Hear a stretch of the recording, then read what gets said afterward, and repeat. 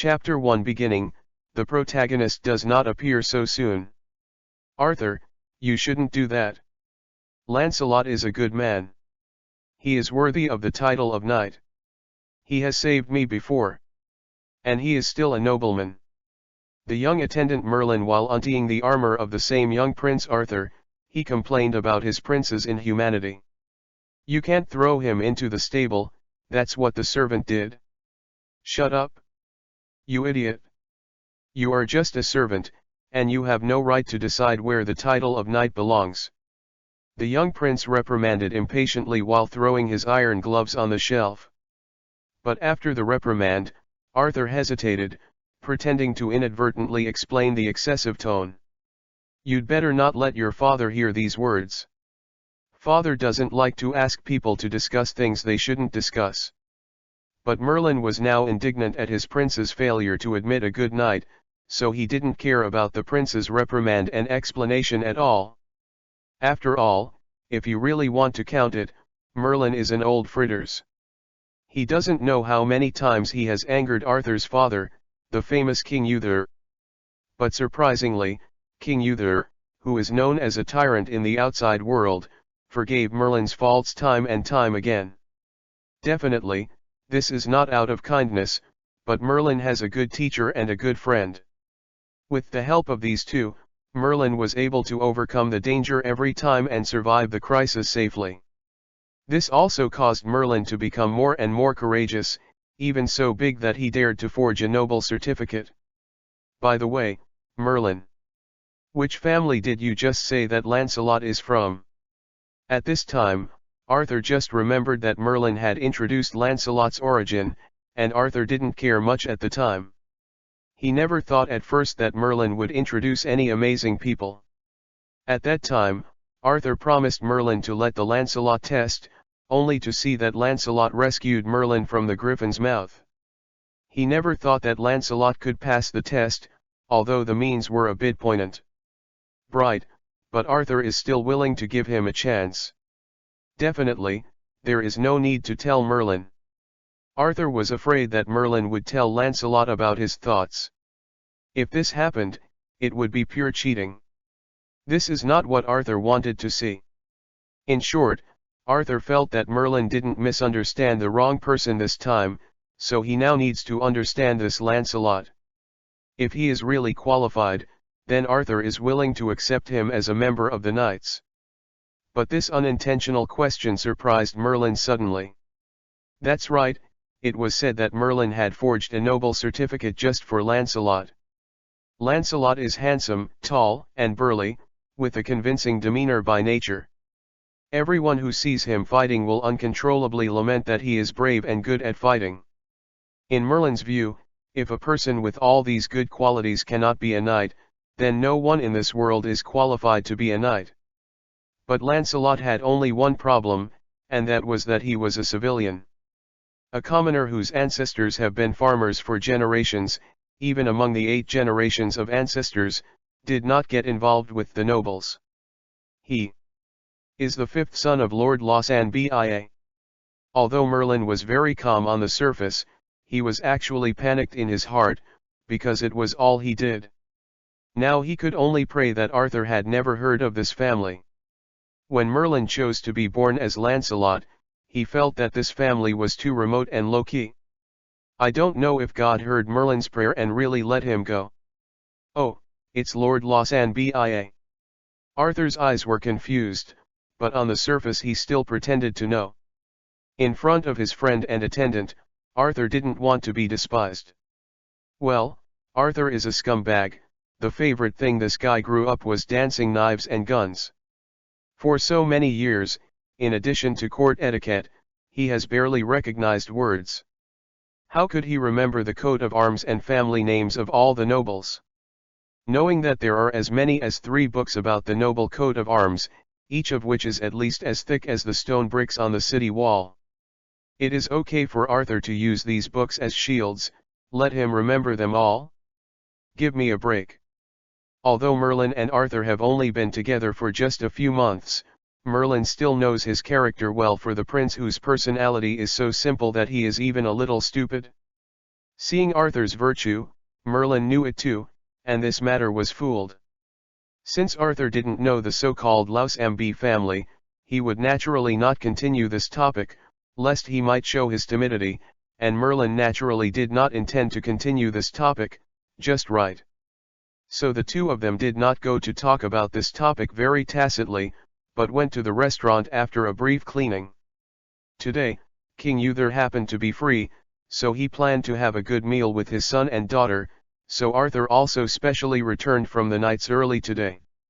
Walking on the white corridors of the city, Arthur suddenly noticed that the roses in the garden had begun to bloom. Seeing this scene, Arthur suddenly stood still and turned to look at his attendant. "Merlin, what month is it now?" Merlin was a little unresponsive when Arthur stopped suddenly, and almost ran into Arthur. At this time, Merlin was still thinking about how to help Lancelot. "May? What's wrong? Is there anything special?" Merlin knew that his prince was an idiot who could not wear clothes after leaving his servant. He was insensitive to other things except for fighting. So it's not surprising that Arthur doesn't know what year and month it is now. He just wondered why Arthur suddenly cared about this. "May, that is it 10 years now?" "K." Arthur muttered to himself instead of answering Merlin's question. Merlin felt a little strange to hear Arthur spit out a person's name suddenly. It was the first time he heard of this name. K. The name is really weird. But just when Merlin was about to ask who this guy was, Arthur suddenly walked forward without a word. Merlin saw that Arthur, who had always been full of vitality, suddenly became gloomy, and suddenly felt a little bad in his heart. After all, creatures like vitality idiots can always find a reason to keep their fighting spirits high. Except for sleeping, this kind of guy can't be quiet. Now it suddenly becomes like this. Is the end of the world coming? When we arrived at the restaurant, Merlin noticed that the atmosphere today was a bit weird. King Uther, Arthur, and Princess Morgana, Arthur's sister, all seemed very worried. Although King Uther is not a cheerful person, he usually eats as a family and is not very lively, but at least he is a family, and the atmosphere feels passable, not like today. The low pressure in the restaurant will squeeze out the water, it seems it will rain heavily at any time. Arthur casually grabbed the food on the silver plate with the cutlery, and lowered his head without a glance. King Uther was holding his beloved gold wine glass, sipping the wine one by one, leaning on the tall backrest, looking forward with his eyes blankly, not knowing what he was thinking. And Princess Morgana, the gentle princess who always wore a warm smile in the past, lost her smile at this time. She just stared at the newly blooming rose outside the window without saying a word. Seeing the beautiful and kind Morgana like this, Merlin suddenly felt distressed. The whole Camelot knows that Morgana is the most beautiful and kind princess in Camelot and the whole world. Her face can make the birds in the sky fall from the sky and let the fish in the stream look dumbfounded. I forgot how to swim. Her beauty can make the bright moon in the sky hide in the dark clouds, and can make the most beautiful flowers feel ashamed and wither. More importantly, Princess Morgana is also known for her kindness, and she is also the only person who dared to persuade King Uther, although her advice is generally useless. After all, King Uther is a stubborn king except for his name. But her kindness is enough to make everyone grateful to her, and she can't finish talking about her good deeds in Camelot for 3 days and 3 nights. She is the dream lover of all men, and the object of all women's dreams. Mei Lin was no exception.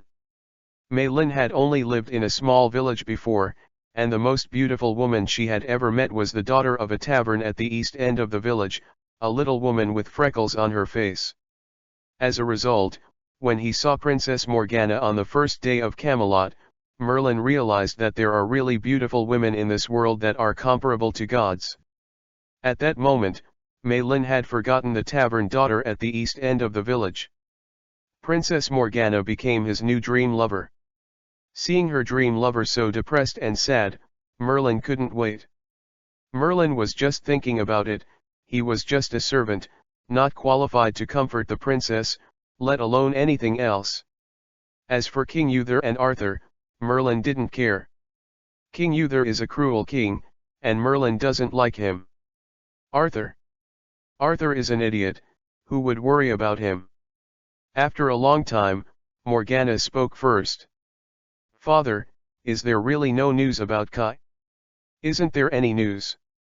It's not difficult to hear a strong fluke in the words, and Morgana is expecting her father to give a different answer. This is also the second time Merlin has heard the name today. King Uther raised his head and looked at his pair of children, his old solemn and even a little gloomy expression finally loosened at this moment. Become sad and soft. He opened his mouth, trying to say something, but finally shook his head dejectedly.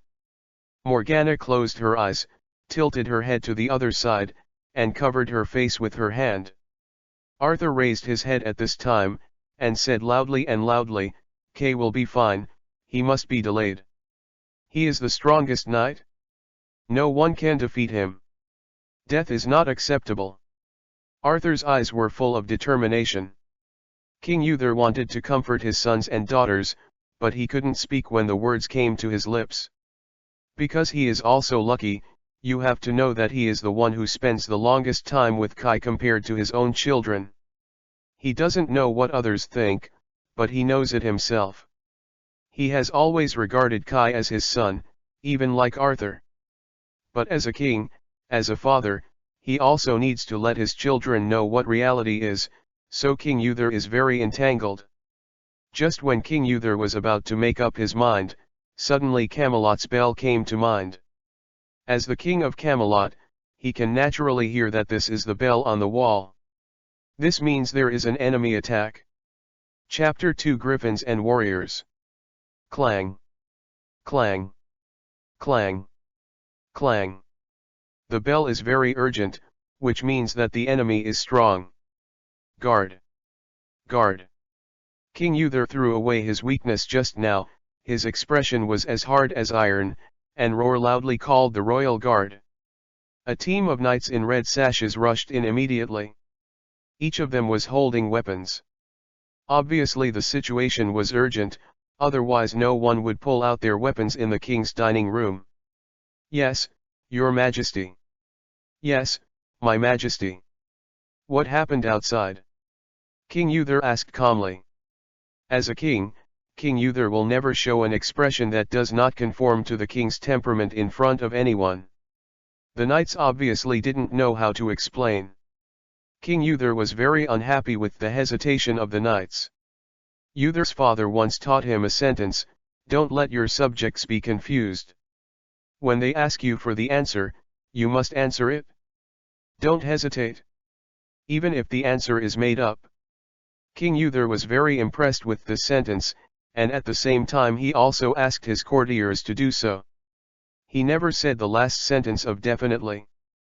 But for the king's question, if his servants can't answer in time, what use does he want these courtiers? Leon. Come on. King Uther didn't have time to clean up these guys now, so he asked Leon, the knight he trusted the most, to answer the question. Yes, your majesty. The Knight of Leon is a typical Celtic, with red hair and beard, slightly curly. Like the king he serves, this is a serious and rigid knight. However, at this time, the knight who had never hesitated in the past was a little hesitant, because he knew how serious it was to deceive the king. Although he didn't think the soldier who reported the letter would lie, the problem was that the answer was unrealistic. It's the griffin. Your majesty. The soldiers saw the griffin flying towards Camelot on the city wall. However, as a knight, the Leon knight could only truthfully answer his monarch's questions. When King Uther heard the word griffin, his head grew bigger. Recently this monster has caused great damage in surrounding villages. At least 50 people have been eaten. The loss of property and livestock is countless. It is not that King Uther did not organize soldiers to attack, but the problem is that the animal is hard. Like iron, the weapons of knights and soldiers would have no effect on it, but would arouse the ferocity of this monster. For this reason, King Uther lost many soldiers. "What are you waiting for? Let the knights go." King Uther didn't bother to care about the hesitation of the knights before. It was really a disaster to let this monster enter Camelot. Arthur didn't care about depression at the moment, and immediately recruited Roar's own little friend Merlin, and asked him to prepare armor and weapons for himself. He is the commander of the knights, and there is no time to sit here at the moment. But at this moment, the Leon Knight stopped Arthur with a strange look. "Wait, Your Highness. What? Is there any bad news?" King Uther was a little nervous when he was surprised by Leon. Recently, Camelot City is absolutely troubled, and bad news is always followed by another. The bad news. It can be said that King Uther has never slept for so many days, and he is a little numb. "No. I'm not sure if this is good news or bad news, I prefer to call it weird news." The Leon Knight is not a person who likes to say witty things, but the news from the soldiers really makes him a little bit unable to grasp. "Allow." The soldiers reported that the Griffin was fighting with a man. King Uther was very dissatisfied with today's Leon Knight, speaking upside down, not at all the rigor and stability that a knight should have. But this strange news is not bad in King Uther's eyes. The ravages of griffins in the past made many knights and soldiers cowardly, but now that some people dare to fight this monster, it is definitely exciting news. When King Uther was about to give orders and plan to reward the warrior again, the Knight of Leon said all the unfinished news. "They are fighting in the air." King Uther stopped in his throat just as he was about to speak, looked at his knight in surprise, and asked uncertainly, "In the air?" But Merlin, who was playing soy sauce on the side, became energetic when he heard this. After all, being able to fight with griffins in the air is like magic. Merlin has always been very concerned about this. There is definitely one other person who also cares very much. Is it magic witchcraft? King Uther's slightly happy face immediately became serious. Camelot prohibits all magic and witchcraft. Anyone who dares to have a relationship with magic in Camelot City will be beheaded. There are no exceptions, and absolutely no mercy. And all of this began with the decree of King Uther. The most proud thing in this life of the iron-fisted monarch is that Camelot's decree has never been broken. Anyone who dares to violate the law will be punished the most cruel. The King Uther was particularly concerned about magic, and any slight disturbance would arouse the monarch's alertness. Upon hearing this, Arthur and Merlin glanced at each other, the helplessness in their eyes was obvious. The Knights of Leon and others are not surprised, after all, the name of the tyrant King Uther was not passed on in a day or two. "I'm not sure, my majesty, at least the knights on the wall didn't see any traces of magic. These knights of King Uther have not known how many necromancer magicians have been killed over the years. For some they are still very familiar with the traces of spells. That warrior seems to be fighting on a griffin, at least that's the news I got." King Uther breathed a sigh of relief secretly. King Uther knew the weirdness of spells and witchcraft best. If he could, he would never want to get involved with those ghosts in his life. Then King Uther became interested in the warrior who dared to fight the griffin in the air. King Uther has the same problems as any king of this era. He likes warriors. The more brave and powerful the warriors, the more they like them. Then let's go and see the heroic figure of the warrior who dared to fight the griffin in the air. As he said, the curiosity in his heart took the lead and went out.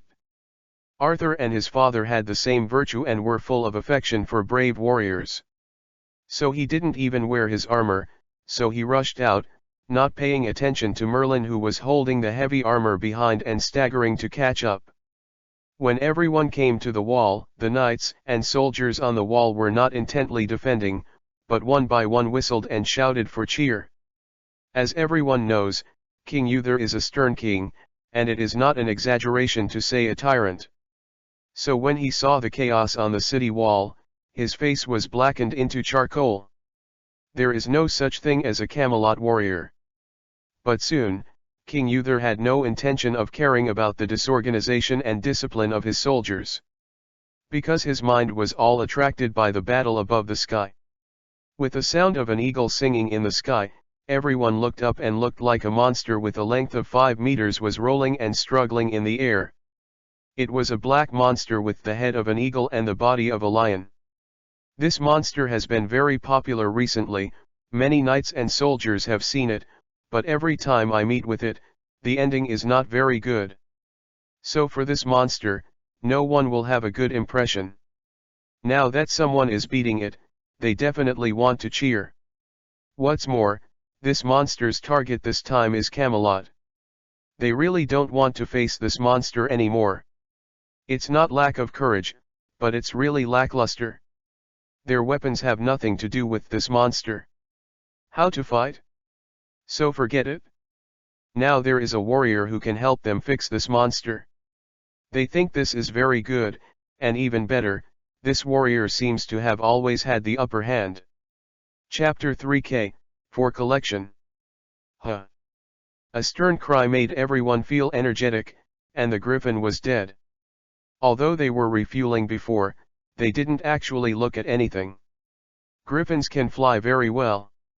The battle just now took place at an altitude of 100 meters. People underneath at most saw a small spot in the air showing a non-rule line everywhere. Flying randomly, it's not true at all. The most is to see a human figure on the griffin with a long sword constantly slashing on the griffin. Although the monster did not slash and bleed, he heard the painful hiss, and it was obvious that the warrior had done damage to the monster. It's not small. What's more exciting is that the monster's scream just now was obviously full of fear and pain. As long as experienced soldiers know, this monster is no longer good.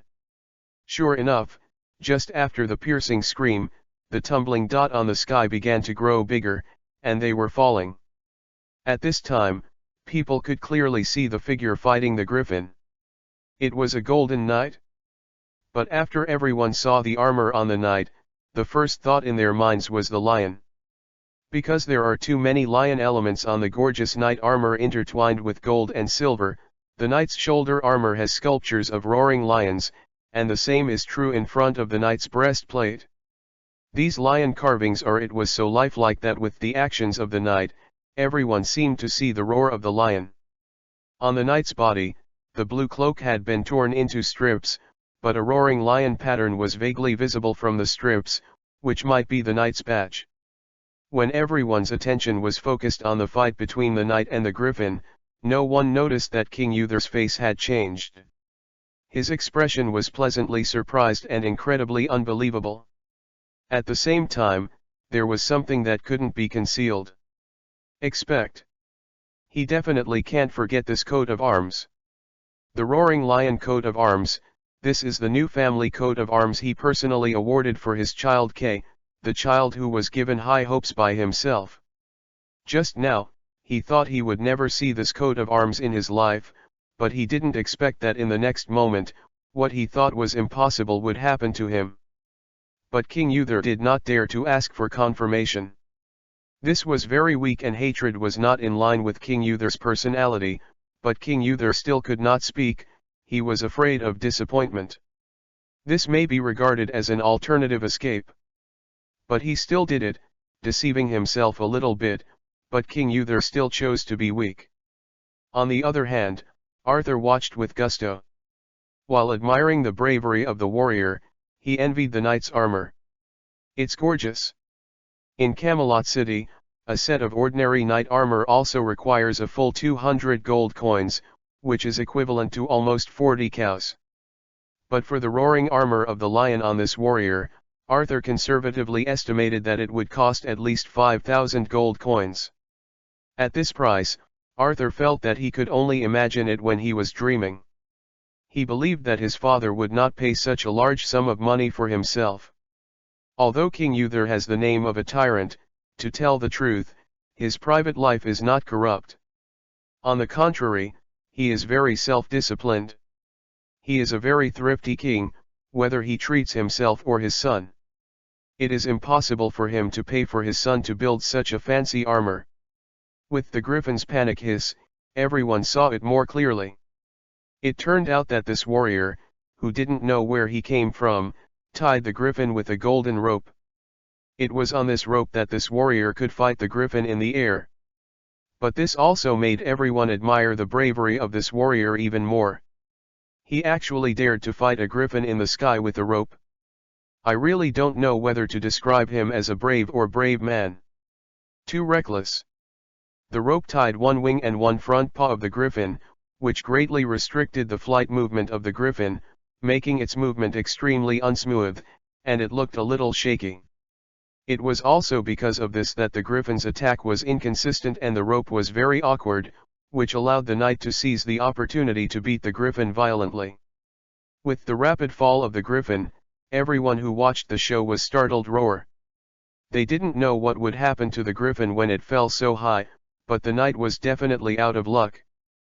Perhaps it was the shock of everyone that roar reminded the knight that just when the griffin was about to fall behind the city wall, the knight grabbed the rope and took advantage of the griffin's struggling power. The forward rope in his hand strangled the griffin's neck, one foot stepped on the griffin's neck, and desperately pulled back. This pull actually pulled the head of the griffin up, and the griffin was pulled up suddenly by this pull, and the body was pulled up unconsciously, but at this time it was too close to the ground, plus the ropes on the wings were tightly wound all the time, and the griffin had no spare energy to make its body lift off immediately. So this person and beast rammed into a house not far from the city wall. In Camelot, all the buildings are stone, so this impact is absolutely earth-shattering. Fortunately, when the griffin struck before, there was a bell to warn, so the residents near the city wall ran to the center of the city long ago. Going to take refuge, this did not cause other casualties. The besieging crowd on the city wall immediately ran to the inside of the city wall to continue watching the show. Fortunately, King Uther is a level line ruler, not dominated by the psychology of eating melons, but made the most correct choice. He drew the long sword from his waist and issued a command in the direction where the griffin fell. Camelot. Offense.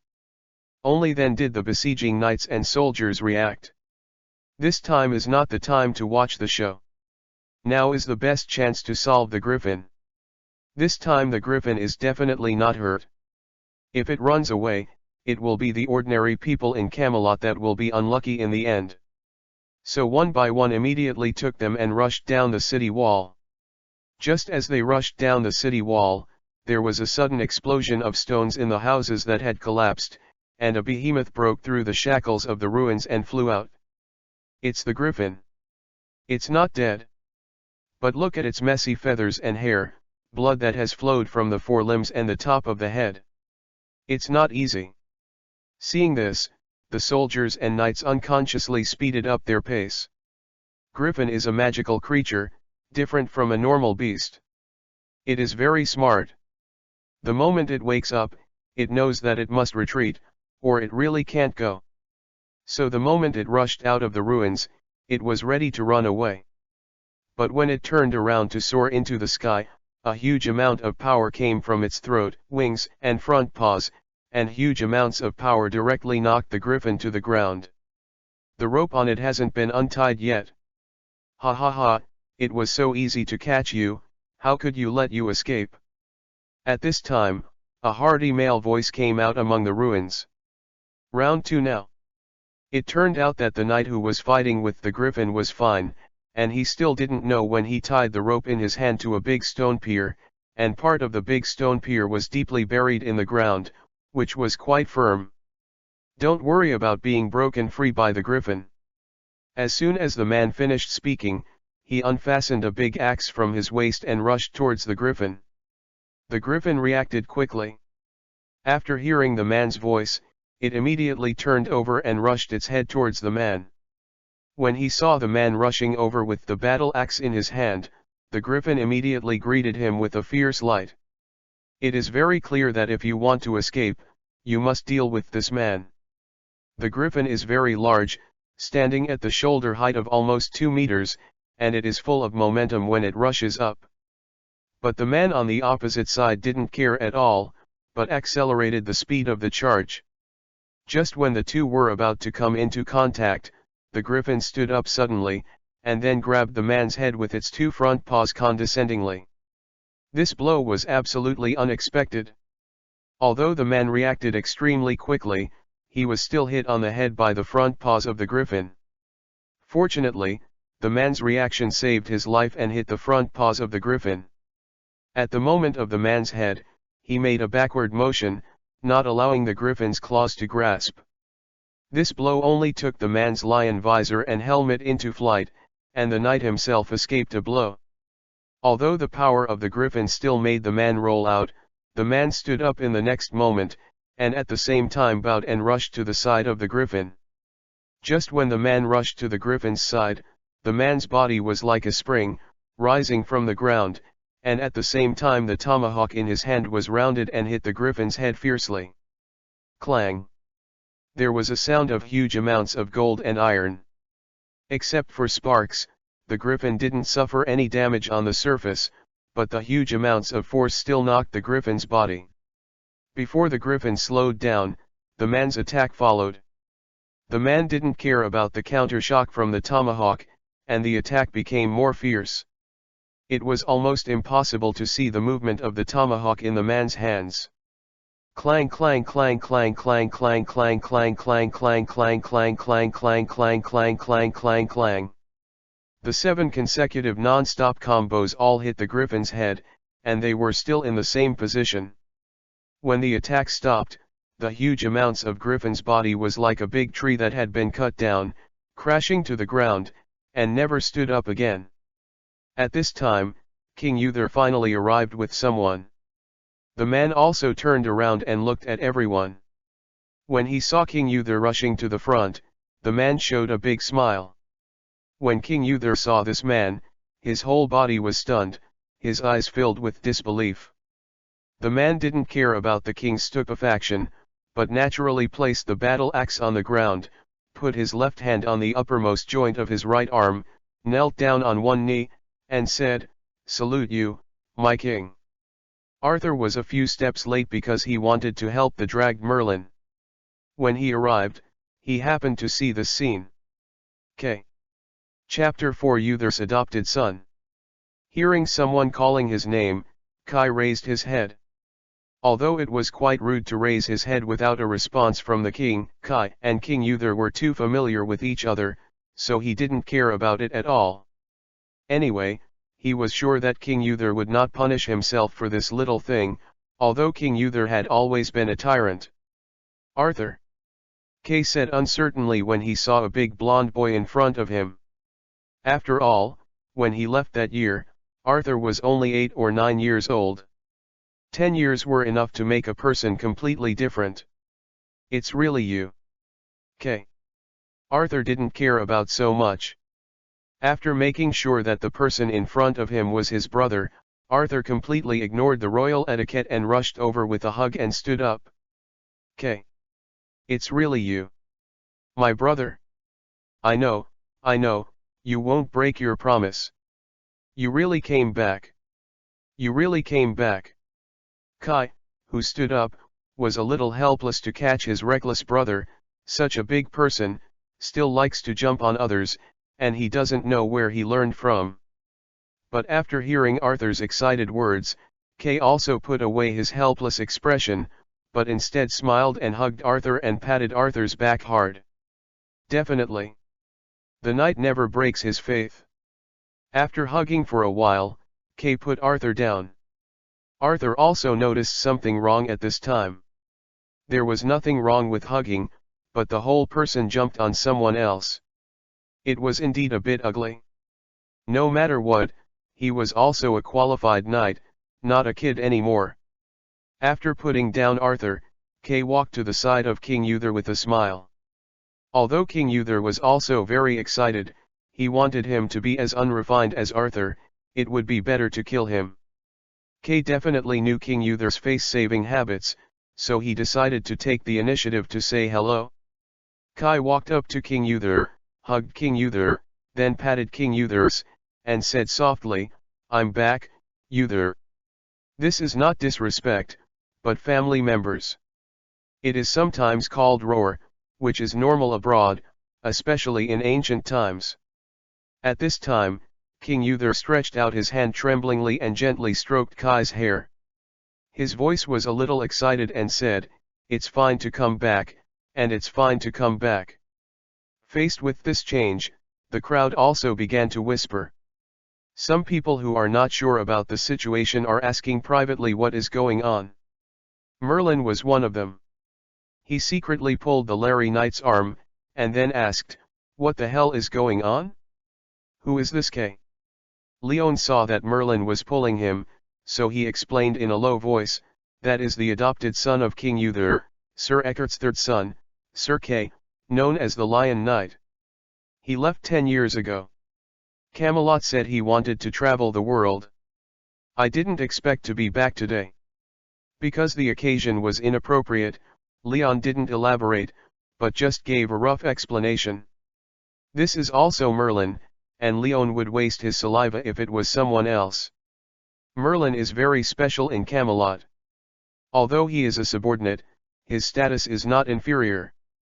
First of all, he was the apprentice of the court pharmacist Gaius. In Camelot, Gaius had a high reputation. This erudite pharmacist was not only outstanding in medicine, but also an important advisor to the king, so he had a high status. Secondly, Merlin is still the prince's attendant. In the court, the development potential of attendant positions is great. After all, he is the closest person to the prince. Although Merlin is a commoner, he can wait until Arthur becomes the throne. Not necessarily anymore. What's more, the personal relationship between Arthur and Merlin is very good, which can be seen from Arthur carrying him everywhere. At least Leon would not treat him as a general servant. Merlin also understood that the Leon Cavaliers couldn't talk to himself too much at this time, but someone else told him the key news. Anyway, as long as you know that this knight named Kai is extremely close to King Uther's family. However, Merlin was also a little strange, why Arthur had never told him about Kai before. King Uther is not a king who likes tenderness. On the contrary, this stubborn middle-aged man is not used to expressing his feelings. So after a brief warmth, King Uther immediately suppressed his excitement. He coughed a few times, pointed at the griffin who had passed out, and ordered the others, "Kill this monster." After giving the order, King Uther grabbed Kai's hand and planned to return to the palace with his adopted son. "Wait. Don't kill it, I finally caught it." Kai hurriedly stopped the soldier's movements. "My king, this is my prey, I have the right to deal with it." Hearing Kai's cry, almost everyone looked at the warrior dumbfounded. The warrior here is not only because Kai dared to fight the griffin, but also defeated the griffin, but also because he dared to openly oppose King Uther's orders. In Camelot, people who dare to do this are rarer than warriors who dare to fight with griffins. But what is surprising is that King Uther did not order this person who dared to oppose him to be punished as usual. Instead, he asked doubtfully, "This is a monster. What do you want it to do? It is too dangerous." K. The best way to deal with such monsters is to kill them. King Uther's attitude made everyone, including Merlin, feel strangely surprised. This is not the King Uther in their mind. Especially Merlin, as a magician, he actually dislikes or even hates King Uther's attitude towards magic. Those who were executed because of magic are his kind in Merlin's eyes. Many of them did not do evil, but the same was sent to the guillotine by King Uther. King Uther, who has always been tough and cold, has become rare and reasonable when facing Kai. In Merlin's impression, even Arthur could not disobey King Uther's order, let alone oppose King Uther's order in full view. "I need a mount, my horse was eaten by this guy, and this guy killed me for 5 days and 5 nights, and..." Kay pointed to the armor on his body. "Except for this thing, I don't think there is anything I can carry to move myself." Only then did King Uther have the intention to look carefully at the armor on Kai's body. This armor was gorgeous, with exquisite patterns and some runes he didn't recognize everywhere. King Uther didn't think any craftsman in the British Isles could forge this kind of carving and forging technology. The thickness of the definitely armor also made King Uther very concerned. This thickness far exceeds that of the average knight armor. Therefore, King Uther also believed Kay's words. This kit weighs at least 300 to 400 pounds. An ordinary horse cannot carry a knight in this armor. Chapter 5 Banquet, for collection. King Uther did not reject this unreasonable request as usual. He was thinking about the consequences if he agreed to Kay. Faced with the child who had been away from home for 10 years, King Uther did not want to refuse the child's first request after his return emotionally. But King Uther is a king. As a king, he can't be emotional in many cases. The ban on magic is a decree that King Uther has adhered to for more than 10 years, and it is also one of the most persistent measures of King Uther in his life. He cannot and does not want to break this ban. It's easy to agree to Kay's request, but what about after that? Does Griffin belong to the scope of the ban on magic? There is no doubt that the Griffin is an unnatural creature, it is a magical creature. Possessing and tame a Griffin is undoubtedly a violation of the prohibition. If King Uther protects Kay in such a prestigious manner to adopt this Griffin, it would be equivalent to King Uther breaking his own ban by himself. This event really happened, then the majesty of the law will become useless, and finally reduced to a dead letter. This is not what King Uther wanted. He knew the terrible magic of magic. He would never allow the disaster caused by magic to happen to his country again, so King Uther could only refuse even the request of his favorite child. No. The law is law. Kay. King Uther emphasized the last word. He knew that his Kay was a sensible child, and he could understand his responsibility as a king. As he said, the law is law, the law is the law. If the law can be trampled on at will, then it is better not to establish this law. After all, if you have the law, as the ruler and openly violate the law, then the weak is the king. The basis of governance. Law is order, and order is the foundation of rule. As a qualified king, King Uther understood this very well. Kai looked at King Uther's firm eyes, and finally had no choice but to compromise. No way, King Uther is Kai's family, and Kai cherishes his family very much in this life or in his previous life. He couldn't really fight against his family for a beast. Okay, but he is my prey, I must kill him. Kai said solemnly. After all, this is not a small amount of experience, Kai can't waste it. Hearing Kai's compromise, King Uther was sincerely gratified. Kai was indeed the same as Kai, always so sensible. Therefore, King Uther would definitely not refuse such a reasonable request, although he himself felt unnecessary. The honor of defeating the Griffin is already Kai, and no one can deny this. As for the supplementary knife, it is really not worth mentioning. It's bloody roar. But since Kai insisted, King Uther did not stop. Soon, Kai took the battle axe in his hand, like cutting wood, and chopped off the head of the Griffin one by one. During the period, the Griffin woke up once, but he was immediately chopped on the forehead by the battle axe. He fainted, and then he never woke up again. After almost 10 minutes of hard work, Griffin's head was finally chopped off. Although the cut is very bad and affects the aesthetics, no one cares about it now. Everyone applauds the warrior who killed the Griffin. In the evening, a grand banquet is being held in the banquet hall of the palace. But unlike the usual welcome banquet, there was no cheerful music, no knights rudely persuading them to drink, and there was even no one on the long table farther away. But the atmosphere of the banquet hall was very good, it didn't seem deserted at all. Everyone gathered at the long table close to the throne. Join that circle. It was a blizzard that day. I couldn't see anything 5 meters away in broad daylight. The cold weather would freeze people's noses.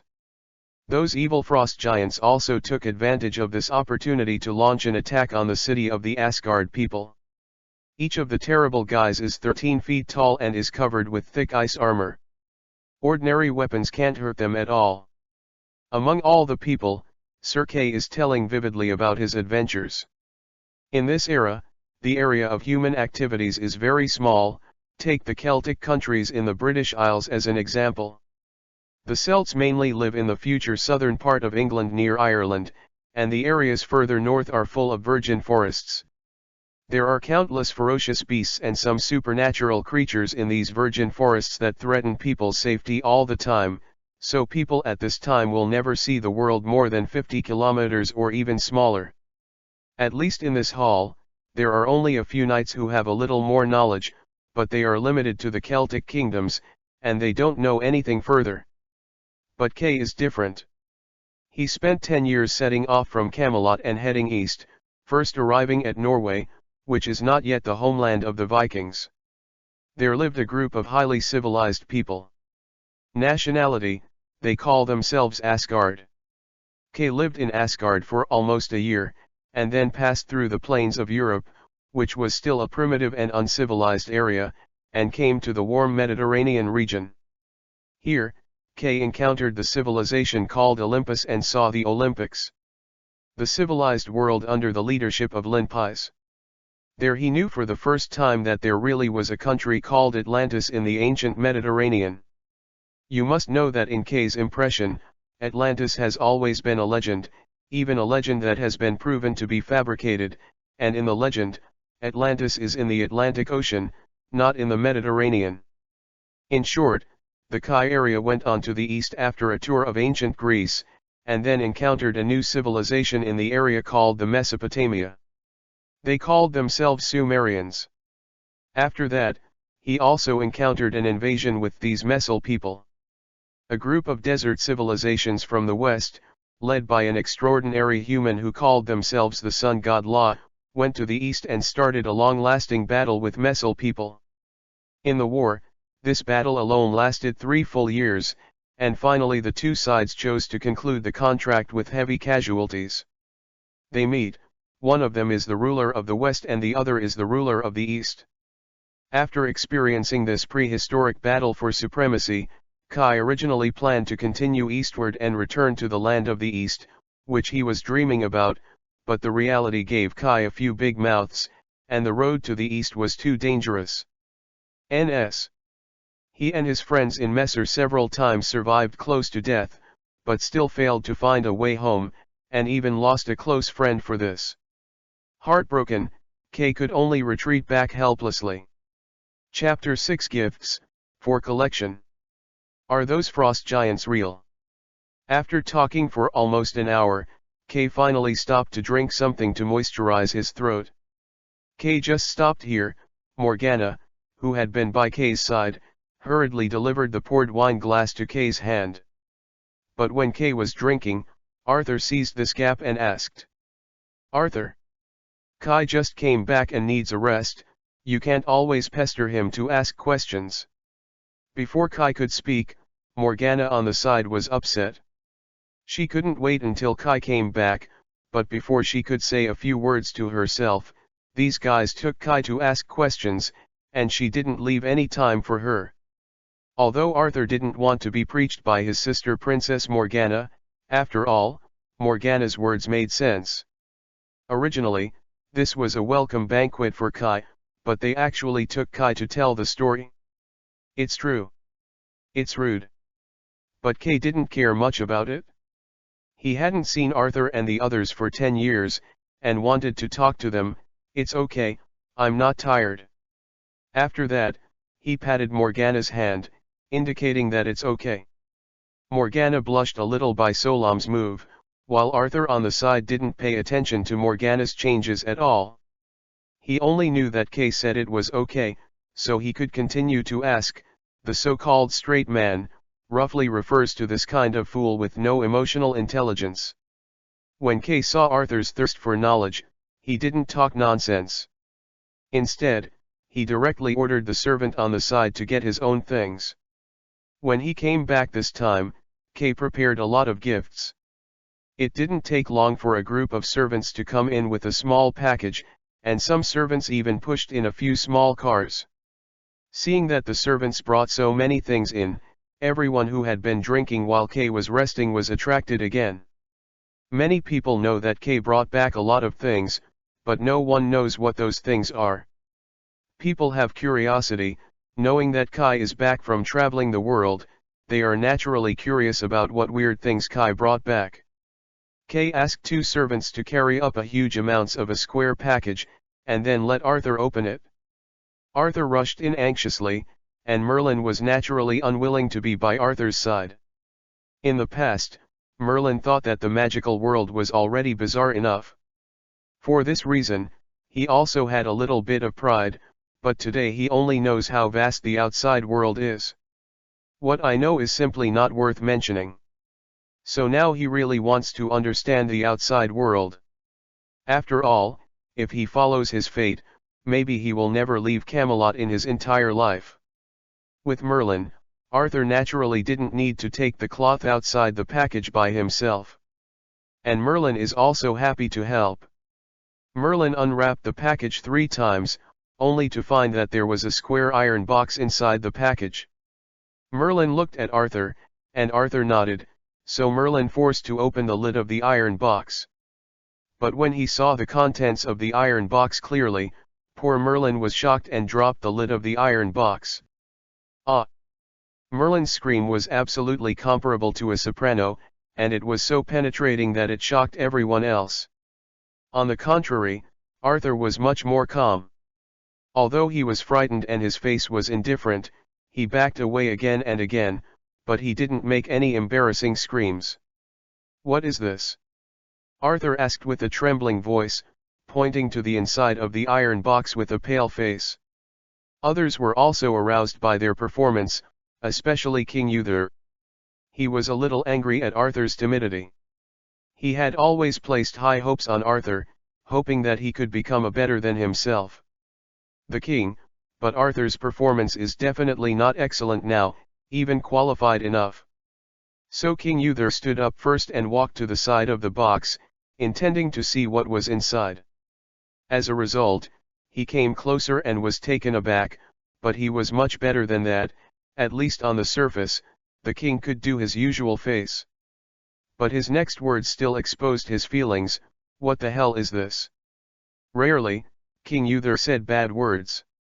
Kai saw their expressions, but was very happy, because when he saw this thing for the first time, it didn't get any better, for which he was laughed at by those strong Asgard guys for a long time. "This is the frost giant," Kai said with a smile, and then, without waiting for other people to ask questions, continued, "Yes, that's the frost giant I was talking about. The head inside is the previous generation of frost giant King Genir. It was killed by me and Asgard King Buli. It turned out that there was a huge, hideous human head lying quietly in that iron box. The skin of that human head was blue-gray with many icy prisms on it. It's as if there are many ice horns on the giant's head. At the same time, white cold air was constantly emerging from the iron box, which caused the temperature in the hall to drop a lot instantly." Speaking of the origin of this head, Kay also showed a look of nostalgia. The last time Kay returned to Asgard in Northern Europe, it turned out that Buli was not in Asgard. Kay didn't wait any longer if you did not return. That was really a fierce battle. We fought against the frost giants led by Nir on the walls of Asgard for 10 days and 10 nights, and finally defeated them, and then Buli and I led people to pursue Nir all the way. After 10 days and nights, I finally caught up with Genil in Jotunheim, the country of frost giants, and finally killed the monster on the ice field of Jotunheim. In that battle, I was almost killed, if it wasn't for the son of Buli. Tried his best to carry me and Buli back from Jotunheim. Maybe we will all stay in the world with only ice and snow. Although Kay didn't describe the battle carefully, everyone could imagine the fierce battle at the time. It was also because of Kai's explanation that other people also put away their initial fear. After all, this head, no matter how terrible it is just a dead thing. Fear comes from the unknown. Now that the origin is known, the fear will naturally be reduced a lot. Only Merlin was different from the others, and his fear became more profound. Because he could feel a strong magic wave from that head, it means that the owner of this head must have a strong magical ability before his life. It was the first time that Merlin saw such a powerful magical creature, and such a powerful magical creature was killed by Kai. He felt that if he was exposed, he would die more simply. When King Uther heard the origin of this head, he breathed a sigh of relief. Good job, Kay.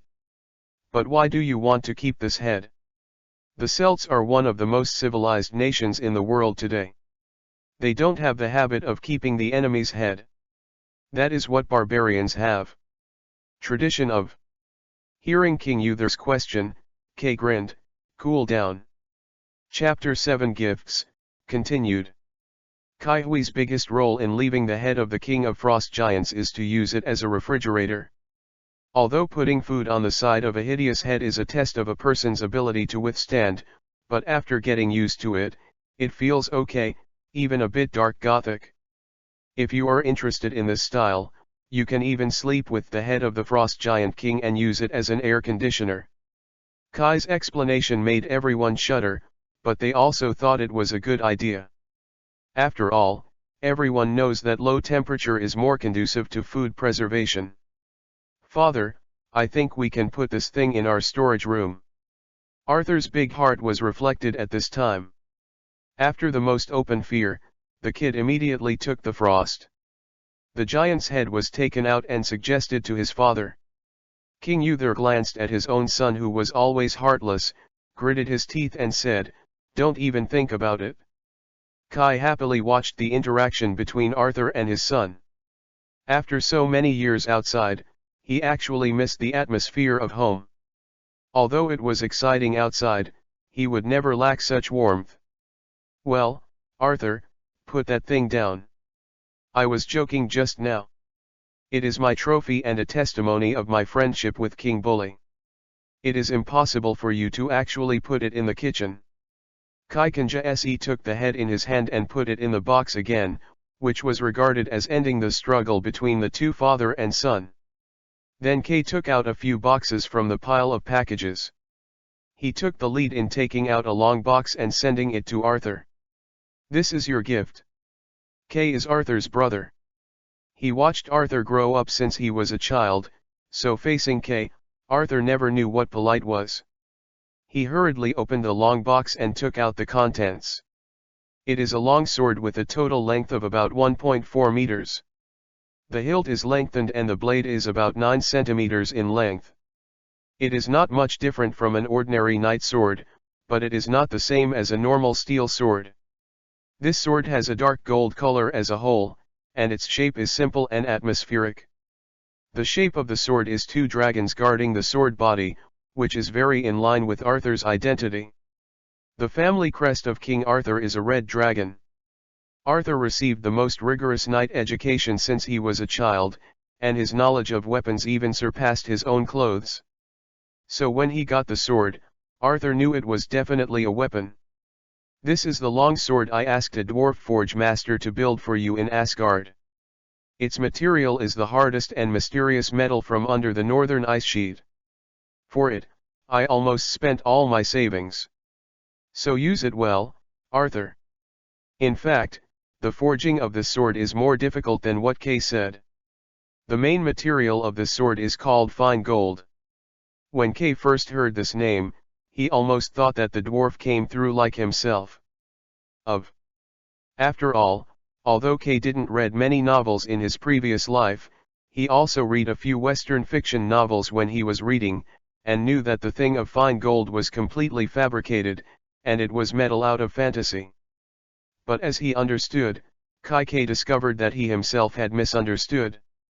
Although they are both called fine gold, this kind of rare metal and the kind of fine gold that King Kai saw in novels are completely two things.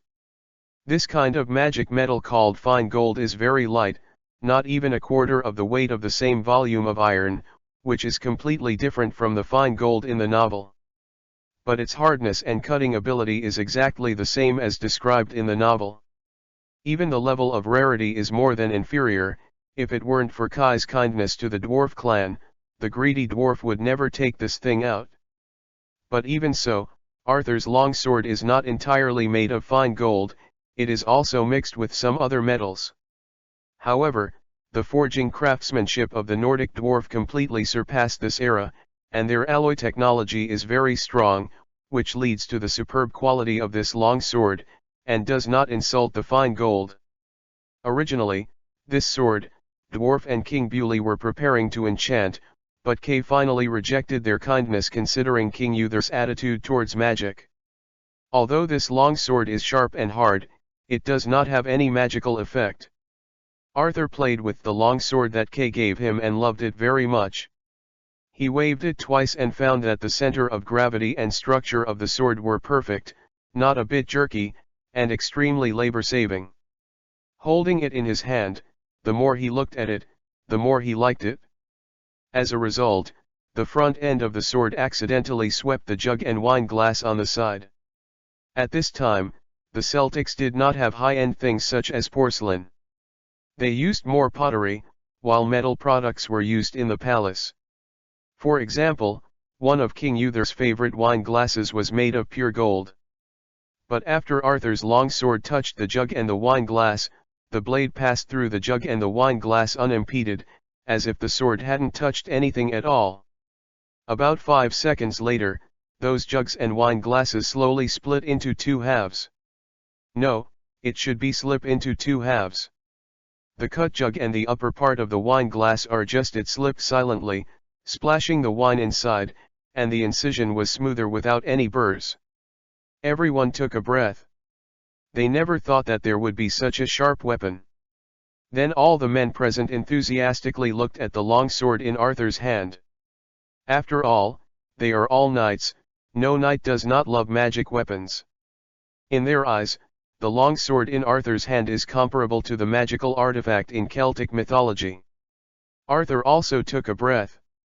This thing was really too sharp. For a moment, Arthur was afraid that this long sword would cut himself. Kai was not surprised at this, he patted Arthur on the shoulder and said, "You must make good use of this weapon in the future. Does this sword have a name?" Arthur regained consciousness and asked eagerly. "Excalibur, his name, the sword of oath of victory." Kay said a little bit evilly, and then ignored Arthur. Instead, he turned his gaze to King Uther. King Uther also had expectations at this time.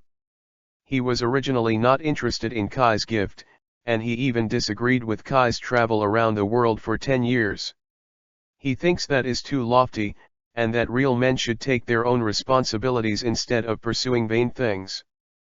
But the gift Kay gave to Arthur made him feel pleasantly surprised. Like all knights, no, it should be like all men, King Uther has no resistance to this kind of magic weapon. It's a pity that Kay doesn't have the habit of giving gifts repeatedly.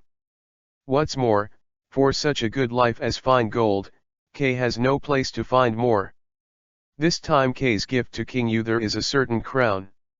A crown that is gorgeous to the extreme, and more importantly, this crown is entirely made of coral and pearls. This crown is called the Fisherman's Crown. It was a gift from the king of the Fisherman Kingdom of Atlantis when I was traveling in Atlantis. Although the name is not very pleasant, this crown is a fisherman. The most precious treasure of the country, it is a natural crown formed by coral.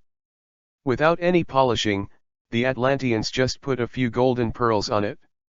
Hearing Kai's explanation, King Uther's expression immediately became extremely satisfied.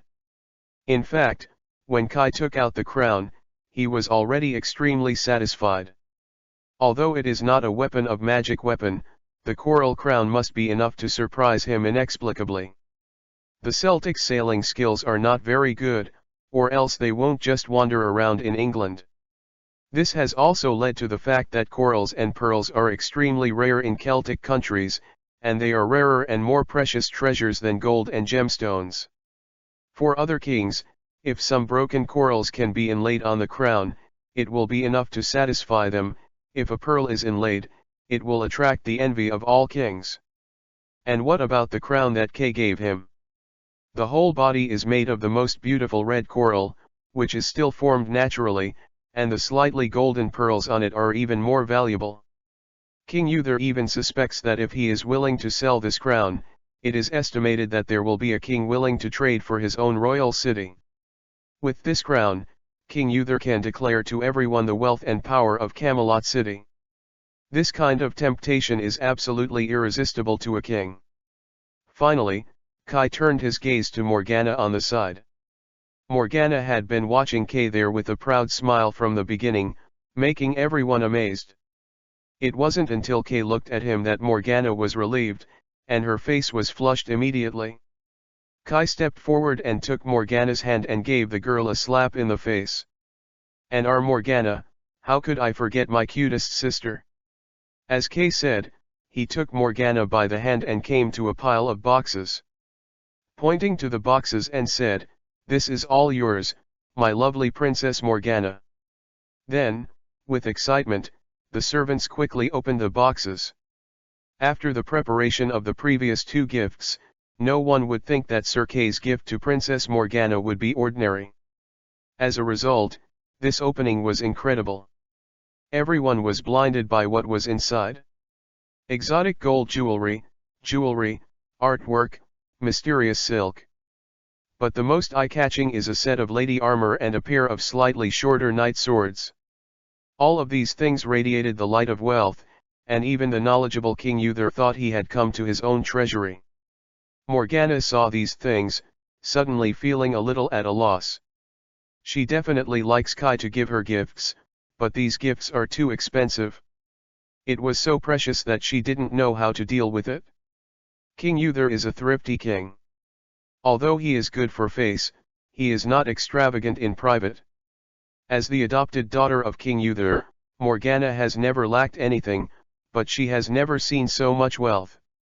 "What? My lovely Miss Morgana, do you want to reject your Kay? That's so sad," Kay pretended to say. Chapter 8 Past and Present, Seeking Collection.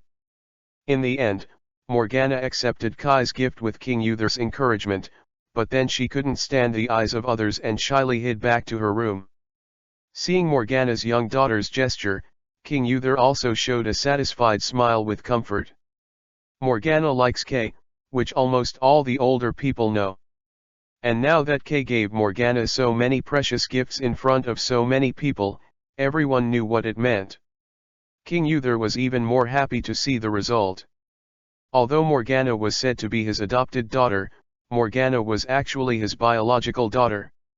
Only 3 people in the entire kingdom knew about this. One was himself, the other was King's pharmacist Gaius, and finally Kai.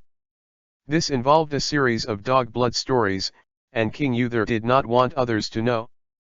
Gaius knows because he is a close friend of King Uther, and Kay knew the secret because of an accident.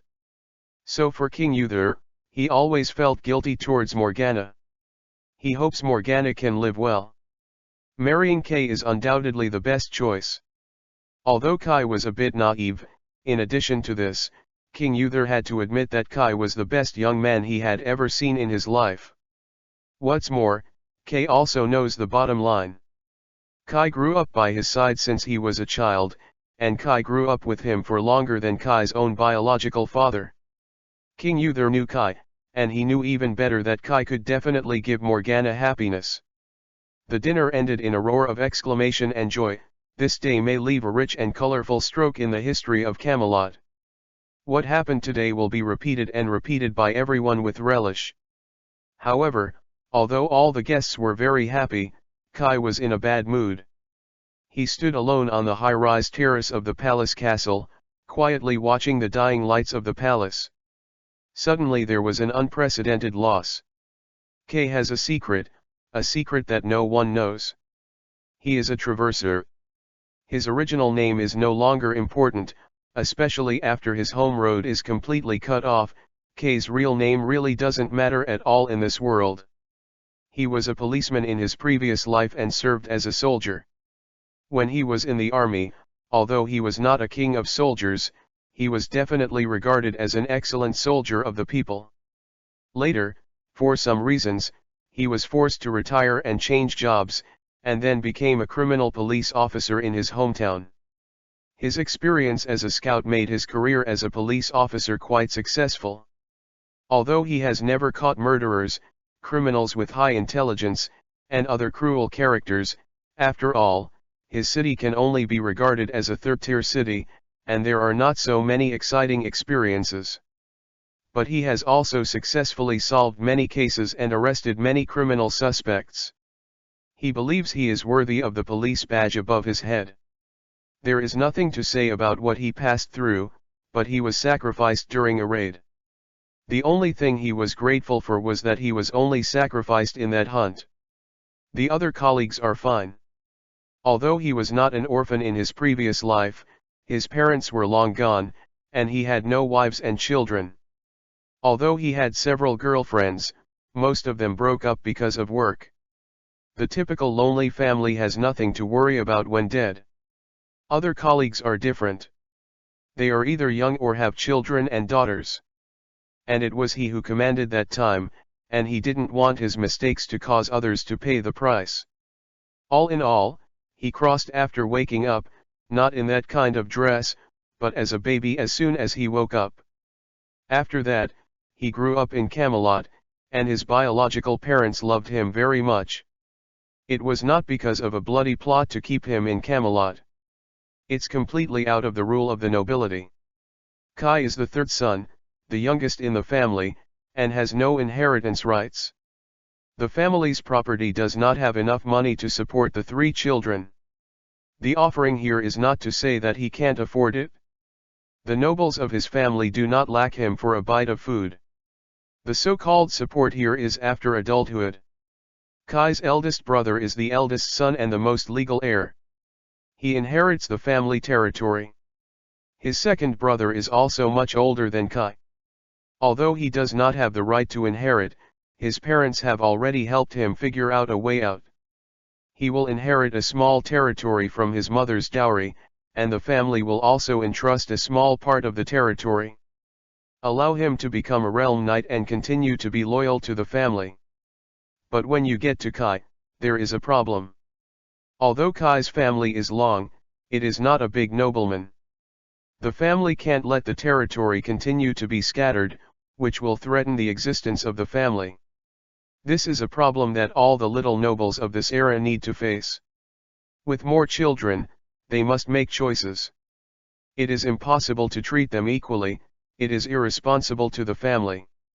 After all, a knight title is not so easy to get. The knight must be a nobleman, there is nothing to say about that. Secondly, it must be a property owner. In this era, people believe in property owners. Those proletarian knights give the impression of lack of loyalty, lack of ability, and even rogues. In short, the wandering knight is not a good title. And yield, it's not just a few acres of land per room, it's the real territory. This territory is either divided by the king or inherited by the family. There is no third option. But it was too difficult for the king to entrust him. After all, it is difficult for a commoner or a proletarian knight to gain the trust and appreciation of the king. This is an endless loop. So family inheritance has become the mainstream. So Kai's future became a problem. But fortunately, Kai's father has a way. Kai's father, Sir Eckert, is a close friend of King Uther, the kind who grew up with a bare butt. In short, because of a good relationship with the king, Sir Eckert went the way of the king and sent his third son to the king and became the royal attendant. This is also the best way for aristocrats to find opportunities for children who do not have inheritance rights in the family. Generally speaking, definitely must be close to the royal family. Because of his father, Kai grew up in the palace, and King Uther also loved the house and woo. He did not treat Kai as he did to other servants, but sincerely treated Kai as his own child. Even in the end, he simply announced that Kai would be his adopted son. Although there are reasons why the queens love Kai, but the famous and stubborn King Uther was able to make this decision out of sincerity. In this day and age, adopted sons cannot be recognized casually. Legally, adopted children also have the right to inheritance. Although the right of inheritance is relatively low, it is also a potential heir to the king, especially when King Uther had no biological heirs at that time. At that time, almost everyone was opposed to King Uther's decision, even Sir Eckert, Kay's biological father. If King Uther has no children, or if King Uther is suddenly killed on the battlefield, the royal family will have to change bloodlines. This is too far-reaching. What's more, in the city of Camelot at that time, some people already knew that the queen had no fertility anymore. This is simply making Kay the heir directly. In those few years, the queen and King Uther faced huge amounts of pressure, and it was not until Arthur was born that everything calmed down. Kay grew up in Camelot City in this way. After all, he is a traverser. The knowledge and experience brought by his previous life and Goldfinger have made Kai extremely good. This made King Uther very proud, thinking that his decision to accept Kai as an adopted son was an extremely correct decision. And Kai did not live up to King Uther. He had just become an adult in the Knights Tournament of the Kingdom, defeating the knights of all countries in one fell swoop and became the champion knight. King Uther was not stingy, he became a knight when Kai became a champion at the age of 18. However, Kai made a decision that made King Uther very angry. He decided to hand over the territory to the king to manage, and then started a journey around the world alone. This made everyone at the time uncomprehending, they couldn't think of why Kai made such an unwise decision. Only Kai knows that he wants to go home. Chapter 9 Goldfinger and Going Home, for collection. Huaxia people pay attention to the death of the fox, and the fallen leaves return to the roots. King Kai was also born in a more traditional family. This is very important. Just like before, he would go back to his hometown no matter what the Huaxia New Year. Even if he has no relatives in his hometown, but if he doesn't do this, he will always feel that something is missing. It is the same after coming to this world. He is an adult with a complete 3 views, so even if his parents and relatives in this life are very good to Kai, after all, Kai is not a real child, and he is always a little alienated from them. He is afraid that if he really accepts his relatives in this life, he will forget his relatives and friends in another world. Although he is not sure if this kind of thing will actually happen, there is always such a thorn in his heart. Especially when Kai's Goldfinger awakening, Kai's desire to go home is getting stronger and stronger. Speaking of Goldfinger, Kai didn't know where it came from. In short, after he first hunted with King Uther at the age of 10, after he independently killed a half-large wild boar, his Goldfinger was awakening. Kai's ability is very special, even a bit evil. Kai even repelled it very much at the beginning. Kai's ability is very simple, it means killing people get experience, and Kai is not sure that his description is accurate. But after he killed the wild boar, he could feel a wave of energy pouring into his body from the wild boar. This energy makes Kai's power stronger, his body more sensitive, his mind clearer, his thinking more flexible, and his memory stronger. At the same time, there are more attribute panels that many online games will have in my mind. The panel is very simple, only a few lines of words. It is 3 attributes, strength, agility, and spirit. And an energy bar. Those 3 attributes are easy to understand. Basically, I have played a bit of online games, and even read a bit of similar novels. It was the energy bar that really made Kai feel jealous. Every time Kai kills a creature, the energy bar will grow a little bit. When the energy bar is full, Kai will get a point, which can be added to the 3 attributes. Moreover, Kai's ability targets different objects, and the amount of energy that can be captured is also different. Generally speaking, the law it follows is related to 2 things. One is the intelligence that Kai kills the target.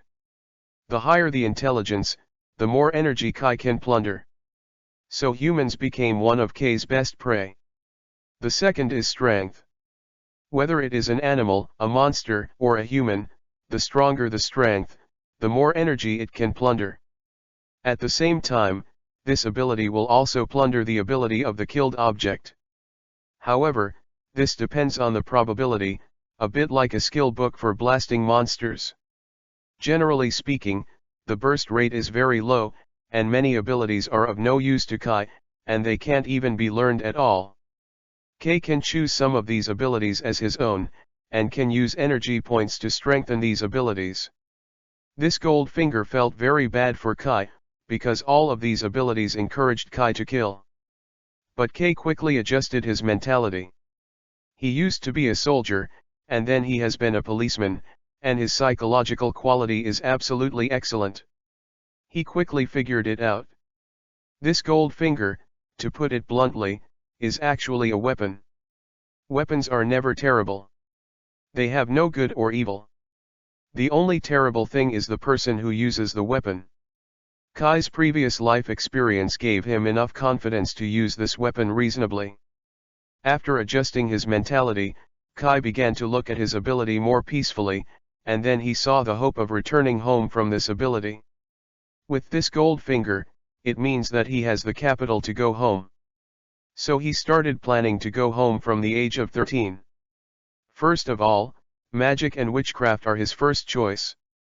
After all, no matter how you look at it, his journey through this incident is definitely a supernatural event, so it is undoubtedly the best way to solve it with supernatural power. It is a pity that King Uther has been vigorously attacking witchcraft and magic since Arthur's birth. As a result, witchcraft and magic disappeared directly in Camelot, and Kay had nowhere to learn even if he wanted to. So Kay can only change his plan, he must leave Camelot. He trained hard and strengthened his strength to prepare for his departure from Camelot. Finally, at the age of 18, he defeated the knights of various countries in the Cavaliers tournament and became the champion knight.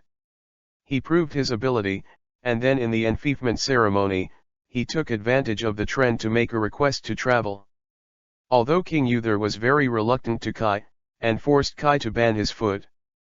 But Kai was really like King Uther in some way, at least they were as stubborn. Finally, one night, Kai, who was forbidden by King Uther, left his book and ran away. In the letters left, Kai did not say that he wanted to go home, but said that he wanted to travel the world, and comfortably stayed for 10 years. Kai thinks that 10 years should be enough to find the answer on his own.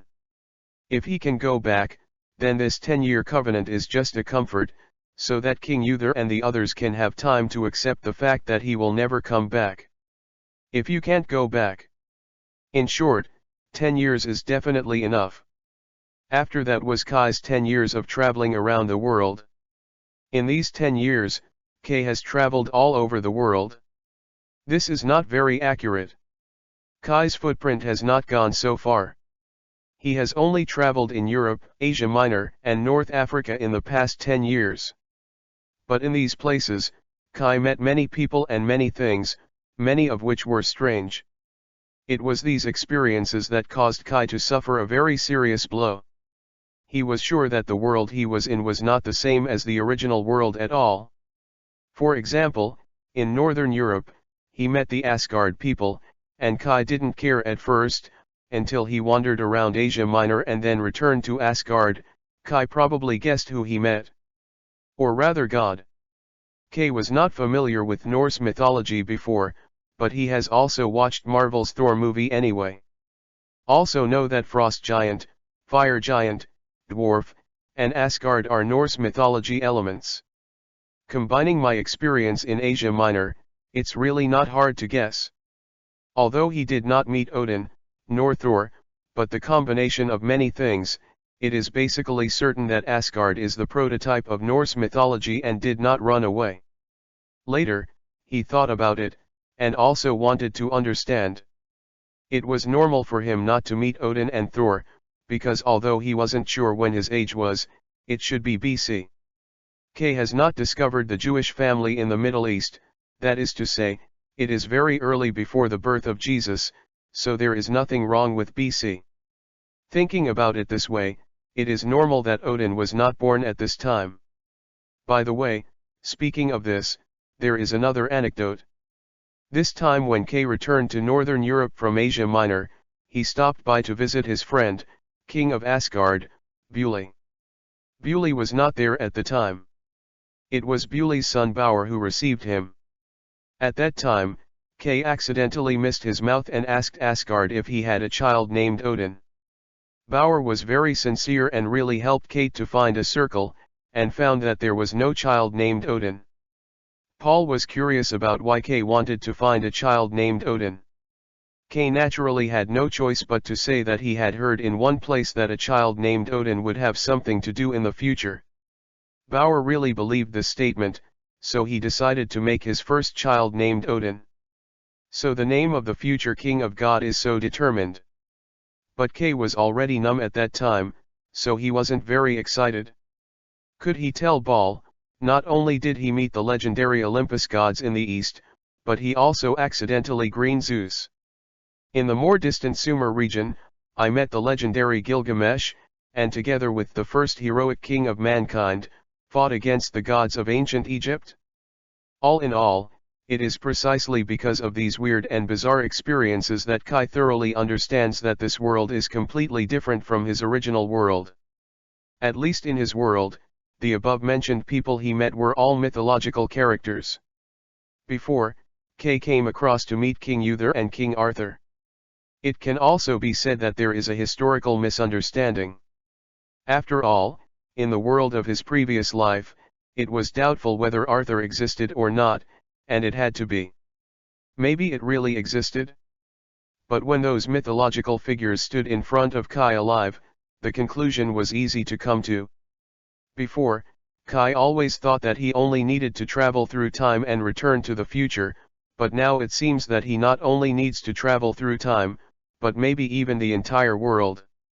However, Kai did not give up. After finishing his trip to Asia Minor, he decided to continue to the east. After all, no matter what, there is also the closest place to home. But the next blow was even greater.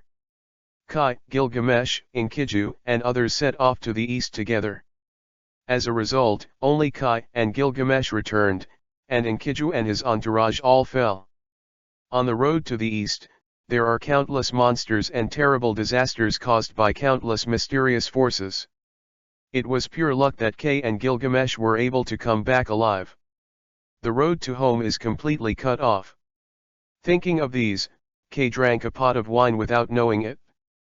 Just when Kai was about to turn around to get a pot of wine, a cloak was put on Kai's body.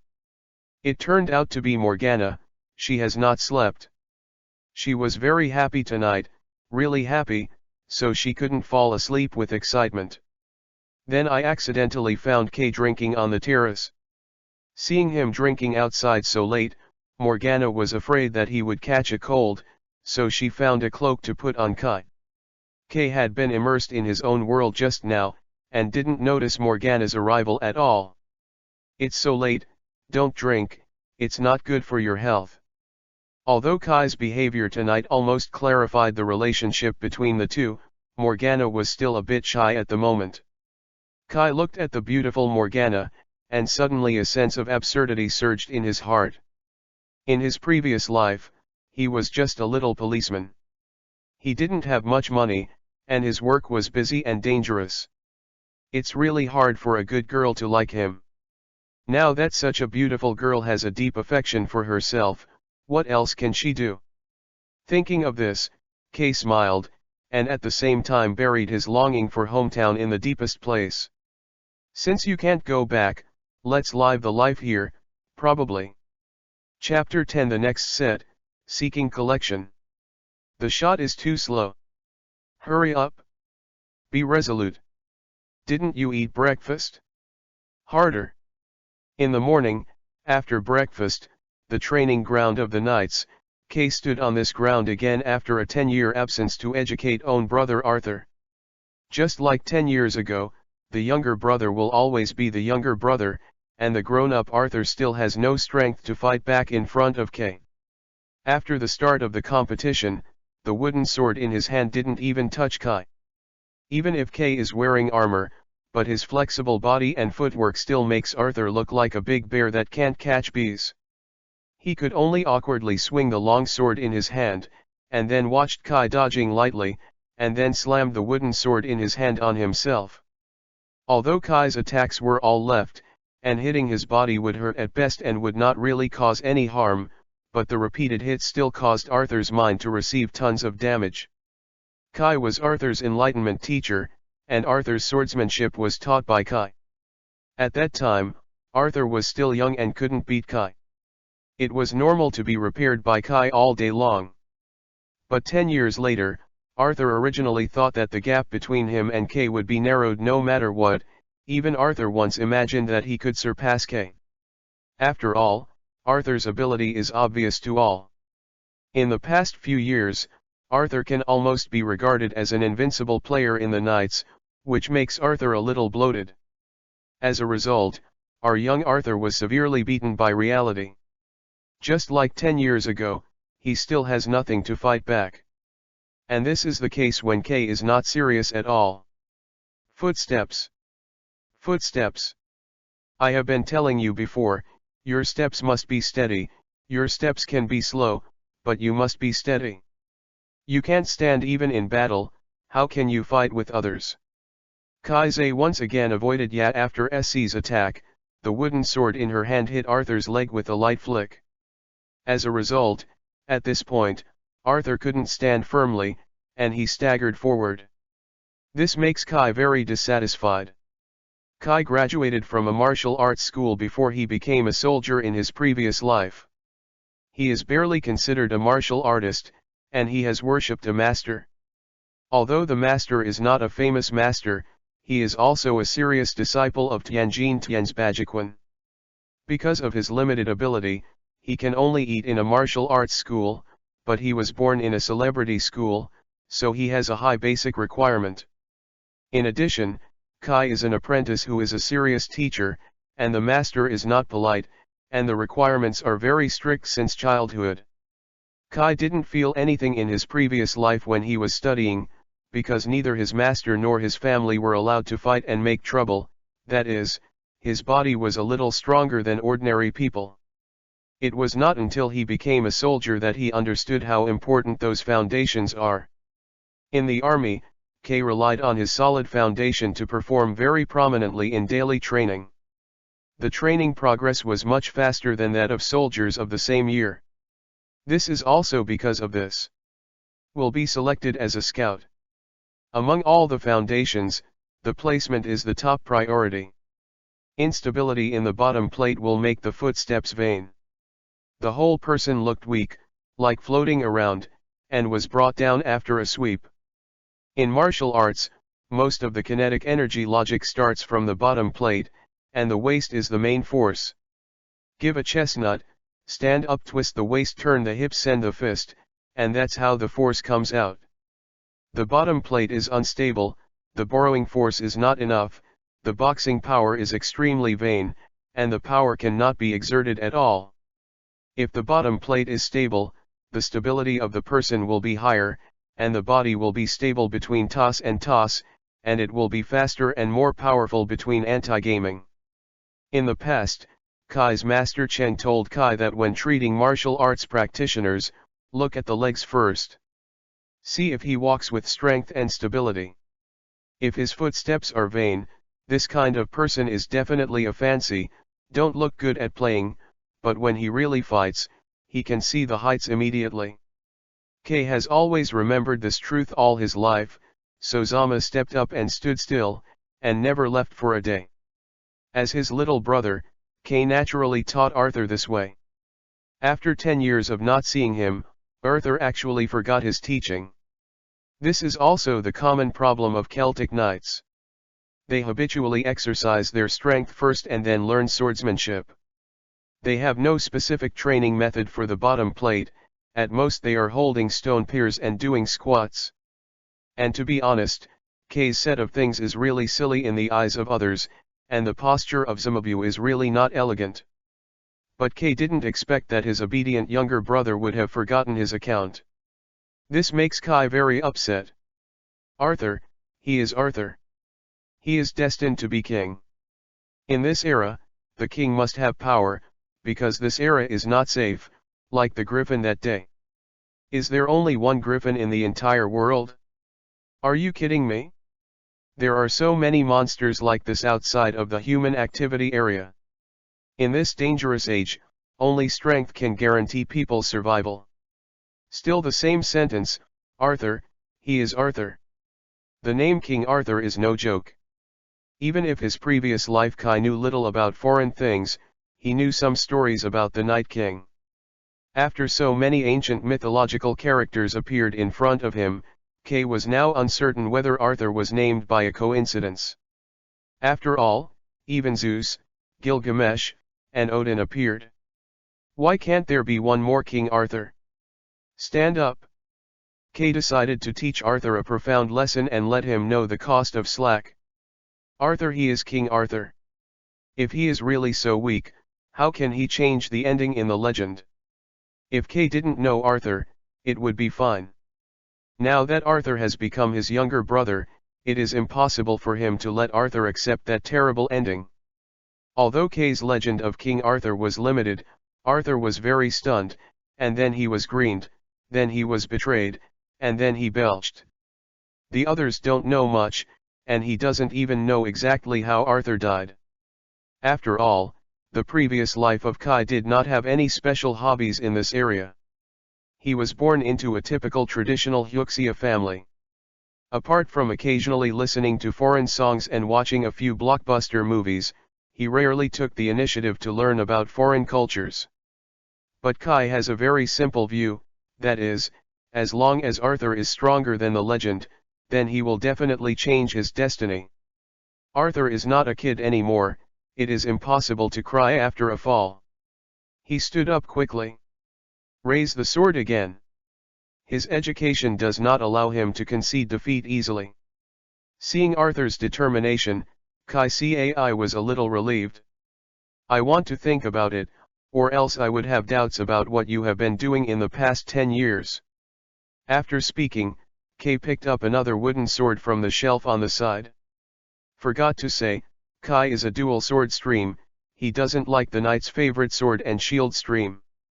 Kai held a sword flower in his right hand, holding a wooden sword in his right hand, and a wooden sword in his left hand until Arthur. Start. With Kai's burst of shout. Kai slid his legs towards Arthur, and the wooden sword in his right hand pointed at Arthur's head diagonally. Chapter 11 Competition, for Collection. Although it has been 10 years, Arthur still knows Kai's offensive habits very well. Kai likes to take preemptive strikes. His first offense is often heavy, causing the enemy to be disrupted in the first step. Then Kai's continuous offensive tears open the enemy's defense and defeats the enemy with lightning strikes. Therefore, for Kai's first attack, Arthur has already played a 12-point spirit.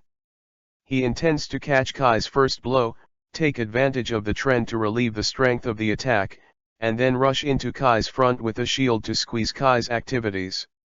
Space does not give Kai the opportunity to attack continuously, and then uses shield impact to disrupt Kai's rhythm, and then uses swordsmanship to solve the battle. The logic is clear and there is nothing wrong with it. The only problem was that he couldn't catch Kai's first blow. When it was said that it was too late, Arthur really caught Kai's wooden sword, but before Arthur could play it, Kai's wrist twisted, his wooden sword disturbed Arthur's wooden sword, and then he gave it away. His sword was taken aside, and this skill also brought Arthur's body to the side. Arthur's bottom plate was not stable, and Kai's changes were faster than Arthur's reaction speed. So Arthur was taken to a stagger. When this staggering appeared, Arthur's plan was completely ruined. When the balance is broken, people will subconsciously open their hands to maintain balance. Trained people will suppress this impulse, but the door will open in an instant, revealing flaws. And this flaw is enough to do too much for Kay. Taking advantage of Arthur's instability, Kay lifted the wooden sword held by his right hand and hit Arthur's right hand holding the shield. As soon as Arthur's hand hurt, the shield fell off as soon as his right hand loosened. This is because Kay kept his hand. With Kay's speed, he could completely change his stab, and then Arthur would be unlucky. After all, although the wooden sword is made of wood, its head is still pointed. It can completely disintegrate the enemy's fighting power under the ribs if it is stabbed at the vital parts, such as the neck. Definitely that will also cause some collateral damage. After he succeeded in the first blow, Kai's attack not only did not end, but became more fierce. When he turned his body, his left-hand sword drew a large arc, and once again slashed at Arthur from the head. Kay is still keeping his hands, otherwise the target of this split will not be Arthur's chest in armor, but Arthur's head without a helmet. Kay slashed his chest, and Arthur's whole body retreated uncontrollably. And Kai is not forgiving. He is like a waltz dancer. With elegant dance steps, the whole person rotates, and the two swords constantly smash at Arthur. Arthur wants to resist with the sword, but as Kai turns more and more, the faster he came, the heavier his strength. The long sword in his hand was quickly knocked down, and then he was beaten by the KDL. Kai didn't end the battle quickly. Instead, his two swords constantly attacked and beat Arthur into a panic. Although he wouldn't be injured, the pain was still painful. In 1 minute, Arthur was hit by Kay almost 20 times. When Arthur was completely unable to resist and was about to fall to the ground, Kay immediately retracted his sword with his right hand, while taking a lunge forward with his right foot, twisting the waist, turning across, and taking Arthur's chest and abdomen with a stab in his left hand. However, during the stab, Kay had turned the tip of the sword upside down and used the hilt to stab Arthur. Bump!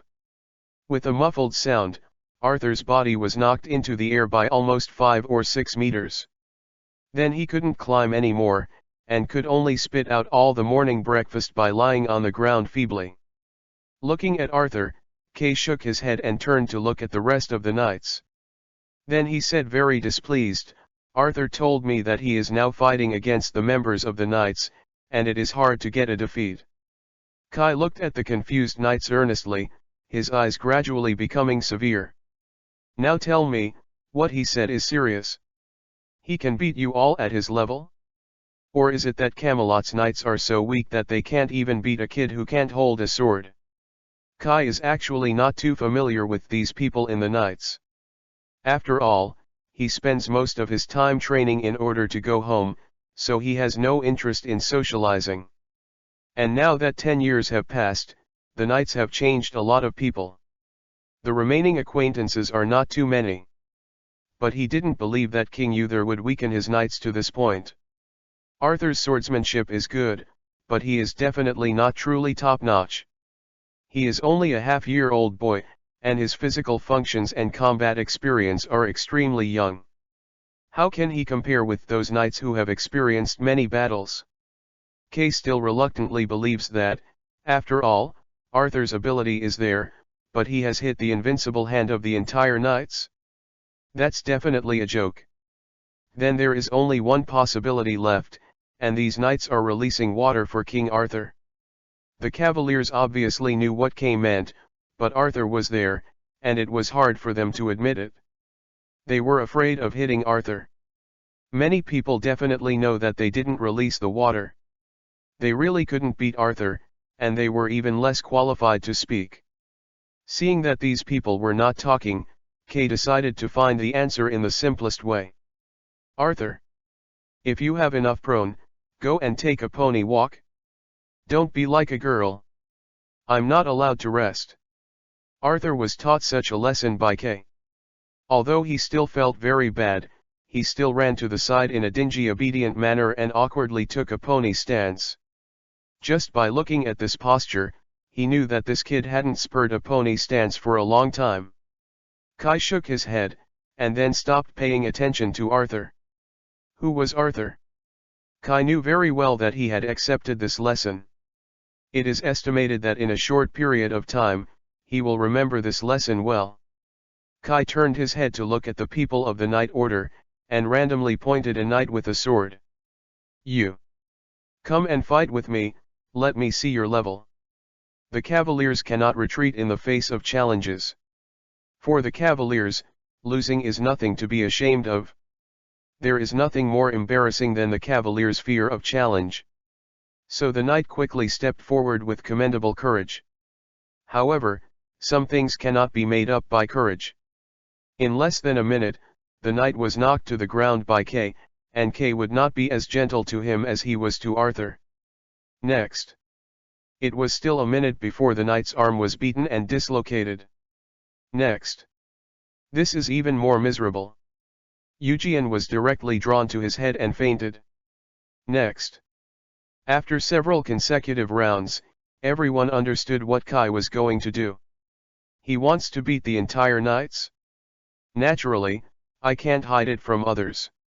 It spread quickly in the palace, and even King Uther, who was dealing with government affairs, couldn't help but came to the high wall outside the training ground to watch Kai's battle. King Uther liked this, and even in order to watch the knights of different countries, he did not hesitate to spend a lot of money to organize a knight tournament every 3 years, which also made Camelot's knight tournament famous in all countries and became a grand event for knights. After all, winning the championship can not only get a huge sum of 2,000 gold coins, but also make a name among the countries, and the knights definitely flock to it. But there is something faster than King Uther, that is Morgana and her maid Gwen. Your Royal Highness, this is Sir Kay. Gwen is a black girl. Although she is only 16, she looks very worried, much older than her actual age. Her appearance is not too beautiful, at best she looks like a human, and she is very simple. In short, she is a female passerby who is used to support the beautiful heroine in the movie. Speaking of black people, I have to say a few more words here. Kay was really taken aback when he first saw a black man in Camelot. Is there anything more surprising than seeing black people in England in BC? But in Camelot or even in the Celtic countries this is commonplace. Even other people don't think blacks are strange. They don't discriminate against blacks at all. It's the kind of real non-discrimination. They think black people are the same as them, nothing special. There is no rule that blacks are forbidden and that forbidden. In short, they have no special treatment, they are just ordinary people like everyone. Chapter 12 Gap, Seeking Collection. Kay was blinded at the time. Isn't the black man in Africa? How did they get to England? By boat? At that time, the blacks were so advanced in technology that they could cross a small half of the Atlantic Ocean from Africa to the British Isles. And more importantly, other people don't think that black people are not Celtics, their ancestors are the same. Kay sometimes has to sigh, the Celtics' blood is really amazing.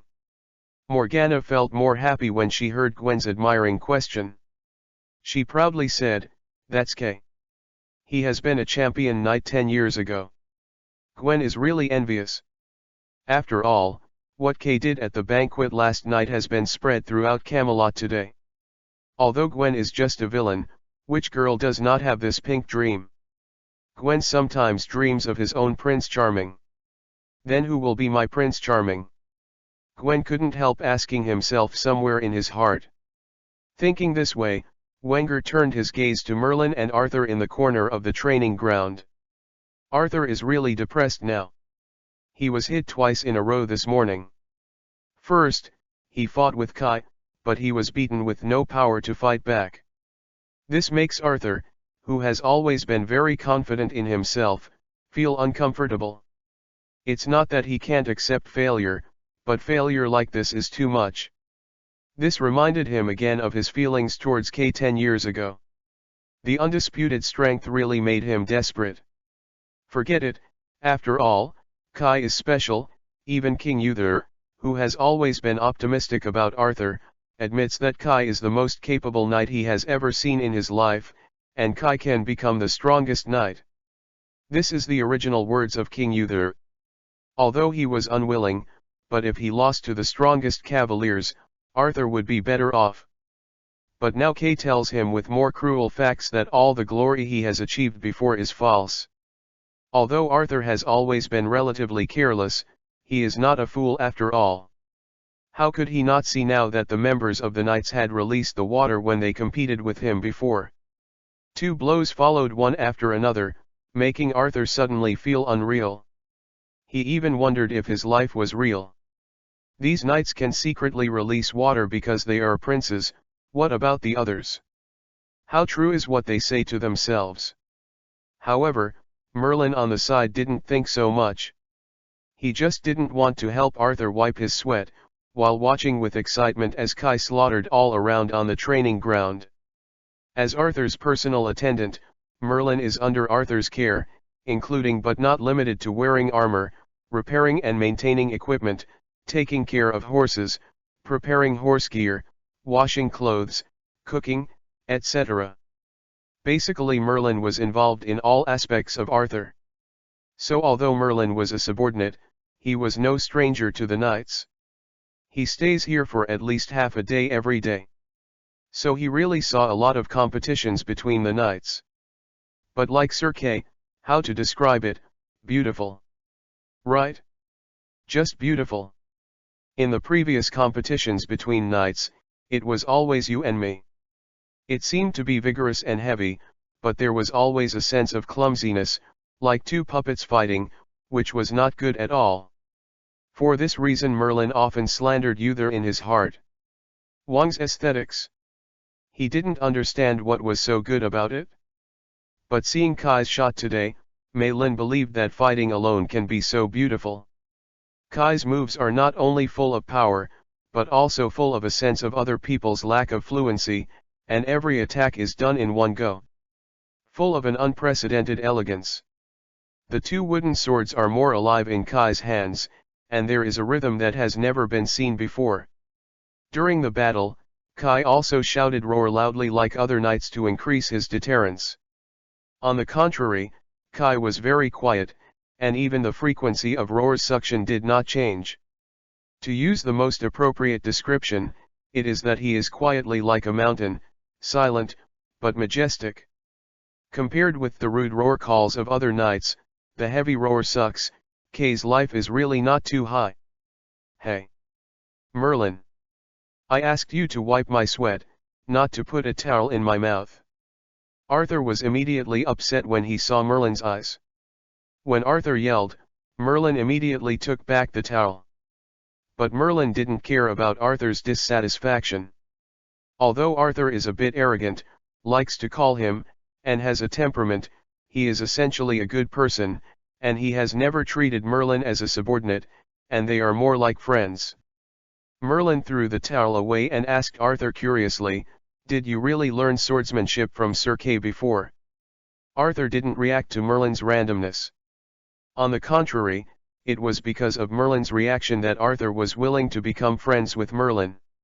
He is a prince, a man in Camelot, who either fears him or pleases him. Although Arthur is an adult, King Uther's protection for him is really good, which makes his mentality more like a child who has not grown up. Children need playmates. It happens that Merlin is about the same age as him, and more importantly, he is sincere to him. Arthur, who lacked company since childhood, naturally regarded Merlin as his friend. So he didn't want to use his identity to press Merlin. Definitely. Why do you ask? After Merlin got the answer, he looked at Arthur carefully, and then said with a look of disgust, "It really doesn't look like." Arthur didn't understand that Merlin was really hitting him. "I want to drink water. Go get me a glass of wine." Merlin shrugged, curled his lips and left. This is how the two older boys get along. The oldest Leon knight in the knights faced Kai last. As a veteran knight, Lion's strength is absolutely outstanding, even among the nations. He is also a first-class knight, but against Shanghai, what he can do is to hold on for a little longer. Leon was knocked to the ground in a sluggish manner, and the wooden sword in his hand was picked up by Kai. As soon as he got up from the ground, Kai's two wooden swords were crossed on his neck.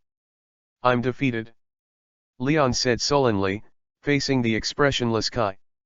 Kai defeated him 10 years ago, but he did not expect that after 10 years, he would lose even faster.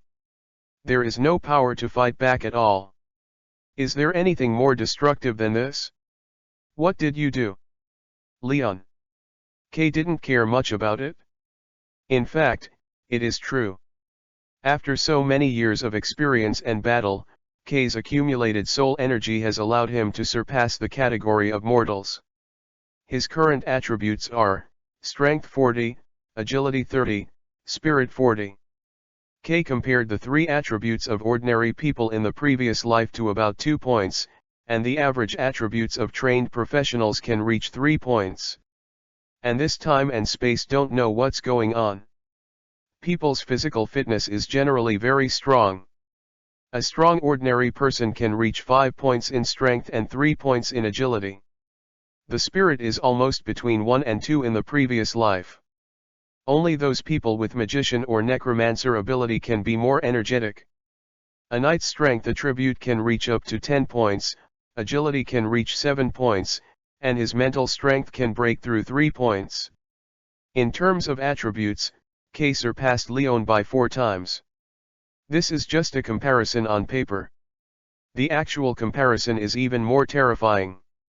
After all, attributes are not superimposed to look good. Each attribute has its own role. Strength is not only strength, but also represents physical strength, and adaptability to the environment, and agility represents speed, neural response speed, balance, and the level of control over the body. The spirit is the hardest to understand, it represents the most things, anyway, it contains everything related to the brain. Thinking speed, learning ability, memory ability, perception, sense of space, and even mysterious spiritual power, etc.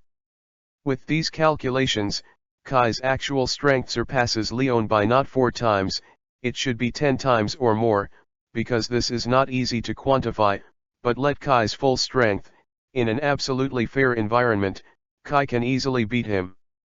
Turn over a dozen lions, if you use the environment and tactics, Kai can kill more lions.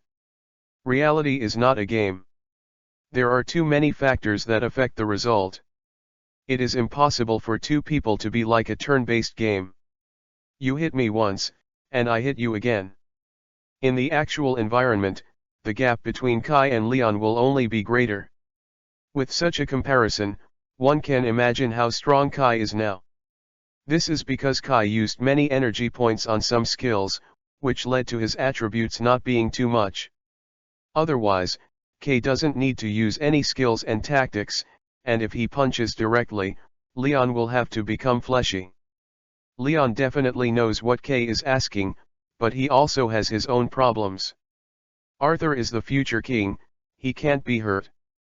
The knight must be loyal, this is the quality that the knight must have. Arthur is a prince, he will be a king in the future. He is the object of allegiance to all knights. As a knight, how could Leon hurt his monarch? That goes against his knighthood.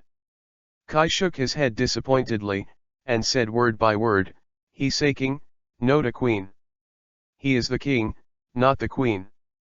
Then Kai looked around and continued with a deep voice, "Do you think you are good for Arthur? Let him live in a falsehood. Let him overestimate his own strength. Yes, you dare and don't want to hurt him. But what about those enemies? What about those evil necromancers? What about those terrible monsters? They will give him water like you do? They will also not hurt him because he is a prince." A few words made all the knights present bow their heads. Certainly, many people still disagree. After all, they are the king's knights, and their duty is to defend the king. How could they let their king be harmed? Kay continued, "He is a man and heir to the throne. He will take you to the battlefield one day. As knights, do you want him to be injured in training or let him die on the battlefield? What should you do? Choose. I don't think I need to remind you. King Uther sent Arthur here, but he didn't let him play with you." After that, Kay ignored what the group of people thought. He directly put away the long sword in his hand. Then he raised his head slightly and said to the knights a little arrogantly, "In order to punish your dereliction of duty, each of you must run around the city wall 50 times. You are not allowed to disarm or rest. Now immediately. In the last sentence, Kai used to roar. No matter what they thought, a group of knights could only rush out of the city immediately. Don't say that Kai has no power. He is the adopted son of King Uther and originally has the status of a prince. This era is not an era with a sound legal system. This is a feudal society. Is there anything controversial about the royal family's orders to the knights? Chapter 13 Merlin, Seeking Collection, Seeking Recommendation. Kai's remarks can be heard throughout the training ground, but everyone's reaction after hearing them is very different. King Uther would only feel relieved when he heard it. He has a lot of daily affairs and it is impossible to take care of Arthur all the time, so many of Arthur's situations are reported by his subordinates. In addition, Arthur has done a good job in dealing with some challenges and tasks before, so King Uther actually, there is no specific concept about the strength of his son. It is impossible for him to compete with his son. How can he have this time? But today Kay tore away some of the lies that had shrouded Arthur, allowing King Uther to see Arthur's true strength. Like Kay, King Uther is willing to be a bit cruel to Arthur, and he does not want him to die because of his lack of strength. King Uther knew very well that this era is not safe, especially for them Camelot. King Uther is not a tender dad, he is a standard wolf dad. As long as he treats Arthur well, he doesn't care about Arthur's feelings at all. If it is left in the modern age, he will be sprayed by various education experts or people from the Child Protection Association that he cannot take care of himself, but the problem is that it is not known how many years BC, and he does not talk about this at all. And Arthur's sister, Princess Morgana, the adopted daughter of King Uther, worried about Arthur with her maid. As for the others, how do you say? Most people didn't feel much, but felt very happy to see these knight masters and princes being beaten up. The typical mentality of eating melons has nothing to do with them anyway. They definitely don't think so much. At this time, Kay also walked to Arthur's side, but seeing Arthur's current state, Kay had a black line on his face. He asked Arthur to sprint the horse, in a sense, intending to punish him. But looking at how he looks now, it doesn't seem like he is being punished. I saw him with a drapery on his head, a small wine in his mouth, fruit on the side, and a handsome young man helping him wipe his sweat and massage. It was almost like a vacation. Seeing Arthur like this, Kay's face went black. At this time, Arthur was conducting friendly negotiations with Merlin about the matter that Merlin despised him before, and both sides used sharp language to hurt each other. Didn't notice Kay's arrival for a while. Arthur and Merlin didn't feel right until they felt the surroundings were quiet. Our Prince Arthur is very comfortable, do you want me to bring you another bed? Kay gritted his teeth as if it came from hell, making the two good friends stiff and their brains blank. I. Arthur wanted to explain the current situation, but he didn't know how to lie. He didn't know how to conceal everything in front of him. These things were not made by Arthur for enjoyment. He was totally watching Merlin gloating over misfortune, so he deliberately asked Merlin to run around so that he was not idle. But now it seems that he shot himself in the foot by shooting up a rock. About 10 minutes later, Arthur was taken to the center of the training ground by Kai, and the fruits and drinks in the drapery disappeared. Arthur got only 5 buckets of water.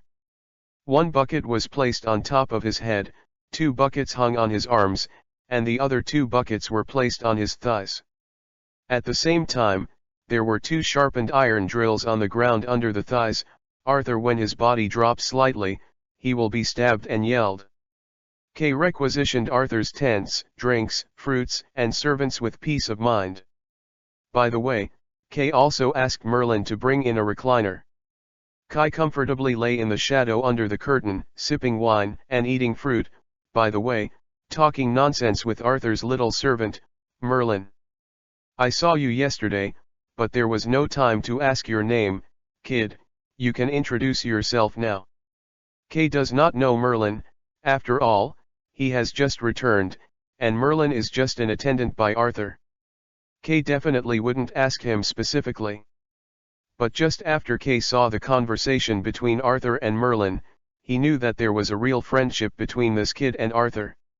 Since he is a friend of his brother, Kay definitely needs to care about it. Merlin was very excited. After all, Kay has now become Merlin's new idol. "Sir Kay, my name is Merlin, the son of Junus. It's Arthur." Arthur's attendant. I, Sir Kay, you were really madam, too powerful. I have never seen such a powerful knight. You are as if you came out in the legend." Merlin was a little nervous. Although Kay's attitude was approachable, Merlin was still a little nervous. Merlin didn't know where this tension came from. Merlin wouldn't have this kind of tension in his heart when he saw King Uther, but facing Kay, he instinctively felt pressure. What Merlin didn't know was that Kay, who was opposite him, was not at peace. Merlin, this name would not be unfamiliar even to Kay in his previous life. After all, it was a famous magician. Although Kay did not know what Merlin had done, he still knew that King Arthur was helped by Merlin magician. Become a great Night King. When Kay traveled, he also looked for Merlin's traces, but he did not expect that no one in the Celtic kingdoms knew who Merlin was. Kay thought at the corner where Merlin was living in seclusion. In the beginning, Kay's impression of Merlin was that of an old man with a white beard like Gandalf, the kind of fairy-like person who looked like a fairy, and it was too normal to live in seclusion. But Kay did not expect that Merlin in this world was, not only an old man with a white beard, but a handsome young man, but also a commoner who ran to Arthur but was an attendant. Merlin? Well, good name. I have heard people say that someone with this name will become a great magician. Kay decided to give it a try because the name Merlin is not very special, although Kay has been so far no one named Merlin has ever met, but what if? You know, Kay is still very willing to talk to Merlin Gandalf, because the legendary Merlin magician knows everything and knows everything. Maybe he knows a way to get him home. But reality shattered necromancer's dream of Kay by robe. When Merlin heard the words magician, her pupils shrank suddenly, and the fans who had seen the star's excitement disappeared without a trace. He hesitated nervously. Ha, magician or something, Camelot has banned magic for many years, how could I, you would really be kidding. After all, this guy is Merlin. Kay said silently in his heart. After all, this guy's reaction was too strong. Kay only said that a man named Merlin can become a great magician, but the child in front of him is not hesitation on himself. More importantly, Kay perceives the magic wave when Merlin loses his mind. By the way, I forgot to say, Kay is also a magician, and it's pretty good. His 40 o'clock spirit is not white. However, Kay is different from other Celtics necromancer. The path between them is completely different. Kay's spells all come from the outside world. So it's easy to feel the magic wave in Merlin's body.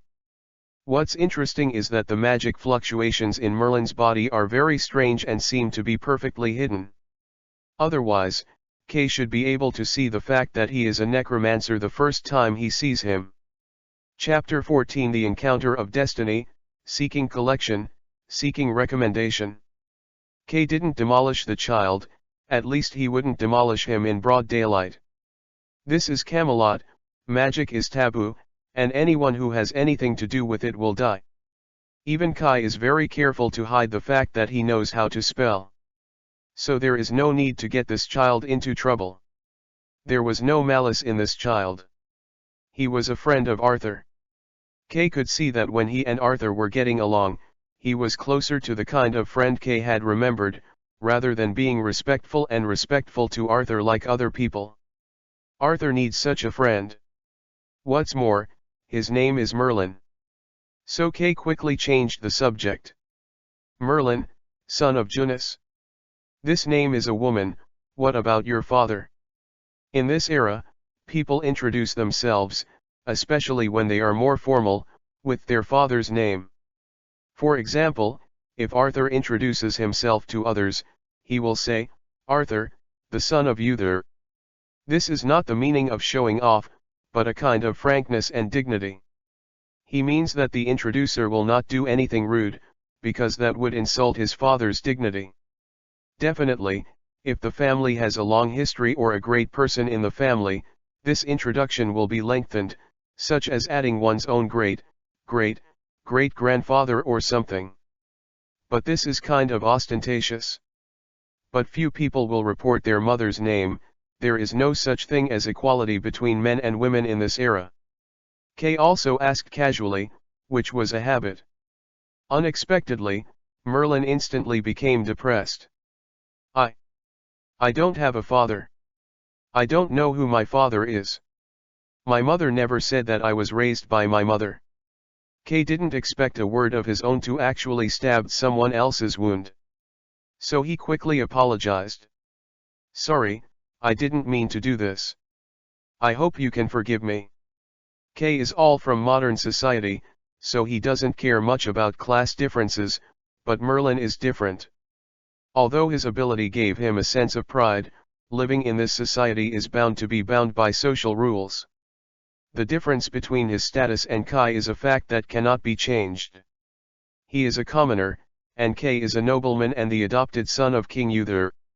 He never thought that a big shot like Kay would apologize to himself for a word. For this kind of treatment, Merlin was at a loss for a while. "Master Sir, no, you don't need to apologize, it's nothing, really." Merlin blushed, and he felt ashamed. Actually behaved so badly in front of such a noble adult. Kai looked at Merlin in a hurry and smiled. He didn't continue this topic. After all, if he really wanted to continue, it was not an apology, but embarrassment to the child. "Your mother must be a great woman. She taught you well, Merlin.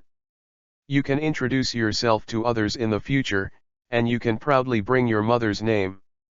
That is not shameful. On the contrary, you should be proud. You have such a mother." Kay is not polite. Even in modern society, it is not easy for a single mother to raise a child independently, let alone BC. The people's wisdom here is undeveloped, extremely backward and ignorant. A widow, or a widow who gave birth to a child with a man of unknown origin, can imagine what happened. There are a lot of right and wrong in front of the widow, but it is not just a Huxia saying. This kind of thing exists in every era and every region. But even so, this Miss Hunis raised Merlin, and it seems that she is still growing up very well. This is even more commendable. For such a lady, Kai is the respect from the heart. Merlin, who was still at a loss just now, heard Kay praise her mother so sincerely, and immediately showed a childlike smile, a little shy and proud. He is indeed proud of his mother. She raised herself up by herself, and at the same time taught herself how to be a human being. Why should Merlin not be proud of it? "Thank you, Sir Kay. If Junis knew that a noble master like you praised her like that, she would be very happy." Kai smiled, non-committal. Although he has never seen this lady, Kai knows that the happiest thing about this lady is definitely not to praise her, but that her child is recognized and praised by others. This is what a mother hopes most and is most proud of. This can be seen from the fact that Hunis sent a civilian Merlin to Gaius's side as an apprentice. This is not a short-sighted woman. After chatting with Merlin a few more about his mother, Kay asked Merlin how he met Arthur and became friends. "Oh, you said this."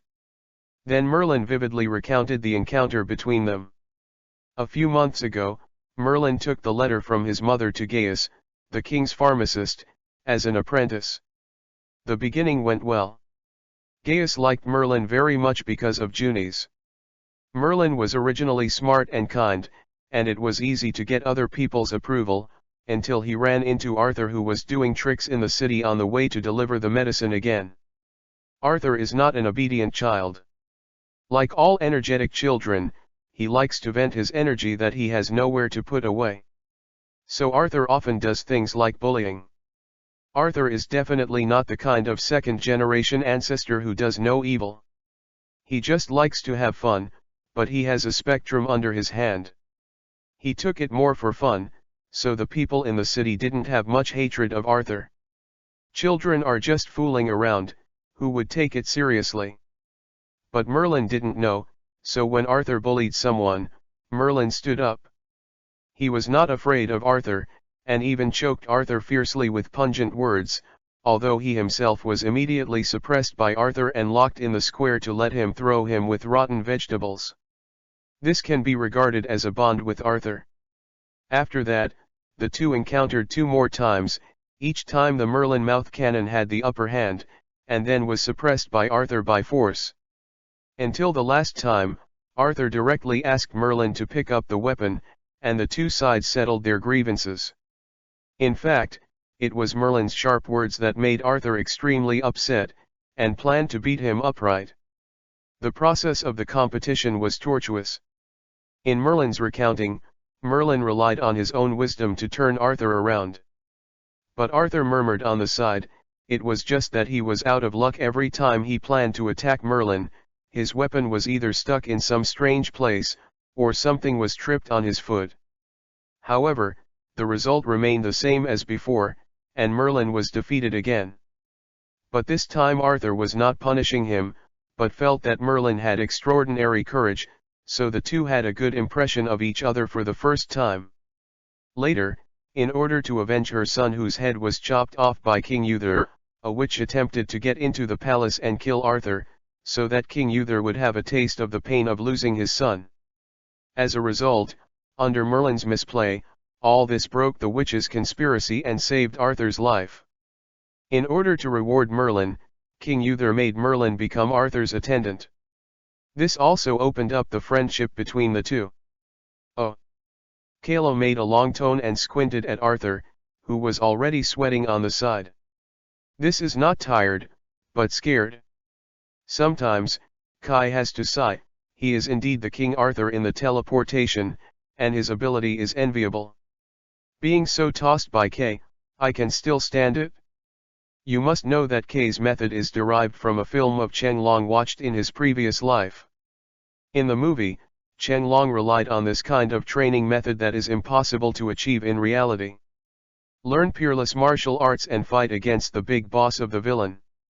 But this kind of nonsense training method could not be difficult for Arthur. Although Arthur was really hard at the beginning, he actually resisted it as he went to the back. By now, he has actually gotten used to it a little bit. But now being looked at by K like this, Arthur felt tired all his life.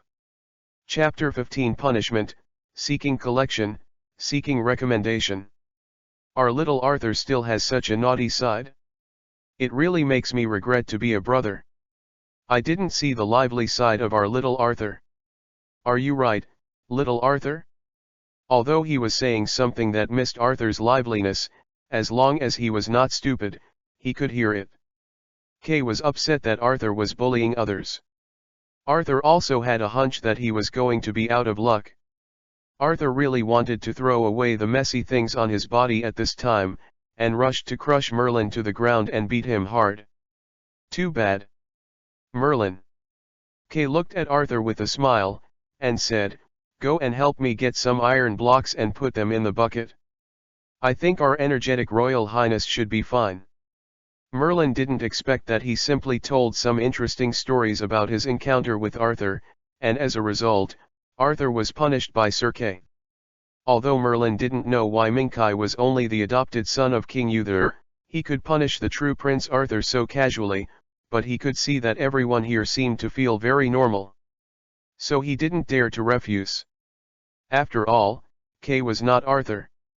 He could get along with Arthur at will, but he didn't dare to defy Kay with the courage of Merlin. Merlin looked at Arthur very apologetically, and Arthur looked at Merlin desperately. While he kept begging with his eyes, his head was still shaking slightly, obviously telling Merlin not to go. Merlin struggled inwardly, and for about 3 seconds, after seeing Kay's gaze shift from Arthur, Merlin immediately made a decision. Yes, my lord. Then he turned his head to embarrass Arthur. He felt a little sorry for Arthur, but he couldn't help it. After all, he was just a servant, right? However, before Merlin took 2 steps, a fairy rescued Arthur, who had fallen into the abyss of despair.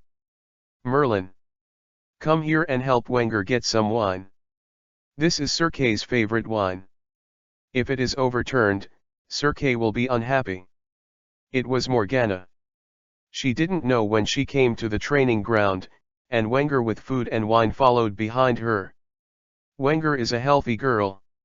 She is a good hand at work, but now she is a little embarrassed with a lot of things. Merlin was slightly disappointed when he saw Morgana and Wenger. Snort. He wasn't disappointed that he couldn't see Arthur's bad luck. Okay, Your Royal Highness. After speaking, Merlin quickly took the hip flask and a few other things from Wenger. At the same time, he blinked slightly at Wenger. Obviously he saw Princess Morgana's tricks. Wenger grinned secretly at Merlin, expressing helplessness. "Kay, Arthur, it's lunchtime now, and the game between boys should come to an end." Morgana tried her best to make herself behave more naturally. She seldom lied, especially to Kai. Morgana was only a few years old when he came to the palace. At that time, Morgana's father died in battle. It can be said that he was unaccompanied. It was Kay who saved Morgana, who felt extremely lonely at the time. He enlightened and accompanied Morgana like a father and elder brother until Morgana became more cheerful again. So Morgana is still a bit unaccustomed to lying in front of Kay, but as an older sister, she couldn't bear to watch Arthur continue to be punished. Arthur had squatted stupidly for almost 2 hours. Facing Morgana's lunch invitation, Arthur looked like a savior. He first glanced at Morgana gratefully, and then begged to look at Kay. He knew that Kay would relax his punishment only in one situation, and that was mealtime. Kay once said that big meals are the biggest. Kai twitched the corners of his mouth and looked at the sun in the sky. It was only 11 o'clock now, and it was a bit too early for dinner. You can see Arthur's pitiful eyes and Morgana's earnest expectation. What can Kay say? So Arthur escaped. But just now, Arthur's life will be completely heated. With the return of Kay, Arthur, the prince who wandered around the city of Camelot all day, has rarely appeared in front of people now. His everyday life is like living in hell. Every morning at 6 o'clock in the morning, he will be pulled out of the bed by Kay. If he dares to resist, he will directly pour a basin of ice water over, and then he will have a meal. Beaten up. After getting up, when the whole city is still asleep, run 10 laps around the city wall, which is regarded as a warm-up. Then there is some abuse. At about 8 o'clock, I have breakfast. After breakfast, I will have an hour's rest time, but even this rest time is not a little slack. Although there is no physical activity, he must study with a bachelor's degree. Various knowledge. At 9 o'clock, he was allowed to rest for 15 minutes, and then he would go to the training ground to conduct martial arts training with Sir Kay. He was said to be training, but in fact he was brutally beaten. According to Kay, if you want to learn to attack, you must first learn to be beaten. It was not that Arthur had never resisted, but it had no effect, because no matter how he resisted, he would have to be beaten. After 2 hours of martial arts training, he can get half an hour to rest, followed by lunch. Lunch is from 11:30 to 1:30 in the afternoon. These 2 hours are at his discretion. He can eat slowly, or he can choose to finish eating quickly and sleep for a while. After 1:30 in the afternoon, he still warmed up first, and then performed special training, additional Zama steps. At 4 o'clock, he began actual combat training. This time, the subject was replaced by Knights of the Knights. It can be a horse war, and Arthur chooses the project himself. But unlike before, if the Cavaliers lose to Arthur, they will be punished. On the contrary, if they can defeat Arthur faster, there will be rewards.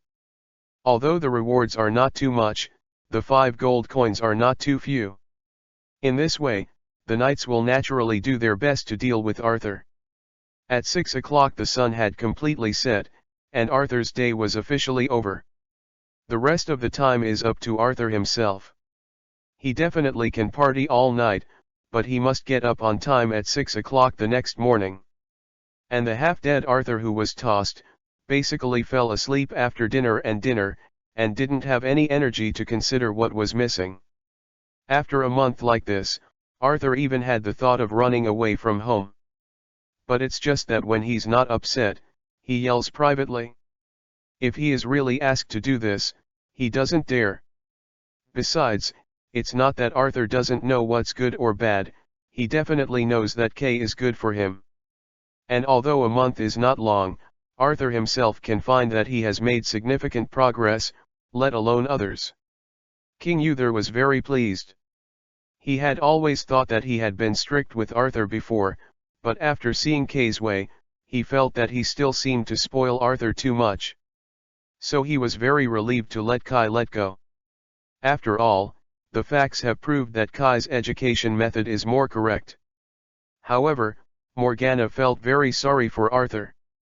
She changed the way to create opportunities for Arthur to relax. For example, she would find ways to deliver food to Kai. By the way, he would bring Arthur's share. He would prepare a lot of food and wine. Lunchtime is longer. In this regard, King Kai and Uther are a little helpless. They can't stop Morgana from feeling sorry for their brother, right?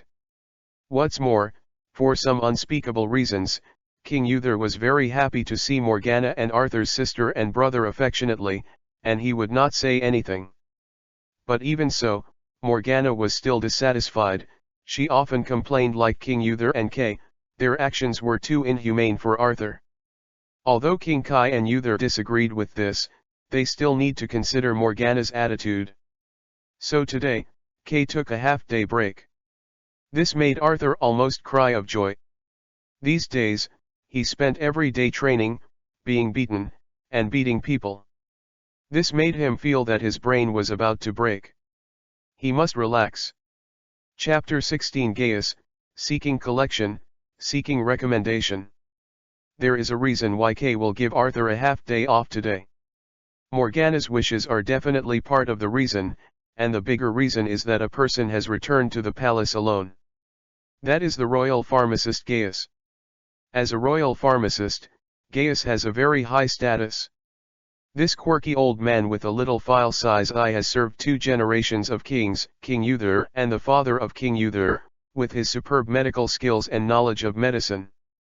At the same time, he is also a good friend of King Uther, and perhaps only Gaius knows King Uther best in this world. All the secrets of King Uther, Gaius knew, and King Uther was willing to share these secrets with Gaius. Because Gaius will not only not disclose these secrets to the outside world, but will also give King Uther the most correct proposal. He is a good friend and a top consultant. King Uther is used to discussing many things in the kingdom with Gaius. Some time ago, a king of a neighboring country was seriously ill and begged to visit King Uther, hoping that Gaius could help. Gaius's ability is well known in all countries. And King Uther is a face-saving king, facing the request of neighboring countries, he will definitely not refuse. So decisively agreed. So Gaius went abroad for more than a month and missed Kay's return perfectly. Although Gaius originally had a high status, he was not yet ready to return to the banquet with great fanfare. It's just a month that I haven't seen each other. It doesn't need to be so solemn, but Morgana can't hold back that Morgana feels sorry for her brother, and is trying to let her brother take a break, so he very enthusiastically proposes to hold a welcome banquet for Gaius. King Uther looked at her like this, and in addition to his old friends, King Uther was also willing to be generous. So I directly agreed. In this way Arthur was liberated for one day. At the banquet, Arthur almost shed tears while drinking some wine. Since Kay gave him special training, he has bid farewell to the alcoholic beverage. Kai did not object to drinking, but he was a little dissatisfied with Arthur's drinking. Nothing else. Arthur is too young. 19 years old, in Kai's previous life, such a child is either a senior or a freshman, neither is the age to drink. His body is still developing and is not suitable for drinking, and the self-made ability of the child in this period is not as strong as imagined. It is easy to develop some bad habits. K actually knows that his thinking is very old-fashioned, but K does not educate children very much, so he simply copied his education directly to Arthur. Anyway, he doesn't think there is any problem with his education. Won't he grow up well? And it's pretty good, at least a person who is useful to society. So K feels that this kind of successful experience shouldn't be a pity. In short, because of K's old-fashioned nature, Arthur hadn't drank alcohol for almost a month. At this moment, when he encountered alcohol, he felt like he had met a loved one. This also led to Arthur's sincere feelings and enthusiasm when he gave Gaius the auxiliary word. The bluffing Gaius was stunned. He had never thought that he would be liked by Arthur so much. Arthur was not a good student, and was quite at odds with a reader like Gaius, so although the relationship between the two was good, it was definitely not eager. It was Morgana that Gaius liked more. The same is true for Kai. Gaius is Kai's enlightenment teacher, and the education that Kai received in his previous life also emphasizes respecting teachers and morals, so he respects Gaius very much, which also causes Gaius to like Kai very much. The two have not seen each other for 10 years, and now they have finally met, so naturally they have to have a good chat. The two of them were just in a corner of the banquet hall, holding wine glasses while chatting. As mentioned earlier, Gaius is a weird person, and he doesn't like this noisy scene. If you can choose, he prefers to find a quiet place to have a good chat with Kai. He is also very interested in Kai's experience traveling abroad. By the way, I forgot to say, Gaius is still a magician. He may be the only magician accepted by King Uther in Camelot. Kay once found a magic book in Gaius. It is very old. Kind of. Even so, Gaius hadn't used spells for more than 10 years, and the fluctuation of his magical power had weakened to a certain level. It is estimated that it would not be long before he would completely lose the favor of magic. What happened in this, even Kai did not know very well, but knew that it seemed to be related to one of his oaths. Everyone is very satisfied tonight. Although Gaius doesn't like this environment, he is still very grateful for everyone's kindness, let alone Arthur. He wants to hold Gaius and cry out so that he can stand up and stop his father and brother from destroying him. Morgana was also very satisfied, because she was in charge of this dinner and organized it alone. King Uther seemed to be deliberately cultivating her ability in this respect, making her the temporary mistress of this palace. As for why, it goes without saying. In short, even though Morgana was a little shy, she finished it very seriously. Organizing a banquet is a skill that an aristocratic woman must master. Merlin is also the same. Although he doesn't have to be as painful as Arthur, his life as Arthur's attendant is also difficult. Now that Gaius is back, he can completely reduce his time with Arthur. After all, he is Gaius's apprentice. It is reasonable to follow Gaius to learn pharmacy and medical knowledge. As for Arthur, he will be fine. King Uther was also very happy. His adopted son came back, bringing back all the glory and wealth.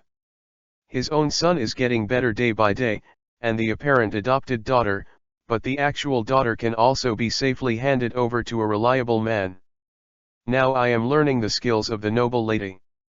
Just when the time comes, I can marry Himime and live my life happily. King Uther felt that soon, he would have no other extravagances in his life. But at this moment, the danger began to gradually begin. After all, Camelot, the gears of fate had begun to rotate, and no one could escape the arrangement of fate. In the morning, Kay woke up on time at 5:40. This is the habit of his previous life. Unless there are special circumstances, otherwise, he must go to bed early, Get up at 5:40, complete personal hygiene in 20 minutes, start training at 6 o'clock, and eat breakfast at 8 o'clock. This is a habit brought back from his military career. When he was an officer, he was the first one to start every day. Later, when I became a policeman, I did not forget this habit, and in this world, this habit has not changed. Decades are like a day. But when she was about to get Arthur up, she found that Wenger, Morgana's maid, was running down the corridor in panic as if she was on fire. Kay naturally wanted to stop her. What happened? As a result, Gwen told him bad news: Morgana was seriously ill and fell into a coma. Chapter 17 Encephalitis, Seeking Collection, Seeking Recommendation.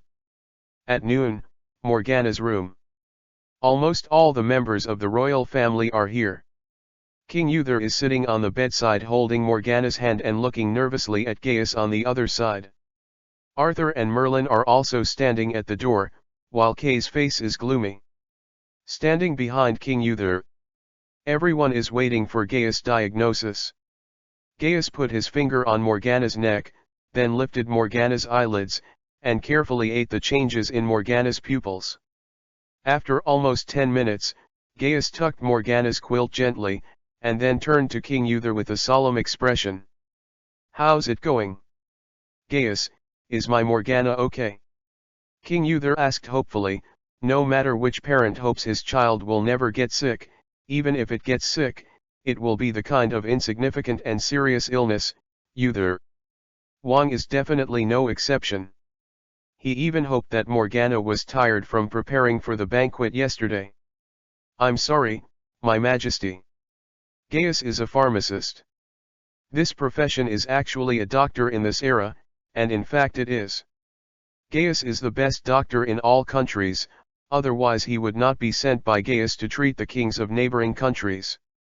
But also because of this, Gaius must not lie. The most important thing in the profession of a doctor is not to conceal the condition. It's encephalitis. All of Morgana's clinical manifestations are exactly the same as those of advanced encephalitis, and Gaius will not admit it wrong. In this age, encephalitis is not common, but it is not uncommon. Many children are likely to get this disease. Generally speaking, this disease is rarely fatal. At most, it can hinder brain development, cause polio, etc. Sequelae. But sometimes, there is a chance of being fatal. Once it reaches this level, the performance is similar to Morgana. High fever, coma, and dilated pupils. Often at this point, there is basically no cure. Why? King Uther suddenly felt a little dizzy, and his eyes went dark. If he hadn't supported the bed with his hands in time, King Uther would probably fall to the ground. Kai, who was on the side, quickly supported King Uther with his quick eyes. "Uther." Kay worried. King Uther pushed Kai's hand away, shook his head to Kai to signal that he was okay, and then turned to look at Gaius. How could this be? How could Morgana be this damn encephalitis? Encephalitis is known as the killer of young children. It is a disease that many families with children must guard against. King Uther has raised 3 children, so it is impossible not to know it. This disease mostly occurs in young children. Morgana is already 23. How could it be possible to get this disease? Gaius also didn't understand how Morgana contracted this disease. Age is on the one hand, and on the other hand, this disease has obvious auras, such as fever, headache, nausea, vomiting, fatigue, disturbance of consciousness, etc. for several days. It is not possible to develop Morgana until the end. Symptoms. The process in between was completely omitted. When the banquet ended last night, Gaius had even seen Morgana. She looked very energetic and could not see any signs of illness. How could it be only a few hours? How did time develop like this? Definitely, Gaius thinks it's useless to entangle this now. After all, people are already like this, and the process is not important anymore.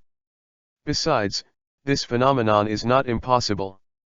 After all, encephalitis is an infection of the brain, so the pathogens and symptoms of infection will be different for everyone.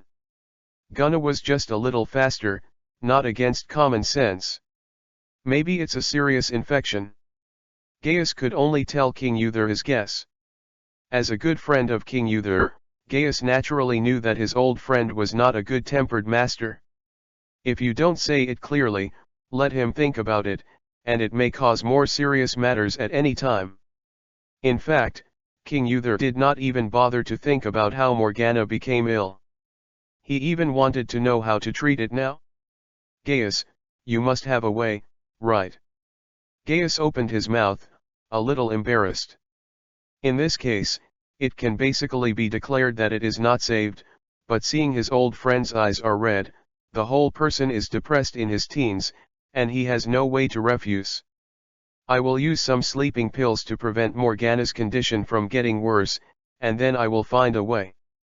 Gaius can only say that. As for sure, he is not at all. He is just a doctor, not a god. But King Uther didn't think so. Like all the patient's family members, he felt that since the doctor was there, he would surely be able to heal his family. Therefore, King Uther's mood temporarily stabilized. He sat on the bedside, holding Morgana's hand pityingly, kissed it gently, and whispered gently in his mouth, "Don't worry, my girl, my father will heal you, for sure." Almost everyone was very worried about the current state of King Uther and Morgana, with one exception. That's Kay. This person who shouldn't stay calm at all, didn't have any panic from beginning to end. Although he looked worried on the surface, in fact, his eyes were calm. But everyone didn't notice Kai's calm, only Merlin. Merlin's perception is very strong, and he sees this as an incidental benefit of his magical ability.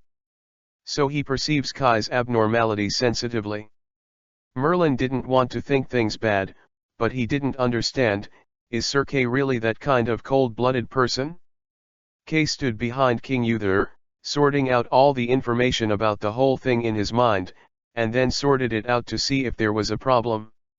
Suddenly Kay noticed that someone was spying on him, and he turned his head to see Merlin looking at him. Kai didn't find it strange. The name Merlin was almost destined to be a magician with extraordinary talents. What's more, he had personally observed Merlin. His ability was indeed very strong, at least much better than Kai, a half-hearted man. After looking at each other for almost half a second, Kay gave Merlin a vague look to let him know it for himself. Seeing Kay winking at herself, Merlin was immediately startled, and then lowered her head in a panic. King Uther finally calmed down at this time, and Kay decided to do his own thing. "Gwen." Kai gently called Gwen, the black girl who was worried about crying. Others didn't know what Kai was going to do, but seeing that King Uther didn't care, they would naturally not be troublesome. Gwen was called over by Kay, but she felt very uncomfortable. On the one hand, she was worried about Morgana's situation. On the other hand, she was also a little worried. Said that she is also responsible. She was a little afraid that Kay would hold her accountable. After all, King Uther's reputation was really not good. It was normal to afflict a few people for Princess Morgana.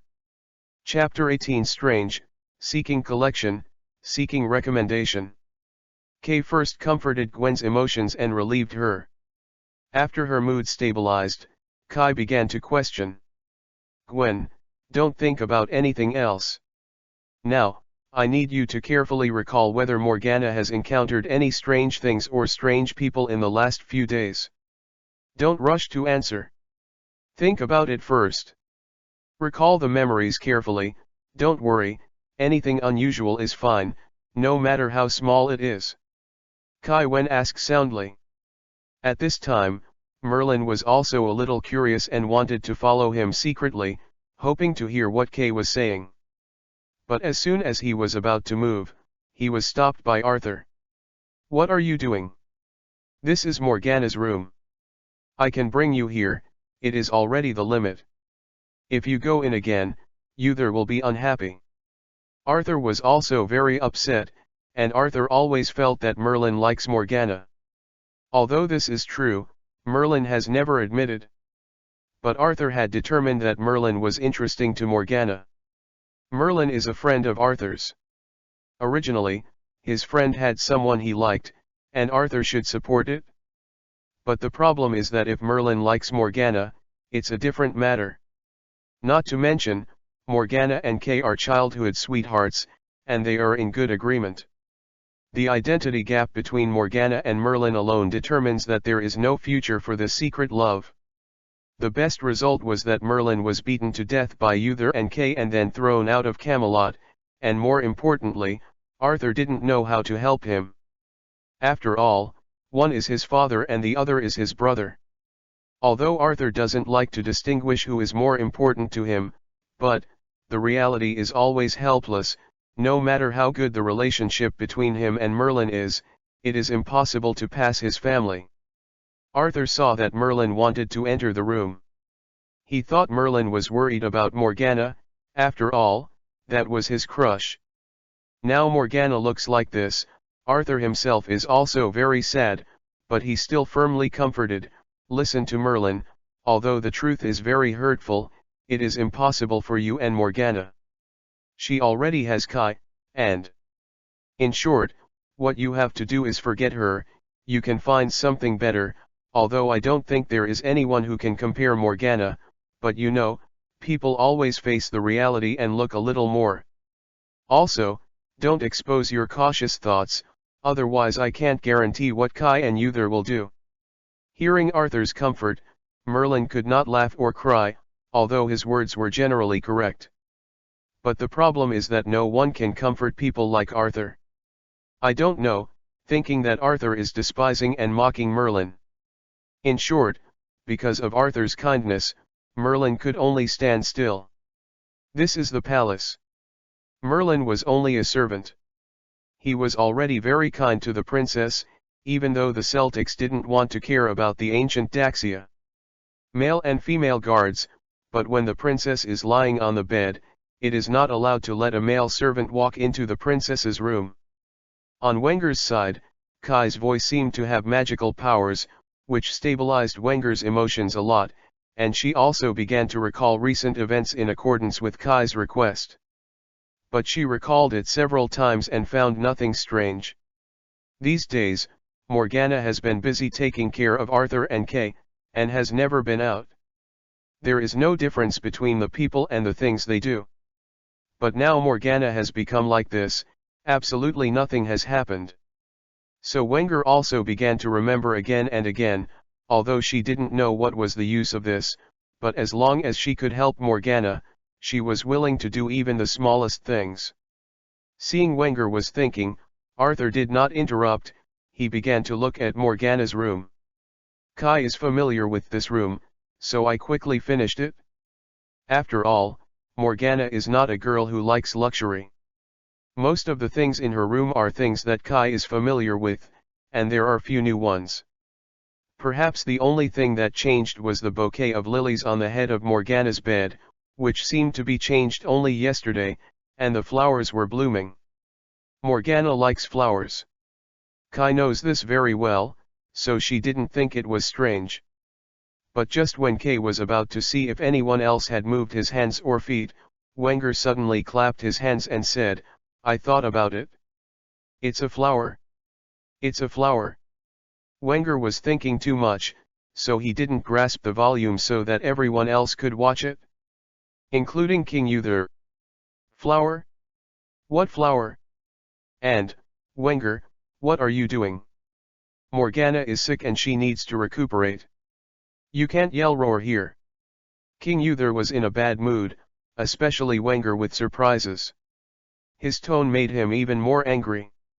"As a maid, you did not take good care of the princess. You were negligent. Now you are crying roar in front of the princess's bed. You are inexcusable. Guards." King Uther was getting angry. Wenger apparently let him find a way to vent. As a tyrant, it is not unusual to kill someone when he is angry. If the guards really take Wenger away, then Wenger's fate will definitely not be better. Wait. Just when Arthur and Merlin were about to intercede with Wenger, Kay took the lead.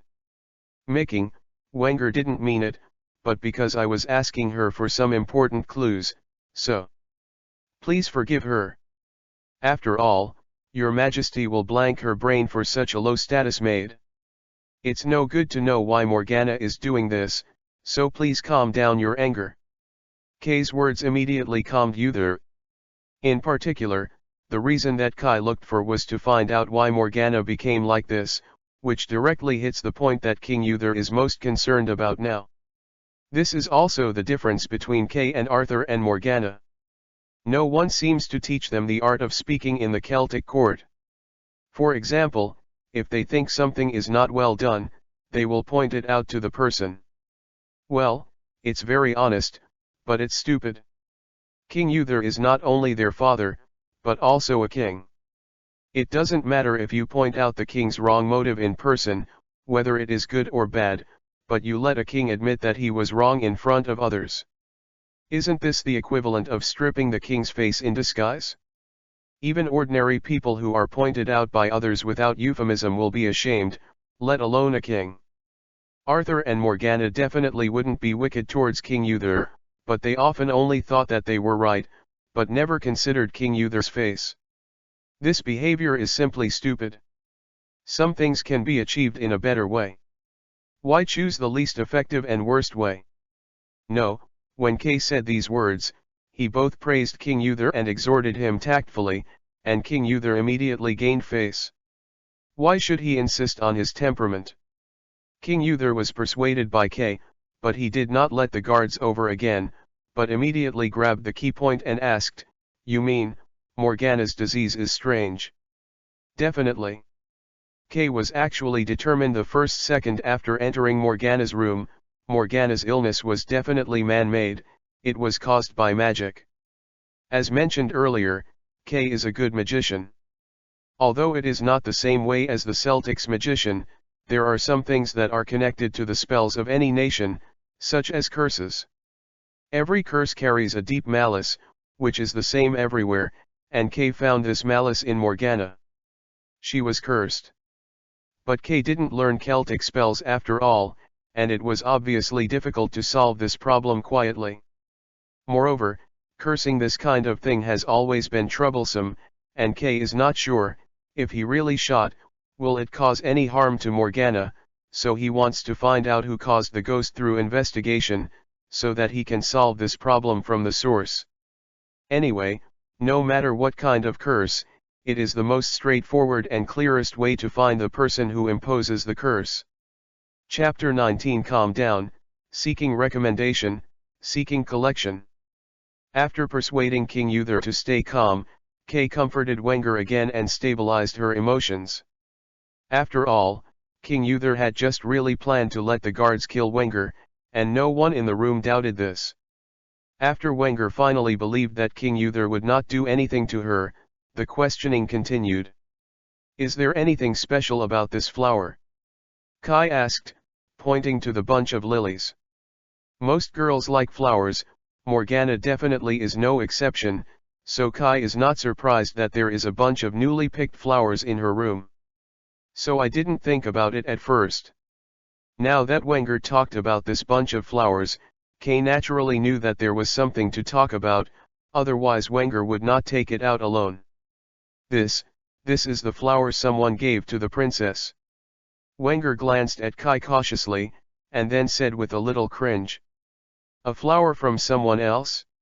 What's so strange about it?" At this time, Arthur didn't know if he couldn't hold on to Merlin, so he brought Merlin to him.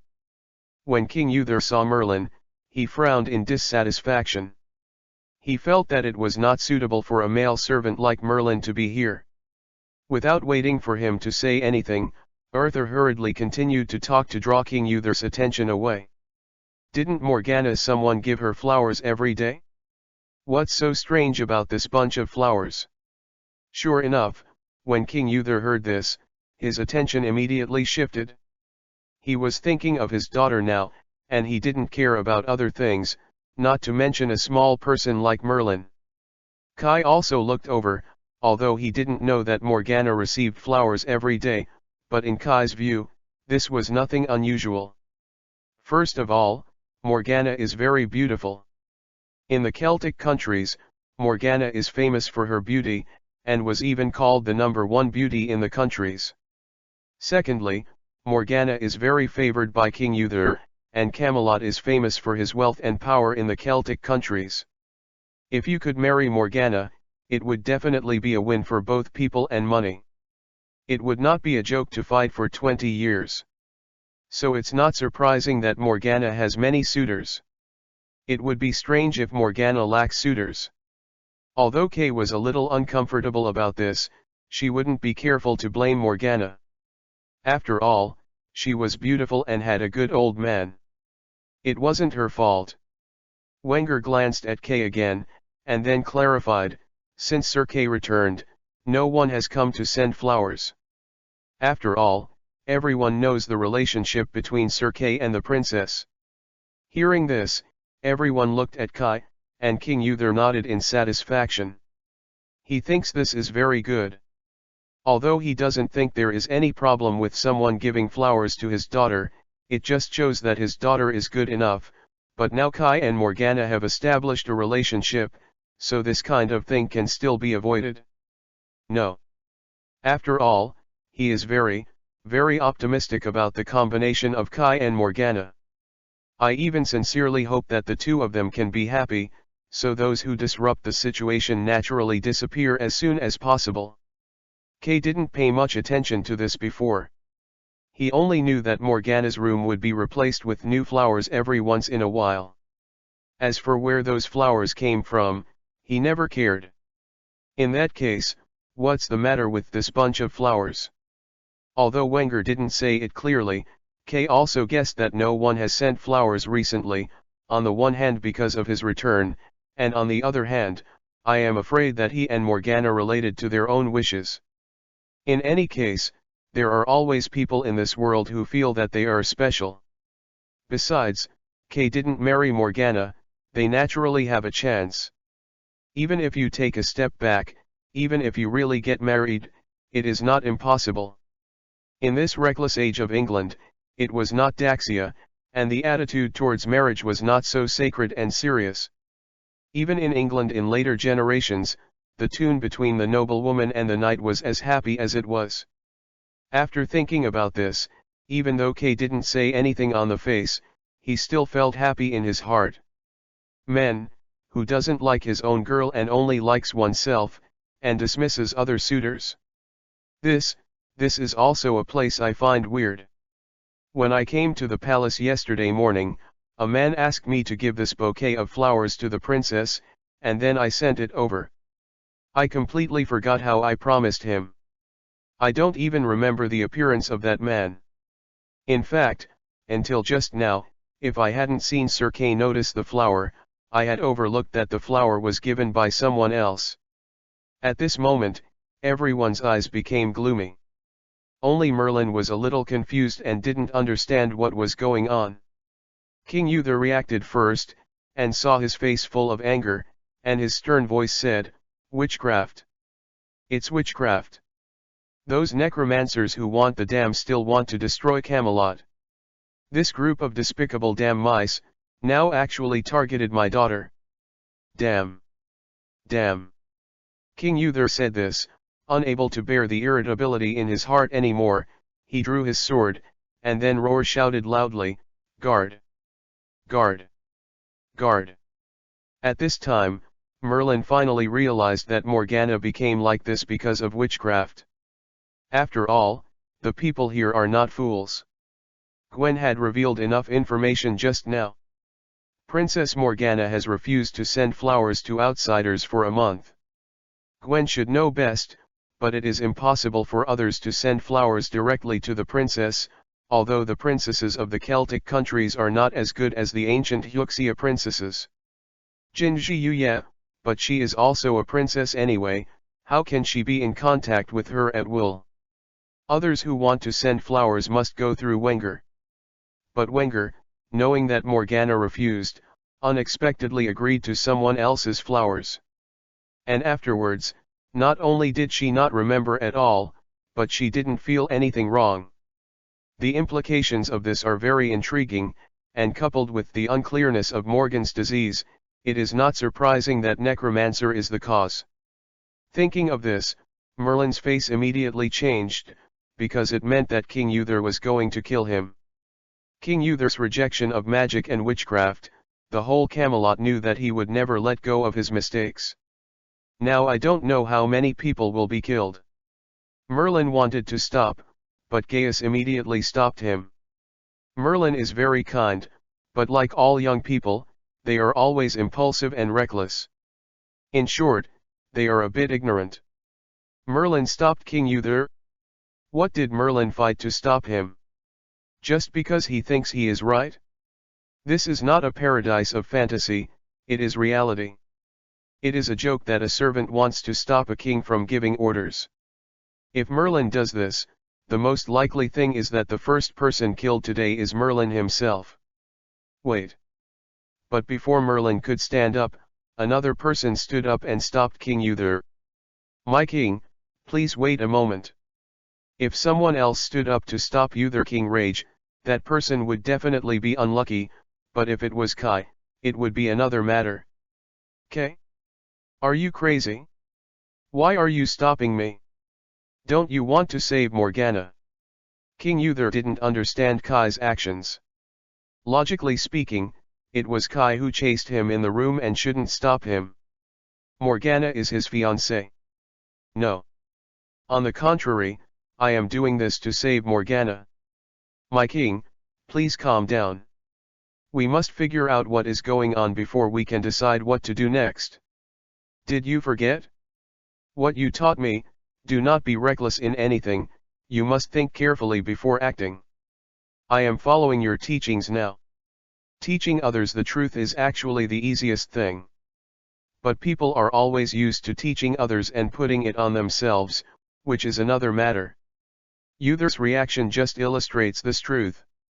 Make it clear? Isn't it clear now? That damn necromancer killed my Morgana. He must be hanged. No. I'm going to chop him into minced meat. Then feed the dog. It seems that everything is very clear now, and there is no need to check it again. Then please give me a few minutes, just a few minutes is enough. I beg you. You should know that no one wants to save Morgana more than I do. Kai did not follow King Uther's emotions, but still calmly said, calm and abnormal. Perhaps it was Kai's request or Kai's attitude that made King Uther endure the tyranny gathered in his chest, and his face was somber that he stopped talking. Seeing this attitude of King Uther, Kai knew that he had acquiesced. But Kai did not waste time, but directly asked Wenger, I need you to tell me a few things. Don't worry, calm down, speak slowly, and make it clear. Don't have any doubts or omissions. Is that clear? Kai was a policeman in his life, and he did a good job, so investigating cases is one of his old professions. He is very familiar with this set of things. He knows that a lot of the information provided by the investigators is very important. Perhaps just one sentence or one word may affect the investigation of the case.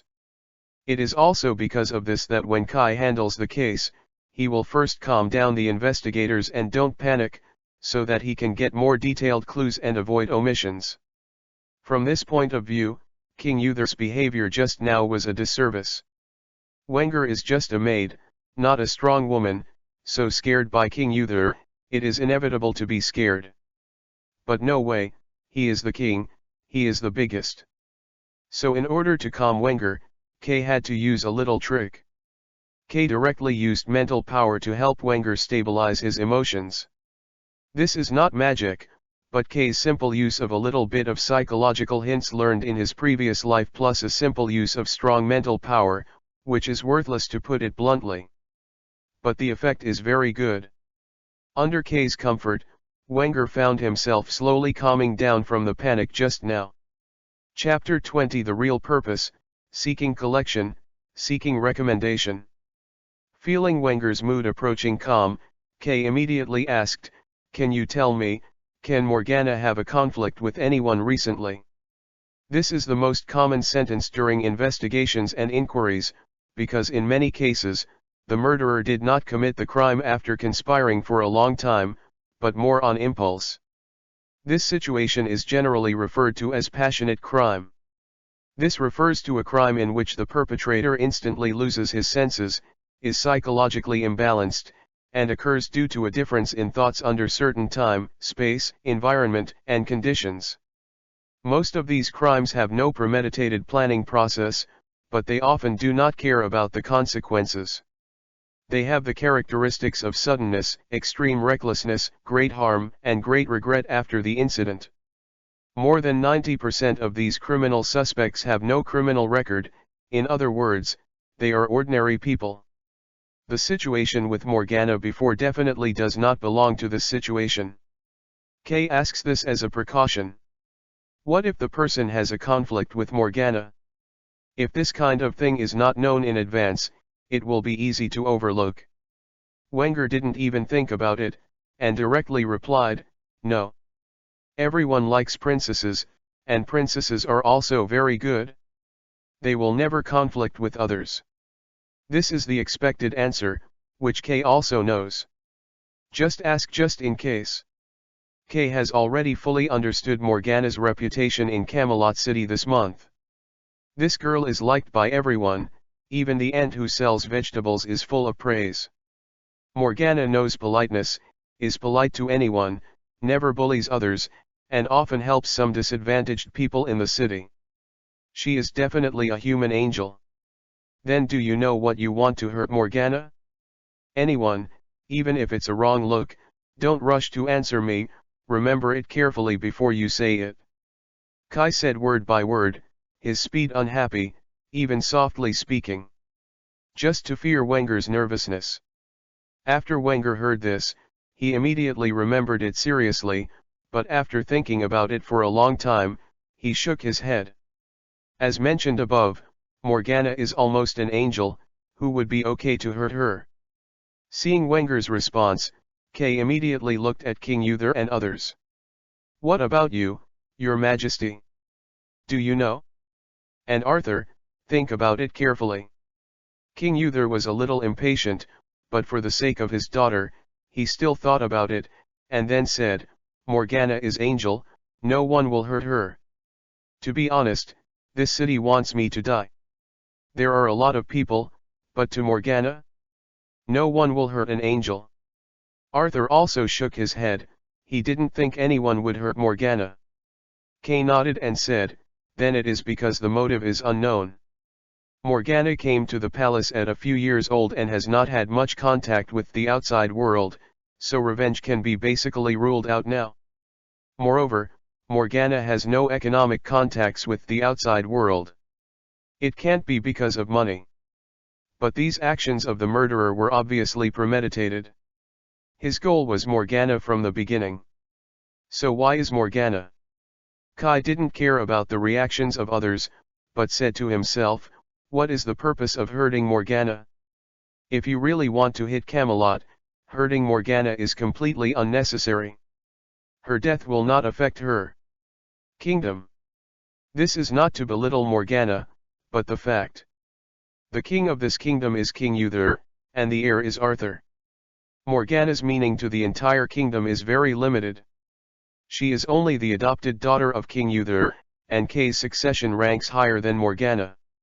To put it bluntly, Morgana's death is at best for King Uther. Kay and Arthur have been sad for a while, and the more is gone.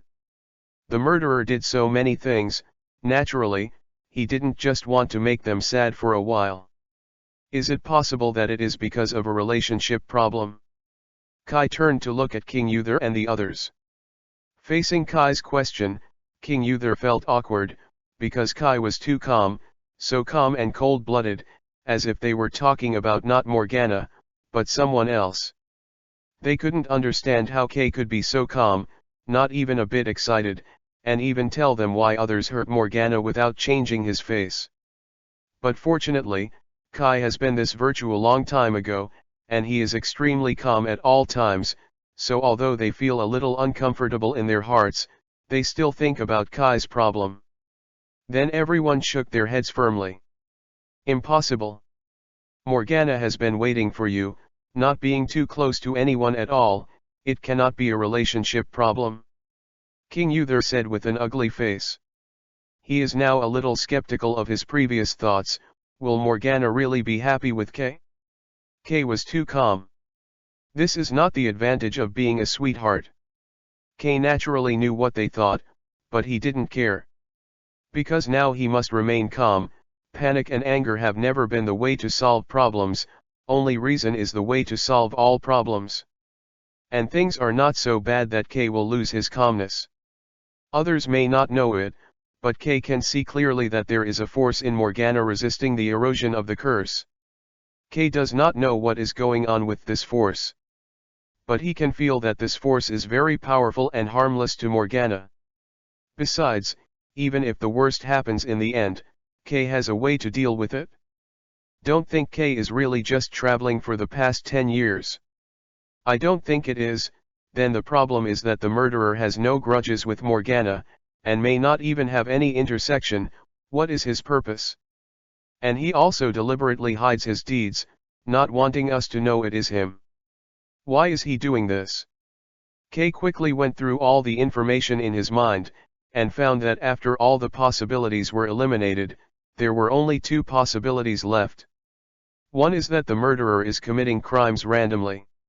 He chooses a target at will and commits a crime. This kind of criminal is the most annoying of all investigators. They may have no motive at all, but simply want to commit a crime. Definitely, correspondingly, this type of criminal is actually very rare.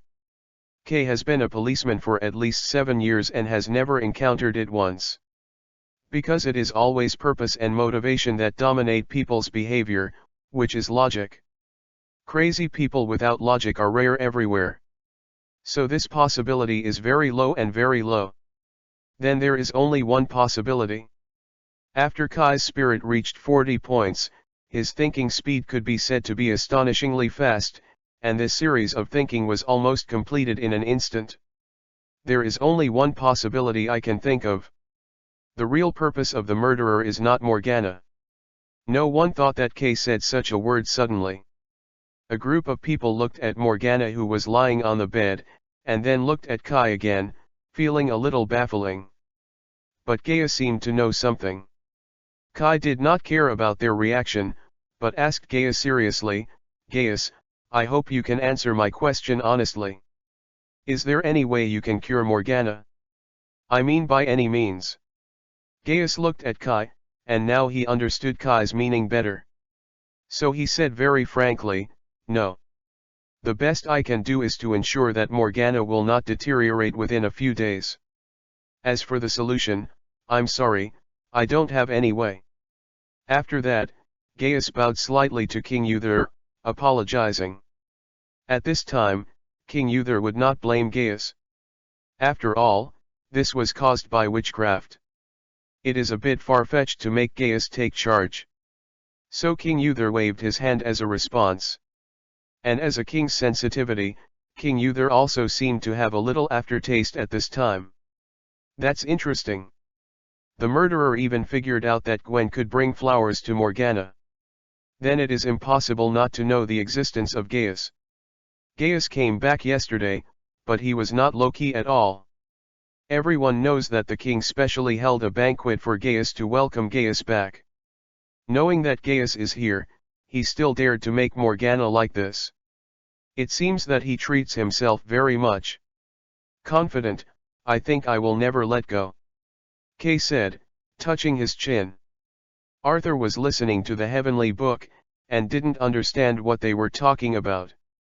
So interjected, "What is it?" "Witchcraft. Didn't we know it?" Kai looked at his stupid brother a little speechlessly. He is still so ignorant, and ignorant now, what can he do in the future? King Uther also understood what Kay meant at this time. The murderer's target was not Morgana at all, at least not just Morgana. Kay's analysis is very clear, the murderer used witchcraft. In Camelot, a necromancer appeared, and the person who came was not good. Then there is no need to guess the purpose of the murderer. Over the years, King Uther has forged a lot of enemies outside because of magic and witchcraft. Some evil necromancer wants to destroy Camelot. Conversely, a necromancer who dared to attack the royal family would really only target a princess who actually didn't mean much to the entire king? How can it be? No matter what, in the necromancer group, King Uther's hatred is higher than Morgana by many percentage points. Moreover, even though Kay didn't say anything, King Uther still understood. That is, if the murderer really wants to kill Morgana, there is no need to wait for them to be helpless here. All they see now is Morgana's body. Since it can make Morgana unconsciously unconscious, is it difficult to kill Morgana directly? Anyway, looking at the current situation, it is even less difficult for Morgana to kill him directly. His goal must be against King Uther and Arthur. Because either of these two people has an accident, it will shake the whole kingdom. Then the murderer tried so hard to deal with Morgana with only one purpose, and that was to get close to King Uther and Arthur. Because of this, Morgana's true situation must not be revealed. So the murderer must be very confident that Gaius can't see the strangeness, nor can Morgana die. Otherwise, waiting for King Uther will inevitably be vigilant, then the murderer's plan will fall short. After all, after pursuing Necromancer for so many years, King Uther is still alive and naturally has his own cards. Learn well. Arthur. King Uther felt tired when he saw his silly son. After all, it was so obvious that he was still ignorant and insensitive. But it was his own son. King Uther was definitely willing to teach him a little more, so he told his guess again. If Kay didn't discover that this was caused by witchcraft, and Gaius knew nothing about Morgana's situation, what do you think we would do? King Uther said after his guess. Finally asked. This can be regarded as a test for Arthur. At this time Arthur also understood what Kay said before. It turns out that the murderer's target from the beginning was King Uther or him. Morgana was just implicated. Chapter 21 Leading the Snake Out of the Hole, Seeking Collection, Seeking Recommendation. Arthur thought for a while and said, "We won't give up Morgana." This is affirmative, because neither King Uther nor Arthur are the kind of people who can easily change their decisions. In short, they are very stubborn. Want to let them give up their loved ones easily? How can it be? Even if Gaius sentenced Morgana to death, they would do their best to cure Morgana. We will use any method we can think of to cure Morgana. Arthur is smart after all, and at this time he probably guessed the murderer's thoughts. At this time even Merlin understood that the necromancer who cursed Morgana had plans. King Uther is the king, and Arthur is the son of Uther and the most orthodox heir to Camelot. The security around the two of them is the strictest, and it is extremely difficult for any stranger to approach them, let alone those necromancers who are concealed. So it is very difficult to deal directly with King Uther and Arthur, but Morgana is different. As for why they are different, I have already said it before, so I won't repeat it here. In short, Morgana's protective force is the weakest in the entire Camelot royal family, and she is the easiest to succeed. Moreover, she was favored by King Uther, and at the same time had a deep relationship with Arthur. Once it is related to her, then these two people will naturally relax their vigilance. This time is the best opportunity to get close to them. Think about it, if things develop as the murderer expected. When Gaius was helpless, if someone ran up to them and told them he could heal Morgana. Do King Arthur and Uther still care if this person is lying? Things are up to this point. King Uther and Arthur have no other choice at all, whether they are working or not, they have to try it. Doesn't this give the murderer a chance to get close? Kay sees that everyone understands, so there is no need to add any oil and vinegar, but to talk about the follow-up. Your Majesty, I think the murderer will appear soon, so I hope you can spread the news that Morgana is seriously ill, and then pretend that you don't know anything. You want the murderer to come to us, and then. King Uther has been king for 20 years.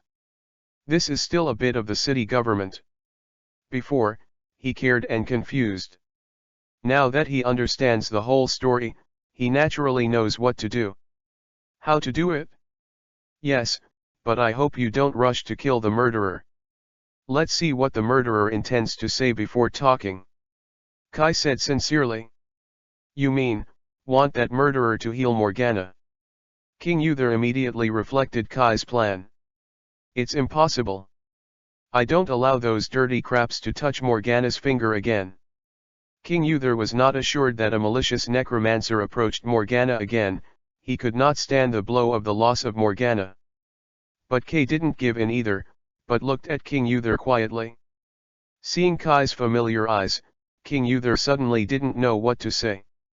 Since childhood, Kai has been a good boy, obedient, well-behaved, polite and mature. Even sometimes, King Uther felt that Kai was not as smart as a child. But this does not mean that Kai is a follower. On the contrary, King Uther is very clear that Kai is very independent. Once he decides something, few people can change it. At first, King Uther would not allow Kai to leave Camelot to travel around the world. Kai had this look in his eyes at the time. He didn't make a big noise, but was very calm. Then the next morning, he disappeared. After that, there was no news for 10 years. If Kai liked to express his opinions like Arthur, King Uther might continue to insist, but seeing Kai's calm aqua-blue pupils, he did not insist on the previous one. King Uther took a deep breath, then said helplessly, you must ensure that the BD cannot continue to hurt Morgana. Definitely. Kai smiled heartily again. Then the atmosphere of Camelot became extremely serious, because their princess was seriously ill. Everyone is praying for this kind and beautiful princess, not only because of the huge amounts of prestige of this princess in the city, but also because if Princess Morgana is really unpredictable, then they can't think of it, King Uther, what will be the reaction? But there is a high probability that it will not be a good response. After all, the name of King Uther's tyrant is accumulated by the heads that have been cut off. He will really kill when he is angry. Moreover, King Uther's temper was obviously a lot more irritable in the past 2 days, and 5 of his servants have been punished very harshly by King Uther for making a small mistake. Now the entire city is shrouded in a cloud of clouds. It was also at this time that before a man with a face hidden in his hood came to the palace, he was full of joy watching his plan proceed perfectly. King Uther's temper was very bad these past 2 days. This is not acting, but really bad. Every time I see Morgana lying on the hospital bed knowing nothing about life or death, King Uther's heart seems to be thrown into oil. It's the same in the pot, and the torment is abnormal. So those who made mistakes in front of him are in bad luck. Even Kai has been reprimanded by him. Arthur's life is also not going well. His sister Morgana now knows the life and death of him, which has made him very worried. But unexpectedly, at this point, his training not only did not stop, but was doubled. Kai felt that he was too young. If he accidentally exposed something and let the murderer see it, it would be bad, so he simply detained him on the training ground so that he had no time to think about it. To make matters worse, Kai also detained Merlin and Wenger for the same reason, giving them no chance to contact the outside world. The reason is similar to that of Arthur, and King Uther is very satisfied with this. After all, there are only a few of them who know this. Gaius is naturally trustworthy, but King Uther is not so patient with these 2 subordinates. The less you know about such things, the better. However, the treatment of Merlin and Wenger didn't need to worry about Arthur. Kai just detained them, but didn't abuse them. Instead, they offered delicious confessions. Apart from no freedom, everything else was no different from vacation. Only Arthur was the hardest. Fortunately, Kai is taking care of Morgana in a coma in Morgana's room, so nobody cares about Arthur at this moment. Under the upset, Arthur finally found some space and ran out. He intends to go to the street to relax and see if he can meet the murderer. He always feels that just waiting so stupidly is not a good choice. He can take the initiative to find it. Isn't it reasonable to look for treatment outside as a younger brother in order for my sister to recover? But Arthur did not expect that he was stopped by someone as soon as he left the house. Chapter 22 Ed text delivered to the door, seeking collection, seeking recommendation. Are you saying that a man named Ed Wenmuan has a panacea and wants to see me? And he still knows about Morgana. King Uther sat on the throne with a gloomy face. Hearing Arthur's return, palms he firmly grasped the armrest of the throne, and even the blue veins burst out. He, what a coincidence. Sure enough, as Kai said and expected, the murderer jumped out by himself. Gaius frowned when he heard the name Edwin Muin. He always felt that he had heard it before, but he couldn't remember it. Arthur was very excited. He didn't expect the murderer to be actually touched by him. Definitely, he is not proud of this, but his own acting skills. Yes, I deliberately told him that there is Gaius in the palace, and he doesn't need to worry about the warlock of unknown origin like him. Then he vowed to tell me that I will find him. He is absolutely right. It's this Edwin Muin, he's the murderer. Arthur said this, really proud. Both Kai and King Uther were worried that he was too young to show off his feat, but he wanted to catch it and showed off in front of the murderer fiercely, making that guy still smug now. King Uther also smiled when he heard Arthur's words. Good job, Arthur. As a king, it would be bad if there was no city at all. Therefore, King Uther was very satisfied with Arthur's response. After praising Arthur, King Uther looked around and found that Kay had not come. So he asked Leon, his most trusted knight, how about Kay? Sir Kay is in the princess room, he said he knows. Leon replied, bowing. Hearing this, King Uther was more satisfied. Although Kai was a bit too calm before and made him a little uncomfortable, but now from Kai's actions, it is not that Kai doesn't care about Morgana, but he can tell the difference. Severity. Although it seemed a bit cold-blooded at the time, it now appears that this is a reliable performance. A fool who can only scream nervously when something happens, can't be Morgana's husband-in-law. Well, don't care about him. Arthur, go find that Ed Wenmuin, I want to summon him. I want to see how he plans to perform. King Uther is not in a hurry at this time, after all. First, Arthur's eagerness to catch, and then Kai's success. He, the elder and king, can't be worse than the two juniors, right? Don't just act, as if someone wouldn't. Your Majesty, I am Ed Wenmuin, a pharmacist, and your loyal servant. This is an ancient commoner's self-humility to aristocrats, a bit like ancient Daxia when introducing themselves with humble. Under the same, it's not that Edwin is the servant of King Uther. The blond young man with half of his face severely burned, knelt on one knee and put a red beeswax-covered paper on the ground respectfully. The Leon Knight stepped forward to take the document, and then handed it to King Uther on the throne.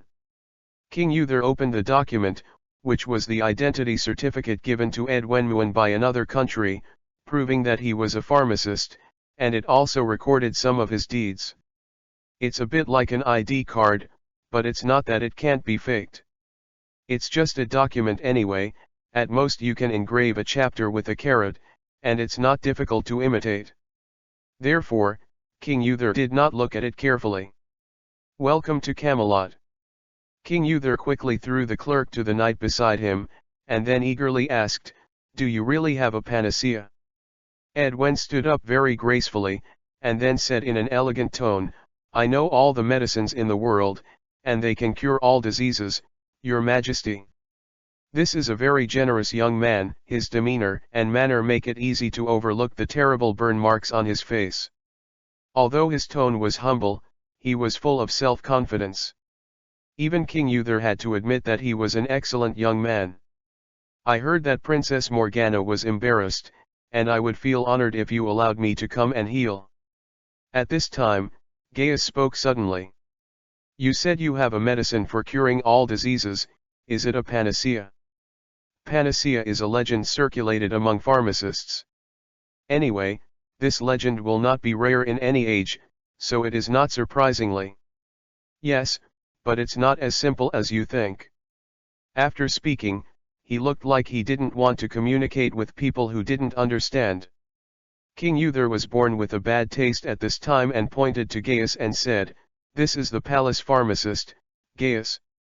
He wanted to see how the murderer would deal with Gaius's inquiry. Now that the people have arrived, King Uther is not in a hurry. "Oh. I have heard of the name for a long time, and I am glad to meet you." Edwin nodded slightly, and made a look of admiring the name for a long time. Gaius saw the young man in front of him, and the sense of familiarity grew stronger. "Have we met before?" Edwin smiled slightly, showed the ugly scar on his face, and then said with a wry smile, "If you have seen it, you won't forget me." Edwin didn't seem to want to be entangled with Gaius, but turned to look at King Uther and asked, "I'm very curious about what kind of disease the Royal Highness has suffered." Gaius rushed ahead of King Uther and replied, "Brain infection." "How do you prescribe it?" "Yarrow." Yes. Use rosemary to stimulate blood circulation in the brain.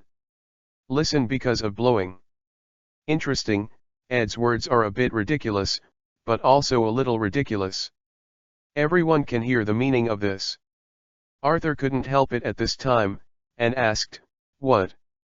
Do you have any suggestions?" No. "That's good, it works." But immediately Edwin added another sentence. "If the diagnosis is correct." The meaning of this sentence is that Edwin does not approve of Gaius' diagnosis. "Then what is your diagnosis?" King Uther asked blankly. "Well, I can't make the most accurate answer before diagnosing the patient." Edwin raised his head and looked at King Uther and Arthur, and made his request, "I need my medical equipment." King Uther stood up and said, "Definitely, you will get what you want." Then he waved his hand for the soldiers to move Edwin's things to the palace. "I will start my work right away," Edwin said with a bow. "Where is Kay?" Just after Edwin brought his tools to the palace, he picked up a few boxes and went to Morgana's room. However, he did not allow anyone to watch his treatment. He said that he had to stay calm while he was being treated. Even Gaius was not allowed to be there. Although King Uther was very anxious, he couldn't help it until Morgana was not well. When he left the room, King Uther asked about Kai immediately. "Relax, Kay is in the servant's room in Morgana's room. He will keep an eye on this guy," Arthur whispered in King Uther's ear. King Uther breathed a sigh of relief when he heard Kay secretly protecting Morgana. With Kai in it, the chance of this guy doing tricks will be greatly reduced. This will also protect Morgana to the utmost extent. Let the others get ready, and when Morgana is okay, take that BD. King Uther made a cutthroat gesture to Arthur after he said it. Arthur did not speak, but nodded decisively. Chapter 23 Self-Survey, Seeking Collection, Seeking Recommendation. When Uther was discussing with Arthur, Gaius was a little absent from the side. He was always thinking about the ed text. Whether it was his appearance, name, or even surname, Gaius was very familiar with it. Thinking of this, Gaius decided to investigate it himself. Only this way can make him feel at ease. As for why he was upset, even he himself didn't know. After talking to King Uther, Gaius rushed to the academician's office. There is the most detailed record of the Celtic kingdoms, and there must be the answer he wants. In the room, Kay hid in the maid's room, observing Edwin through the crack of the door. Kai discovered that this man did not intend to hurt Morgana. He pitied Morgana's hair, and then said something apologetic, almost to the effect that he didn't want to hurt Morgana, and she will be cured soon. Seeing him like that, he even seemed to be a little bit interested in Morgana. Kai was upset about this definitely, but Kai still distinguished the importance, did not jump out impatiently, but watched the Edwen treat Morgana with cold eyes. After a pointless chatter, Edwen finally remembered his business, saw him take out a small tweezers and a white handkerchief, then carefully moved Morgana's head over and gently lifted it away. Morgana blocked her ear's hair. Then there was a spell of unknown meaning. Soon, a small beetle crawled out of Morgana's ear with blood stains. Edwen carefully caught the beetle with a handkerchief, then gently picked up the beetle with tweezers, and gently put it into a small wooden box, and the box was densely covered with identical beetles. It can be seen that he himself seems to be very jealous of those beetles. During the whole process, he closed roar and sucked, holding the little beetle intently, for fear of accidentally dropping the little devil in his hand, until he closed the box. He was relieved. After completing this action, Edwen quickly chanted the spell again and carefully wiped the blood from Morgana's ear with a handkerchief. During the whole process, Edwen didn't notice that there was still a pair of eyes staring at him in the room. This is not Edwen being careless, but our master Kai, who used a little trick to cover his breath from the beginning. When Gaius returned to the scene with a heavy face, Edwen just finished the treatment and pushed open the door and walked out. "Major news, Your Majesty, Your Majesty." Edwen took the bloody handkerchief and walked toward King Uther happily. He said triumphantly, "You will be very happy to know that the princess is not encephalitis." King Uther stared at the handkerchief in Edwen's hand, and said, "What's that?" "Cerebral hemorrhage." "It is cerebral hemorrhage." "My sire." Edwen did not notice the strangeness of King Uther, he just glanced at Gaius, who had an ugly face, and then said that he had been diagnosed completely with Gaius before. Different conclusions. But unlike what Edwen expected, when Gaius heard this conclusion, he not only did not refute, but closed his eyes, which was very painful. Since Edwen dared to seek revenge on King Uther alone, he was originally a careful-minded person. Seeing Gaius's face was different, he immediately felt bad. At this moment, Morgana's door opened again not far away, and a young blonde knight walked out of it. The knight nodded to King Uther and said, "Morgana is all right." As soon as the words fell, a large number of knights and guards rushed out from all directions, guarding King Uther and others behind him. Up to now, Edwen doesn't know where he is, and he has exposed himself. At the same time, how did he think that King Uther and the others had such courage, and they had let him enter the palace and treated Princess Morgana after they knew his identity? It definitely doesn't matter now, what's important is that I was still foolishly hit, not only sending myself to the enemy's sword, but also helping to heal Morgana. He lost everything from start to finish. Edwen, your scars are healed. I often think about what happened to the poor boy, but I didn't expect. Why would he come back? Edwen. Gaius looked at Edwen, who was surrounded, finally can't help but speak.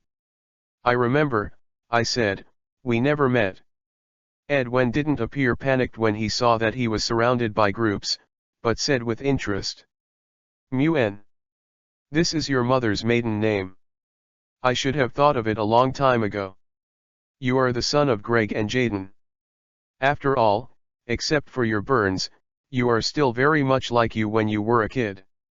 Gaius revealed. Said compassionately. He has always been neither humble nor overbearing, and the personable Edwen heard the two names of Greg and Jaden, his eyes flashed with hatred and anger. "They are your friends." Gaius. "But they are necromancer." Gaius put away his compassion and became expressionless again. Because he knew that at this moment, even if he wanted to save the child, he couldn't do it. He attacked the princess with witchcraft and intends to continue hurting King Uther. His crime is irreparable. Haha, really? They do no magic, but many people do, and they didn't plan to use their magic to do anything. But because you turned a blind eye, they died in the hands of this tyrant. You had a chance to save it. But you didn't, you just watched them burn to death in front of me. Are you really their friend? You don't deserve to say their names. Edwin said mockingly. Enough. Just when Gaius was about to say something, King Uther stood up and interrupted their conversation directly. King Uther did not care about the origin of the murderer. He only knows that he must die. For Morgana, and for Camelot. Kill him. King Uther did not give Edwin a chance to continue speaking at all, and directly ordered him to be executed. Following King Uther's order, the soldiers who had been prepared immediately released their arrows. They planned to shoot this evil necromancer with random arrows. Facing the flying arrows, Edwin smiled contemptuously, then waved his sleeves, and all the arrows stayed in the air. Before anyone else could react, Edwin uttered a very short spell, and all the arrows flew back upside down. Fortunately, there is a knight holding a shield in the front row to defend, otherwise it will be a heavy loss. Chapter 24 Killing, Seeking Collection, Seeking Recommendation. As everyone began to dodge the flying arrows, Edwin chanted the spell again, and a wall of fire rose instantly, stopping everyone. Taking advantage of this opportunity, Edwin immediately turned around and prepared to return to Morgana's room. He wanted to hold Morgana in order to get a chance. Even if he couldn't escape in the end, he could take Morgana to bury him.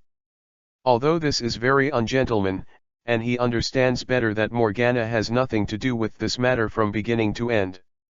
Edwin asked himself not to be ABD, he never wanted to drag innocent people into revenge from beginning to end. Even Gaius, he just intends to use his misdiagnosis to push him out of the court and keep him away from right and wrong. But at his point, he has no choice. What he can do now is to let King Uther experience the feeling of his loved one dying in front of him. Seeing Edwin rushing to Morgana's room, Arthur immediately prepared to rush over the wall of fire and chase him, but immediately King Uther stopped him. Don't worry, Kay is there. He was very confident in Kay in the words. Edwin will choose to go back to Morgana's room, naturally because there is no soldier in this direction of Morgana's room, only a knight is standing there. In contrast, no matter how you look at it, the opportunities here are much greater. And that knight is naturally Kay. Seeing Edwin rushing over, Kai sighed. Necromancer is the most troublesome. As long as these people give them a little bit of loopholes, they can use some weird abilities to make you embarrassed, or even lose your life if it is more serious. Therefore, the best way to deal with Necromancer is to find a bunch of people like King Uther, and when he sees Necromancer, he doesn't say anything, and shoots him to death.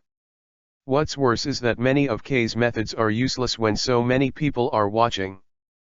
He didn't want to use witchcraft-like ability in front of King Uther, it would test the feelings between him and King Uther too much.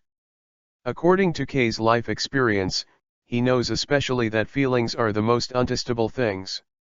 As long as you are human, you will have your own ideas, and not everyone will make decisions based on feelings. But now that this necromancer has rushed in front of him, Kay can only go up. Fortunately, his super high physical fitness made him the best fighter in the entire British Isles even without those invisible means. Putting away those thoughts that didn't exist, Kai drew out the double swords from his waist. He crossed the swords across his chest first, which was regarded as a salute. Get away. Seeing a knight in front of him, Edwin definitely didn't want to pester him, so he planned to use psychokinesis to throw the knight away. But at the moment he used psychokinesis, the knight started with a sliding step, and the whole person rushed in front of him like an arrow from the string. Before Edwin could react, the two swords that the knight had crossed in front of his chest crossed forward and cut Edwin's neck like a pair of scissors. The knight's speed was so fast, Edwin only felt a cold neck, and the whole person was plunged into darkness. Get soul energy. Kai turned to look at Edwin's headless body and fell to the ground, shook his head. Judging from the necromancer's reaction just now, he was a half-hearted man. It's okay to bully ordinary people with those fancy witchcraft. Dealing with masters. No, let alone masters, even ordinary knights can take him down as long as they have defenses. Spells are not invincible. Combat and battle are more comprehensive. Spells alone can't represent much. Otherwise, the situation of necromancers now cannot be like this. K. What's going on outside? What happened? At this moment, Morgana, who had just woken up, also noticed the noise outside the room and asked a little concerned. Oh, it's okay. Everyone was a little excited when they heard that you were awake. Kai responded to Morgana's room, waved his hand for the soldiers to come and clean up. There is no need for these dirty things around a lady's room. I will ask them to keep their voice down. After all, you have just woke up, you are still very weak, and you have to rest. The news of Princess Morgana's recovery soon spread throughout the city, and everyone heaved a sigh of relief when they heard the news. As for what disease Princess Morgana had, no one knew or cared about it. After all, it was the most important thing that Princess Morgana was okay. So no one knew that there was a pharmacist named Edwin who treated the princess. Even Morgana herself didn't know that there was such a person. She only knew that she was too tired for the banquet the night before, and she had a coma because of a cold. Although Morgana didn't think she would be unconscious due to a small cold due to her physical condition, she couldn't help refuting the facts. Therefore, Morgana could only stay in bed for 2 days to get fit at the request of King Uther and Kai. Among them, King Uther was simply worried about Morgana's physical condition, for fear of sequelae that may affect Morgana's life. Therefore, King Uther asked Gaius to check Morgana's body at least 5 times a day to ensure that she would not have any accidents. Kay is different. He knew that Morgana had no problems with her body, on the contrary, her body was better than she had ever been. Remember the mysterious power that Kay discovered in Morgana before? That mysterious force had been fighting against the curse on Morgana before, so Morgana's body didn't show any discomfort after being unconscious. Now that the curse disappeared, the mystery not only didn't disappear with it, but became stronger. Kai let Morgana cultivate just to observe this power. Kay couldn't determine what this force was, where it came from, whether it was good or bad, and what effect it would have on Morgana. When everything is uncertain, Kay thinks it's better to be careful. More importantly, this matter could not be known to Uther. Uther is a die-hard anti-magic. Because of what happened back then, Uther felt that magic was evil. Any person or object that has something to do with magic is an object that must be eliminated. If Uther knew that his favorite daughter had something to do with magic. In short, no matter what the result is, it will not be too wonderful. Since he knows this, Kay definitely can't let this happen. Although the father-daughter relationship of others cannot be regarded as filial piety to the father and son, it is definitely not bad. So why let this kind of affection go through hardships? Kay has no hobby of tax evasion. Morgana and Uther are very good like this, they don't need those twists and turns.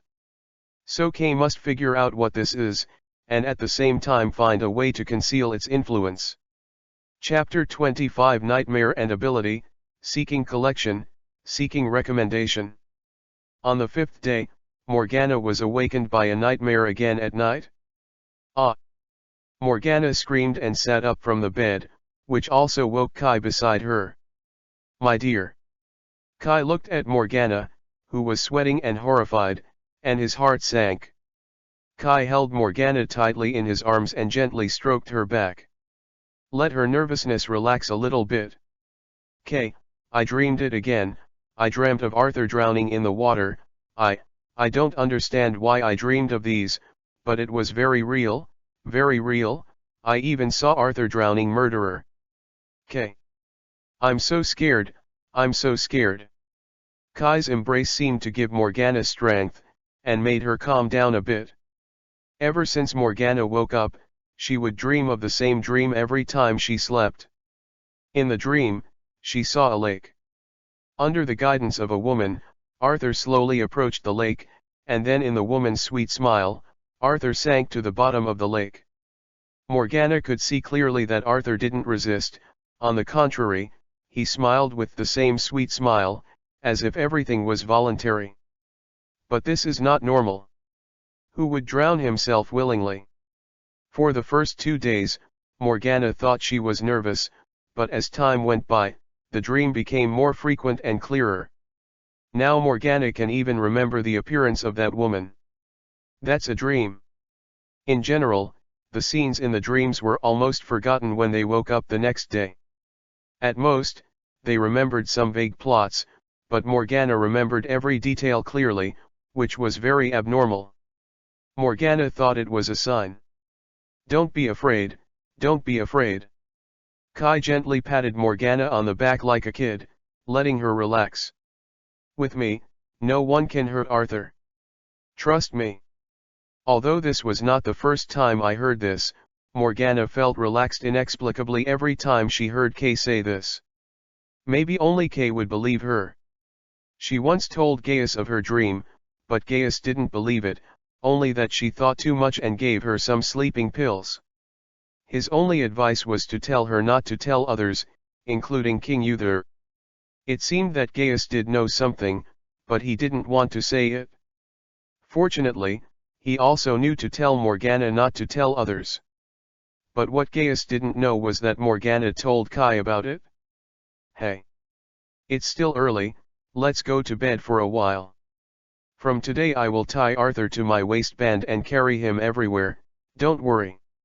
Looking at Morgana now, Kai knew that Gaius' sleeping pills were of no use.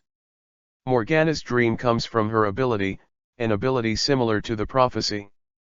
Kay encountered this kind of people when he traveled the world, and these prophets could see some fragments of the future. However, for these fragments, the prophets themselves originally have many different understandings. Some prophets believe that the future is immutable, while others believe that there are thousands of possibilities in the future. What they see is only one possibility. Big. But no matter what it is, the prophecy's predictions are best to be kept in mind, because they are generally very agile. With Kai's comfort, Morgana finally calmed down, and then quickly fell asleep. This dream, like the prophecy, exerted extremely serious pressure on Morgana's spirit, which made Morgana's spirit very bad. In addition, Kai secretly used a little means to fall asleep so quickly. Seeing Roar sucking Morgana gently, Kai knew that it seemed that he had to go to the dragon cavern. These days, Kay tried many methods and wanted to suppress Morgana's ability. Unfortunately, I don't know if it was a professional mismatch. Many of the methods Kay learned outside did not have any effect on Morgana. Therefore, Kay can only find a guy who knows Celtic magic very well for help. It just so happens that this guy is in Camelot now. The next morning, Kay walked out of Morgana's room. When the servants and guards on the road saw Kay, they didn't show any strange expressions, but thought they were definitely. Because as early as the day after Morgana was in a coma, Kai lived in Morgana's room and never moved out again. No one believes that Kay has been living in for the past few days and has been going to be a saint every night. What's going to happen happens early. It's a bit hypocritical if I still care about this. Didn't you see that even King Uther didn't say a word to Kai and Morgana living together? The fact is indeed the case. What happened to Kai and Morgana happened. On the second day of Morgana's nightmares, Morgana was awakened by the nightmare in the middle of the night, and Kai went to comfort her, and then.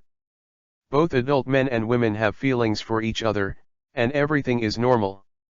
Kay mentioned to King Uther the next day that he planned to move out with Morgana. After all, the relationship had progressed to this point and it was time to get married.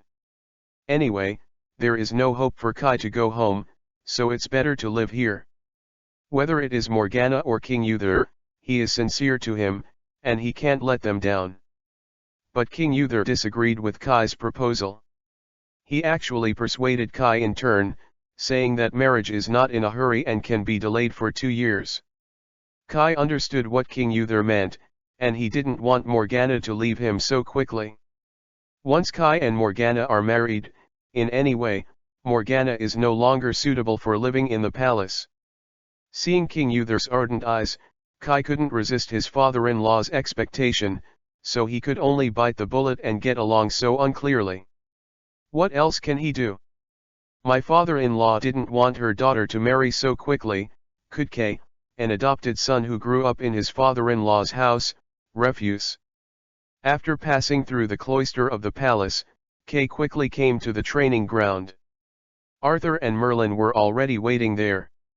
After this period of training, Arthur was used to the timetable set by Kai, and Kai no longer needed to remind him. But they were able to come so early today, it was beyond Kai's expectation. Kai. Seeing his brother-in-law and elder brother, Arthur immediately greeted Kai vigorously. Are you done warming up? If you are done warming up, go for a run. Do you still have me to teach you about this? Kai didn't give Arthur a good face, and said indifferently. A child of Arthur's age is the most lively. Whenever you give him a good face, he will dare to go on the pole. So in business, Kai never gives Arthur a good face, just to let him understand, when can I mess around, when should I be serious? Chapter 26 Recommendations and the Truth, Seeking Recommendations, Seeking Collections. Arthur wilted immediately after being reprimanded by Kai. Compared to the stern and rigid King Uther, Arthur was more afraid of this brother who treated him well. In front of Kai, Arthur had never had much confidence. This may be because even if King Uther was reborn, he would not really do anything to Arthur. King Uther is just his son, although he is usually fierce, but in fact it is just like that. But Kai is different, he really dared to beat. Once Arthur made a mistake, Kai dared to kill him. King Uther was originally reluctant to punish his son by himself, but he believed in Kai very much. He believed that Kai had a sense of measure. So after going back and forth like this, Arthur has been respectful and afraid of Kai since he was a child. When Arthur didn't dare to speak, Kai had the mind to pay attention to other people. During this time, many young knights have already arrived. During the recent period of time, Kai's special training for Arthur was also watched by other people.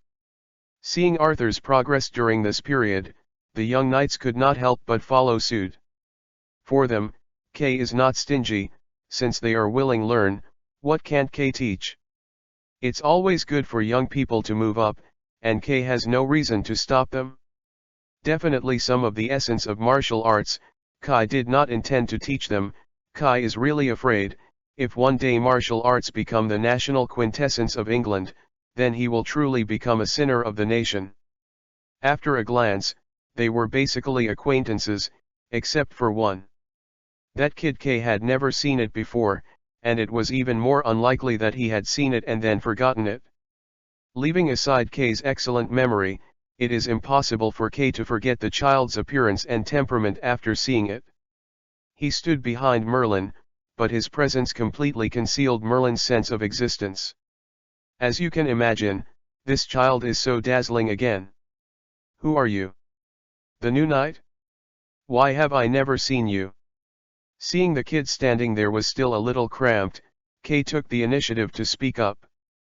Facing Kai's question, the kid looked a little nervous, and saw him squeezing his fists a little nervously, bowed back, and said, "Lancelot. My name is Lancelot. It's a great honor to see you, Sir Kai." Kai frowned, except because the introduction of the child was a bit nondescript, and he always felt that the name was a bit familiar. Merlin on the side saw Kai frowned and immediately stepped forward to help Lancelot and added, "Lancelot is the fifth son of Lord Losambia. He came to Camelot a month ago. He originally wanted to join the knights, but Arthur felt he was not qualified enough, so he sent him to the stable to help. It was the first time he saw you, and he was a little nervous." Lord Losambia. Kai was still wondering the inexplicable sense of familiarity, but when he heard the fifth son of Lord Losambia, he immediately turned to look at Lancelot. The fifth son of Lord Losambia. Lancelot's face immediately stiffened when he heard Kay's questioning. He looked at Kay's sharp eyes and wanted to open his mouth to speak, but he didn't know how to speak. Merlin on the side, seeing this situation, immediately pushed Arthur. Arthur was standing by and doing nothing, but he was completely unprepared by Merlin's sudden push, and he staggered between Lancelot and Kay, which just happened to stop Kay's gaze. It was also this time that made Arthur awake. He was dragged by Merlin to intercede with Lancelot today. Before Arthur thought Lancelot was a good seed, so he arranged him in the stable, and wanted to observe and practice for a period of time, but Kai's return interrupted Arthur's arrangement. Arthur was almost trained as a dead dog by Kai every day, so how could he care about Lancelot? As a result, Lancelot worked hard in the stable as a groom for a month. If this were to go on, Lancelot didn't know how long it would be forgotten. Can't hold back that he has a good friend. Merlin is his good friend. As the prince's personal person, Merlin had the opportunity to help Lancelot speak in front of Arthur. However, some time ago, Arthur was so tired every day. Merlin said it was nothing but saying nothing. What's more, since Kay came back, the things of the knights were handed over to Kay by King Uther. Arthur was concerned about this. Has lost the right to speak. Just a few days ago, Merlin and Gwen were under house arrest because of Edwin's matter. Arthur was a little bit upset, so he decided to ask Merlin to make a request, and he would do it. Naturally, Merlin would not forget his lifesaver, so he wanted Arthur to help recommend Lancelot in front of Kay. Naturally, Arthur would not refuse this kind of thing, and he was also optimistic about Lancelot. So there was a scene at hand. Kay, I think Lancelot is very good. I asked him to be a groom in the stable because he failed the test. In the end, not only did he not get discouraged because of this, but he did it very seriously. Everyone in the stable treated him. Complimented. He is an honest and serious person who can definitely be a Camelot knight. Honest. Kay looked at his stupid brother in surprise. He didn't understand, where did Arthur tell that Lancelot was honest? Although Lord Lauzambia didn't know anyone in Camelot, he just happened to know him. Lord Lauzambi's family territory is in the border area of the Celtic countries, next to the barbarians, and indeed no one pays attention. But it happened that when Kay left the Celtic kingdoms, he passed through the territory of Lord Lauzambi, and also helped him withstand a barbarian attack. It can be said that he is very familiar with Lord Lauzambi. On his return this time, he also deliberately stayed in the territory of Lord Lauzambi, and Lord Lauzambi also welcomed him warmly. Unless Lord Lauzambi had an illegitimate child outside, where did this Lancelot come from? Furthermore, an illegitimate child is not qualified to inherit the family name. Even if he walks outside, he is not qualified to say that he is the son of a nobleman. So Lancelot, the fifth son of Lord Lauzambia, even if it is true, is false. No one will agree with this statement. Seeing Kai looked at him with a little surprise, Arthur thought Kai was surprised that he had let a nobleman to be a groom, so he could only explain, at that time, I competed with him. In fact, he won, but he used it? Disgraceful means. So I want him to experience it, but it's only a punishment, not a deliberate humiliation. Now his performance has exceeded my expectations, so I think he is qualified to be a knight. At this time Merlin also interjected, yes. Lancelot is the most chivalrous person I have ever seen. If he can't become a knight, it will definitely be Camelot's loss. Kay looked at Arthur and then at Merlin. I guessed what was going on here. Nothing more than that. Merlin wanted to help Lancelot because he was a good friend of Lancelot. And Arthur? Based on Kai's understanding of Arthur, he shouldn't help him even when he knew that Lancelot was cheating. This stupid boy probably didn't know the truth at all. Just simply appreciate Lancelot. Really? Then I'll give him a chance. Kay is not exposing Merlin and Lancelot's lies. This is related to the lives of these two children. Once Kai breaks through them now, it will undoubtedly kill them. In any country, impersonating aristocrats is a capital crime. But this does not mean that Kay will tolerate this kind of deception. So, Lancelot's fate, very miserable. He was broken by Kay with a wooden sword within a minute, and his right hand holding the sword was also dislocated by Kay. It seems that he is not as good as you said. Kai threw the wooden sword that was broken because of excessive force, and said this to Lancelot in a meaningful way. Lancelot's face was distorted because of the severe pain, and suddenly became extremely pale. He felt it from the battle just now that Kay was hostile to him.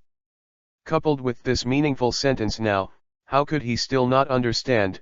Kay discovered the truth of the matter. "I'll go to train." Kay dropped these words and went for a run on his own, ignoring Merlin and Arthur who were still talking. Chapter 27 The Last Dragon, Seeking Collection, Seeking Recommendation. Merlin saw Kai Yang walking away with a deep disappointment on his face.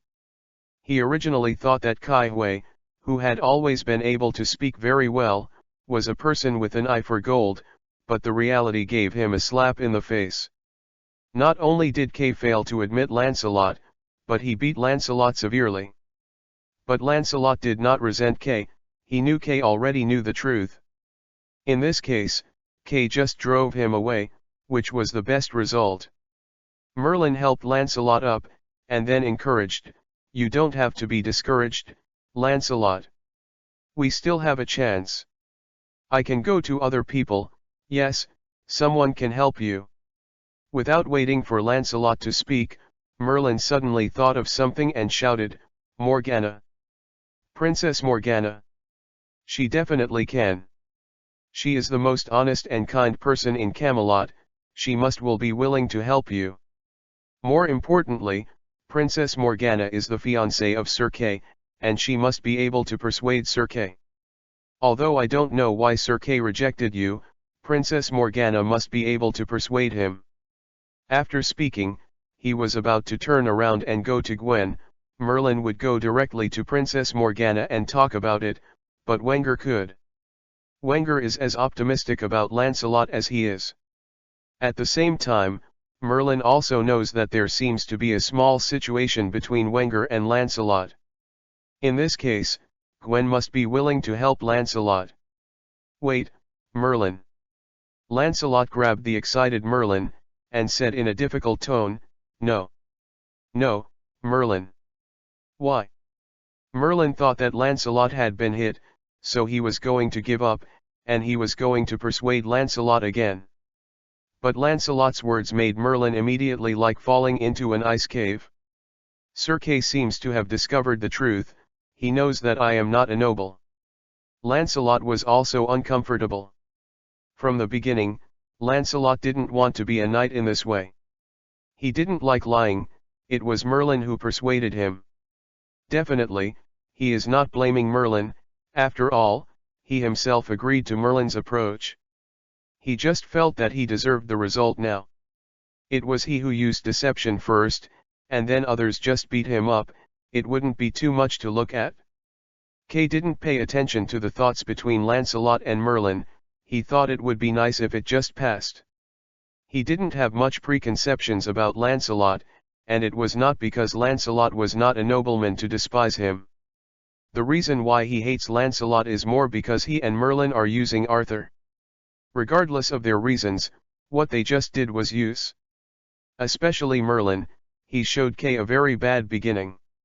He made Lancelot a fake aristocratic identity certificate without Arthur, and led Lancelot to Arthur. Those who don't hesitation deceived Arthur. This kind of behavior seemed to Kay even worse than their teaming up to deceive themselves. Who is Arthur? He is the heir to the king. Merlin, an attendant, and Lancelot, a civilian, actually deceived the monarch who he wanted to be loyal for his own benefit. This behavior is unacceptable no matter how many reasons there are. Is there any essential difference between this behavior and those corrupt officials? Some people say that Merlin has no selfish intentions, he just simply appreciates Lancelot, and wants to repay his life-saving grace, the starting point is good. This explanation is pure shit. The starting point is good, can you be forgiven if you make a mistake? What is the logic? Today Merlin could deceive Arthur in order to repay Lancelot's kindness. After that, Merlin deceived Arthur here for other reasons. Can he be forgiven? More importantly, what is Merlin down Arthur? The tool to accomplish the purpose? Had it not been for Merlin to play an important role in assisting Arthur in the legend, Kay would have driven Merlin away together. After this incident, Kay decided to stare at Merlin in the future. He was still too young to fulfill his responsibilities to assist Arthur. He was just a child. Kay just left the matter behind. After all, after an obvious warning, Lancelot should be able to understand that he was very kind, and Merlin should also be warned. He felt that the matter would stop there. Good. After a day of training, Kay found a reason and went to the deepest part of dungeon under the palace.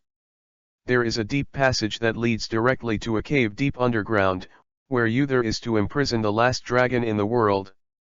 20 years ago, King Uther made up his mind to remove all things related to magic, even the dragon did not let it go. Except for the dragon in the cave, it was used to emulate you. Used to tell all necromancer and magician who are hostile to Camelot and tell them how powerful Camelot is. Like all myths and legends, dragons are the most powerful magical creatures. Their bodies are as hard as iron. They can use spells and breathe dragons. They are regarded as the embodiment of power. Many aristocratic badges like to use a little dragon element. For example, Arthur's coat of arms is a red dragon. It can also be seen from here how powerful Camelot is. After passing through a dark and damp passage, Kai finally came to the dragon cave. This is a large underground space, about 200 to 300 meters above the ground. Dragon is locked here. It is bound by a magic chain. Unless someone helps it to open the chain, otherwise it can only be trapped forever. Here, until death comes. Dragon was resting on a protruding stone platform above the cave. Kai's footsteps awakened it. Accompanied by the sound of flapping wings, Dragon descended from the sky with his shackles and landed on a raised boulder. When he saw someone coming, Dragon was very surprised. Kai, you actually returned to Camelot. Kai was not surprised.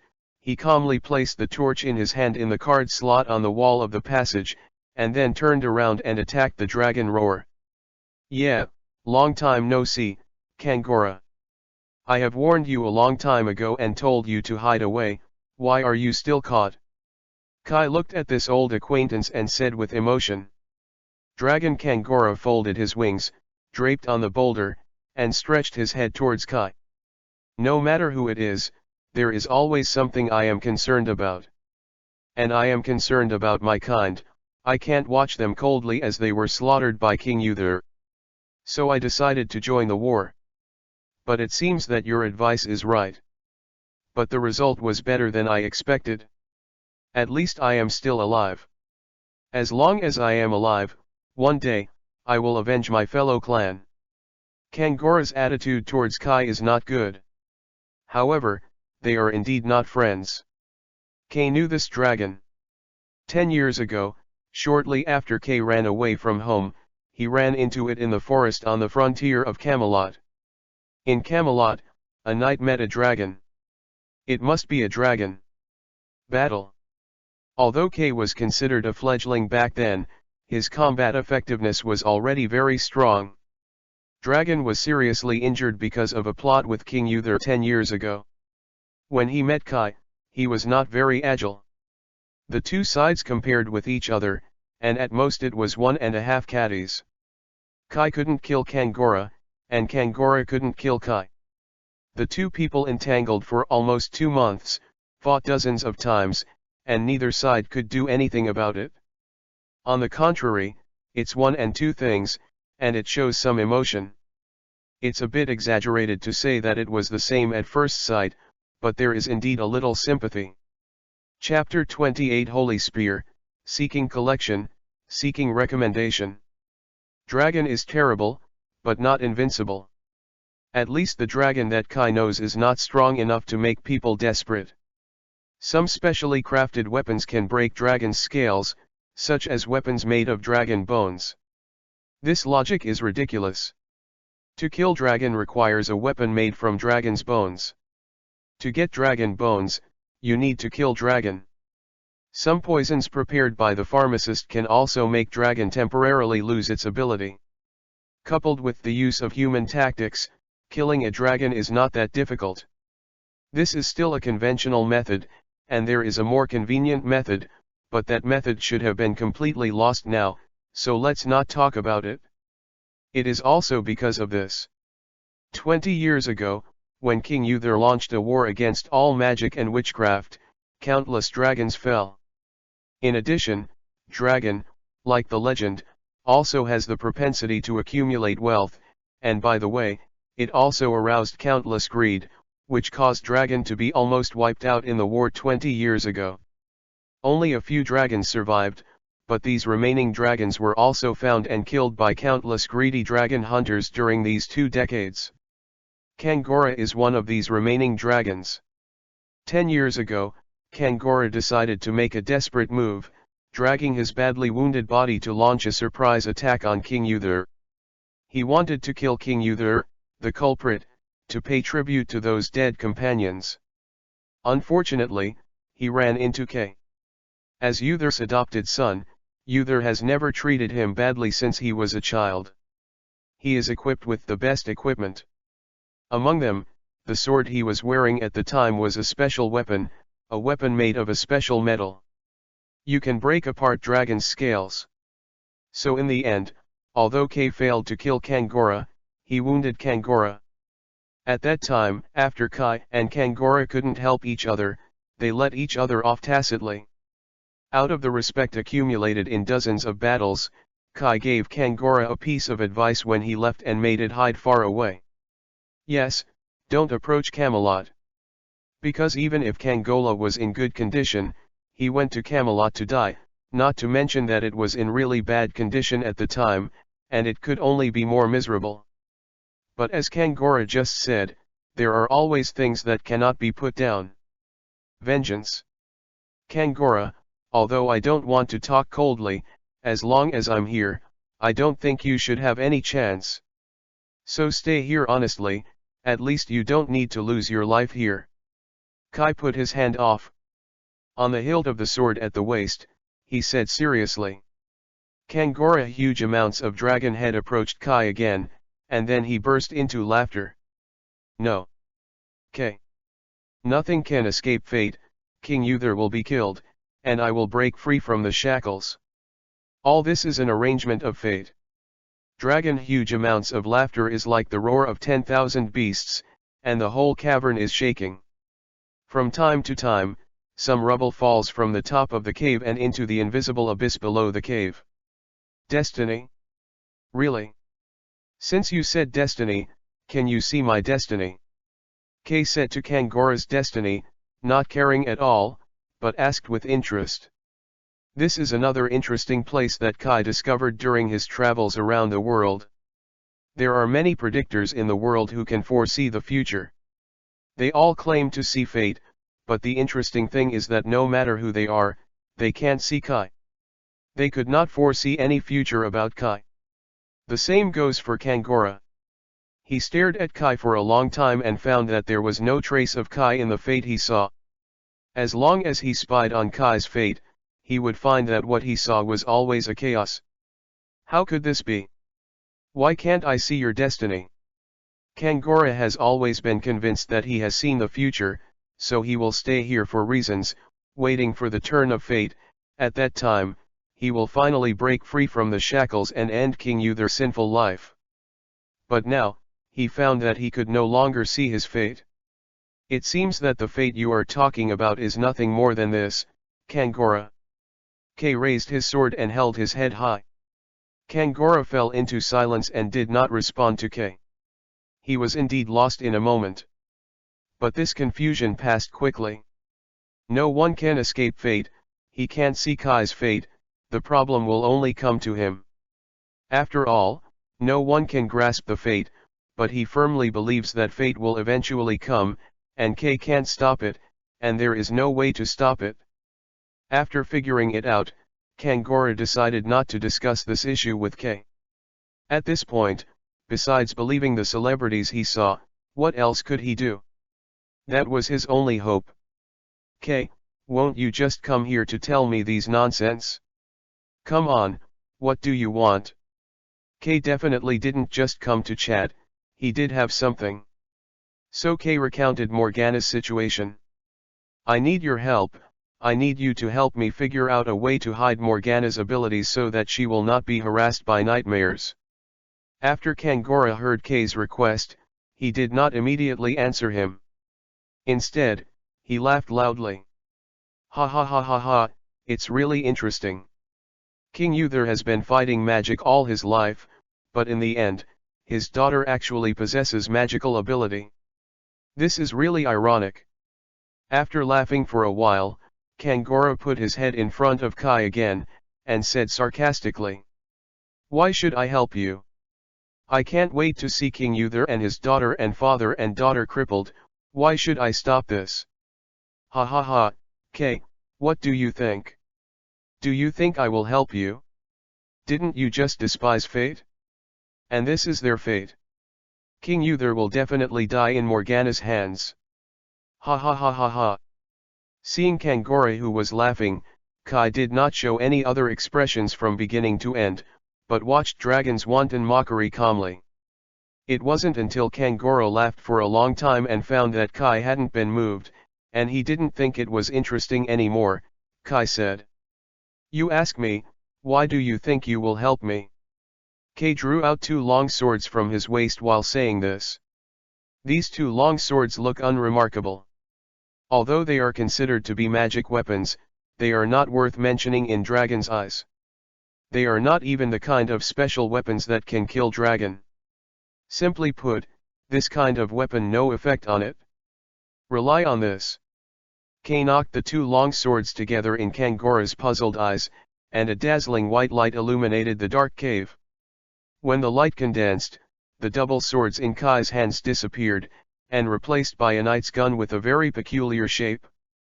This gun is white in its entirety, as if it is made of something twisted and weaved, and the overall shape is spiral, and its length is much shorter than that of a normal knight gun. The general knight's gun has inherited the characteristics of the Western sword, and looks like an enlarged version of the Western sword, generally without a sharp edge, and a cone shape with a length of 4 to 5 meters. But this one in Kai's hand is only less than 1 meter 8. This is. Seeing this weapon that he had never seen before, Kangora was a little confused. He could feel the incomparable power from it, but he couldn't understand where the power above came from.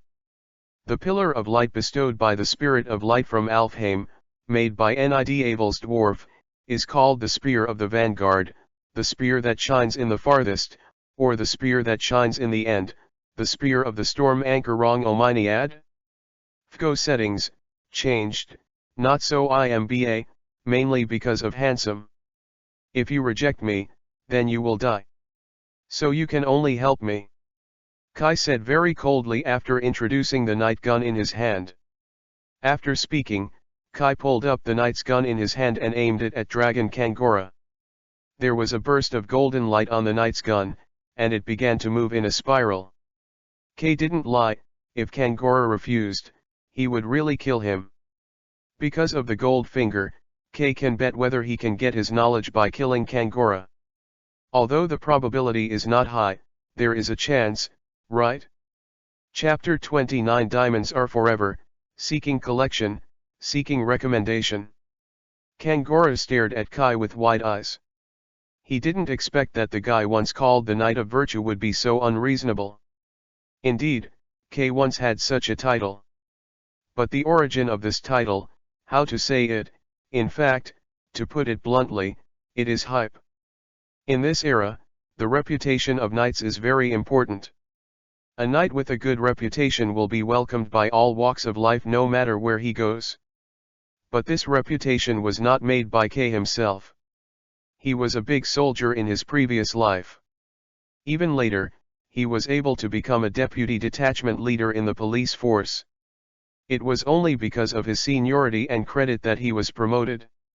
He was originally not good at those bells and whistles. Can't stand the eagerness of King Uther's beloved son. As the adopted son of King Uther, with the birth of Arthur, it is impossible for Kai to turn to the succession of the throne. Therefore, in order to create a better future for his adopted son, King Uther began to treat Kai long ago. Carry out various packaging to make him a symbol of knight's virtues. Because only in this way can King Uther confer the knighthood on a young man who has just turned 18. Otherwise, King Uther would not be able to convince the crowd. Kay didn't have much hold on this title originally, so naturally he wouldn't care about it. He is a typical pragmatist. Grandpa Den once said that whether a black cat or a white cat, catching a mouse is a good cat. Whether he is a soldier or a policeman, he fights against the vicious criminals. Fighting with these cunning guys, if everything is tightly regulated, it really can't be done. When necessary, Kay will use some methods. Kangora found out that Kay didn't seem to be joking, he did plan to kill himself. Both of them fell silent in this way. After a while, Kai Cai took the initiative to break the silence. How about?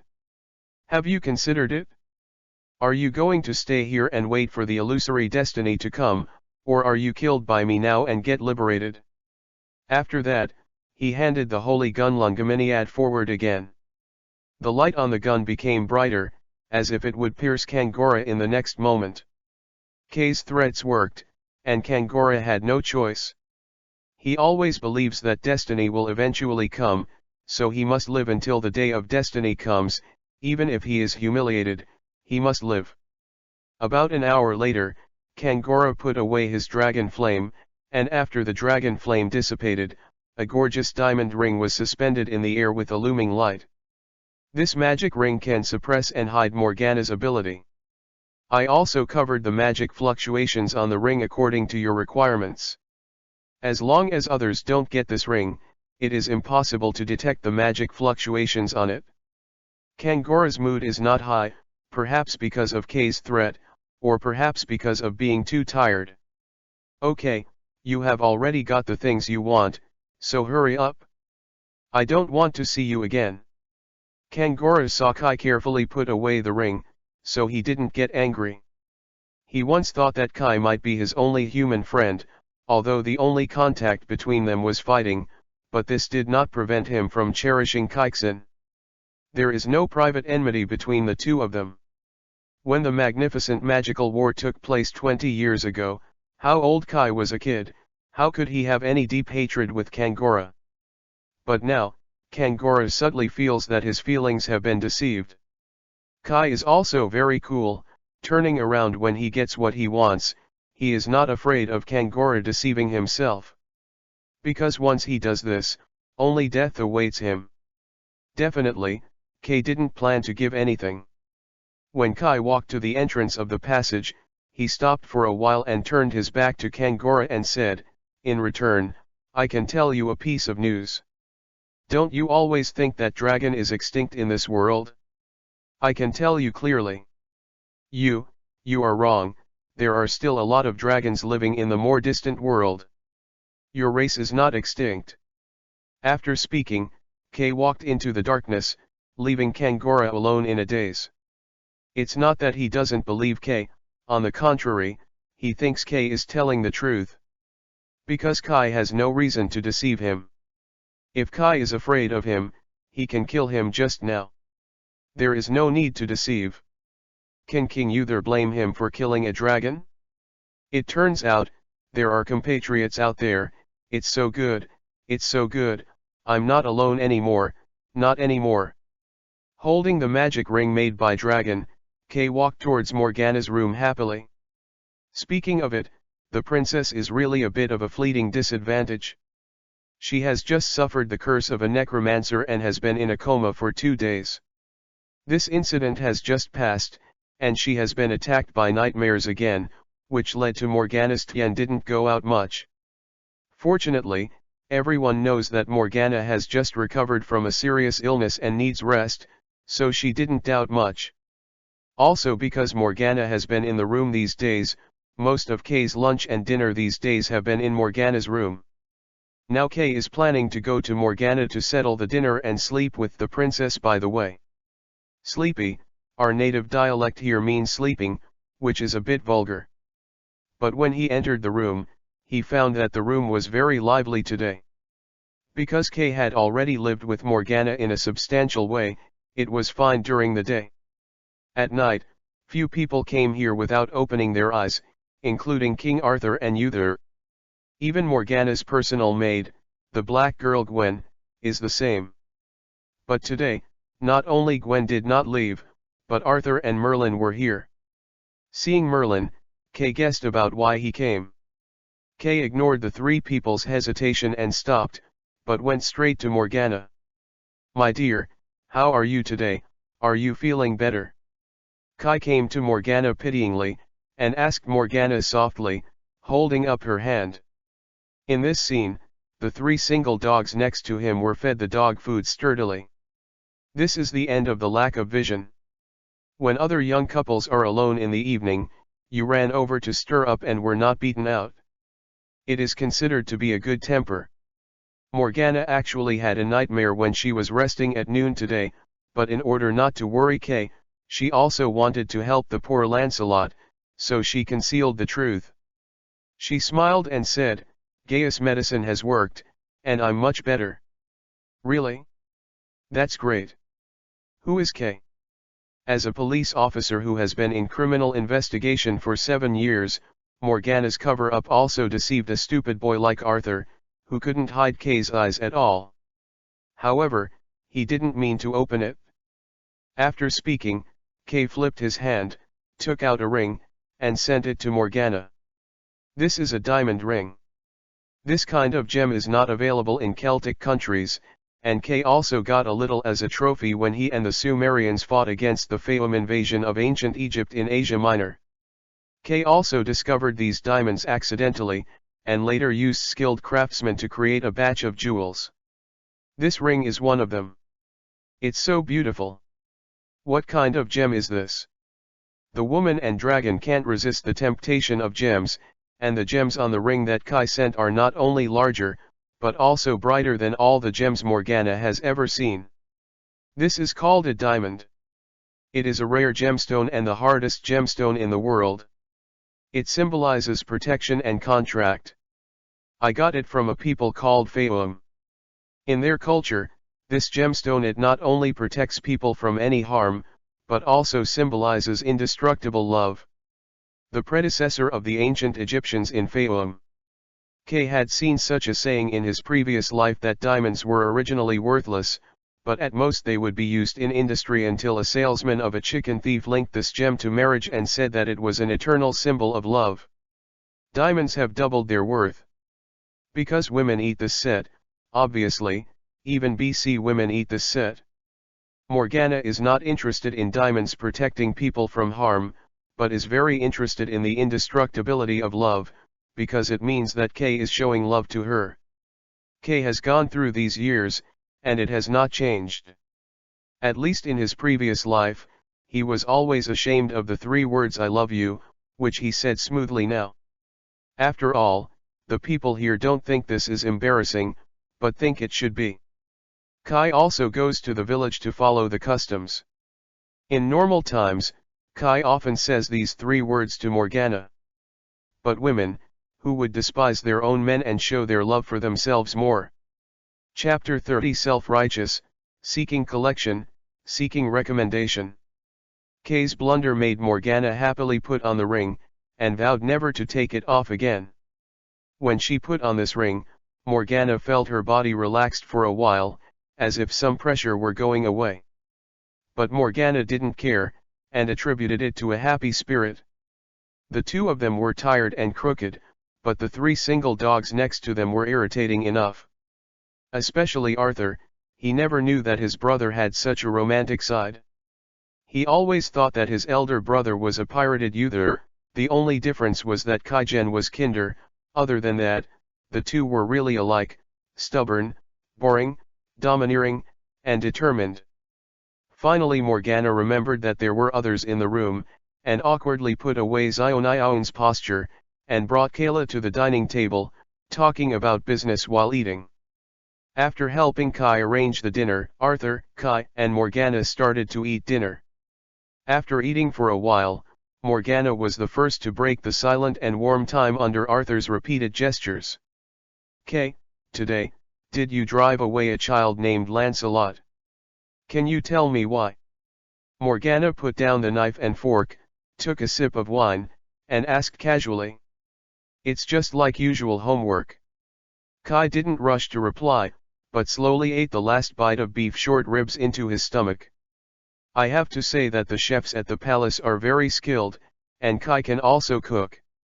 After all, since his parents died of illness, he lives by himself most of the time, so he often cooks by himself, which is really good for his ability. This caused him to become narcissistic. One day he would not be a policeman, and he would be able to live well as a cook and open a restaurant. But he can only cook Yuxia food, he is not very good at Western food. For example, this kind of beef short ribs cannot taste the taste of a palace chef. In an era when this kind of seasoning is extremely lacking, this chef can actually make the beef short ribs so soft and delicious. It really takes time." After eating the beef short ribs, Kay wiped his mouth with a napkin, and then looked at Morgana with a smile. This is a habit brought by Kay in his life. He doesn't like talking to people with something in his mouth. Because it is impolite, he must finish eating what is in front of him, and then put the utensils before talking. "Since you asked, I believe you must know what's going on? You are not Arthur, you won't be so stupid. You came to me without knowing anything." At this point, Morgana indeed, it is stronger than that. In Kay's point of view, Morgana is actually limited in strength. Definitely this is not to say that Morgana is not smart. On the contrary, Morgana is very smart, but lacks experience. It is naturally incomparable to the old world of Kai. To put it bluntly, it is that King Uther protected them too well, which means a little greenhouse flower. Arthur's eyes widened when he heard Kay say this. Although Kay had said he was an idiot since he was a child, Arthur didn't think so. He always thought he was smart. It's just that this time he was deceived by the person closest to him. Thinking of this, he glared at Merlin fiercely. Morgana heard about Lancelot's situation, and she believed that Lancelot was an upright and kind person, worthy of a knighthood. So she is not going to give up. This is also a common problem with greenhouse flowers. They are easy to believe in people. To put it bluntly, they are too self-confident. They think that they are good to others, and they will certainly not be sorry for him. Just like Arthur now, although he knew Merlin lied to him. But after Merlin explained the reason, he still chose to believe in Merlin again. Because he still believes that Merlin will not be evil towards him. I know that Lancelot's behavior is very inappropriate, but there is a reason. His hometown was destroyed by the northern barbarians, and all the people in his hometown were dead, so he wanted to become a knight. And Lancelot, the original talent, is enough. We can't deny him because of his origin. This is not fair to him. I think we should give him a chance. At least, let him try. Kay. Morgana took Kai's hand and said in a sweet voice. It's a bit like acting like a baby. Kai gently kneaded Morgana's little hand, did not respond to her, but looked at Merlin and Wenger. Merlin, the nobleman of Lancelot proves that you forged it. Merlin had long known that Kai would ask such a question. He had planned very well. Once Kai asked, he would stand up and admit it and put all the responsibility on himself. But facing Kai, his courage was just like the snowflakes under the sun, quickly dissolving. Although it will not shirk responsibility, it can't be justified. Can only stand there at a loss, hesitating to say a complete sentence. There were no 500 or 300 people interrogated by K in his previous life, so there is always a temperament in him that can turn everyone into a criminal inquiries. And you, Miss Wenger, you also played a role in it. Otherwise, even if Morgana doesn't know anything, she won't agree to persuade me so soon. Mei Lin only knew Morgana for a few days, at most. It's only a few months, and they haven't had much contact with them during the months of knowing each other.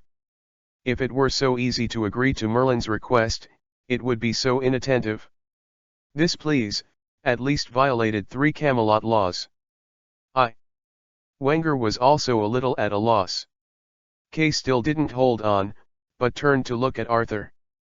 Next is you, Your Highness. What do you want to do? Or do you know what you are doing? I definitely know. Arthur's psychological quality is much better than those of the two, at least he dared to defend himself. I just think Lancelot is a talent. It's a shame to drive him away like this. I think I can give him a chance. Anyway, there are so many nobles who don't have the slightest talent to make them knights. It's Camelot's shame, so why don't we try Lancelot? Being born doesn't mean everything. Originally Arthur was ready to be reprimanded and even prepared to be beaten. Unexpectedly, Kai was not angry, but nodded appreciatively. "Godd, it's great that you can think so."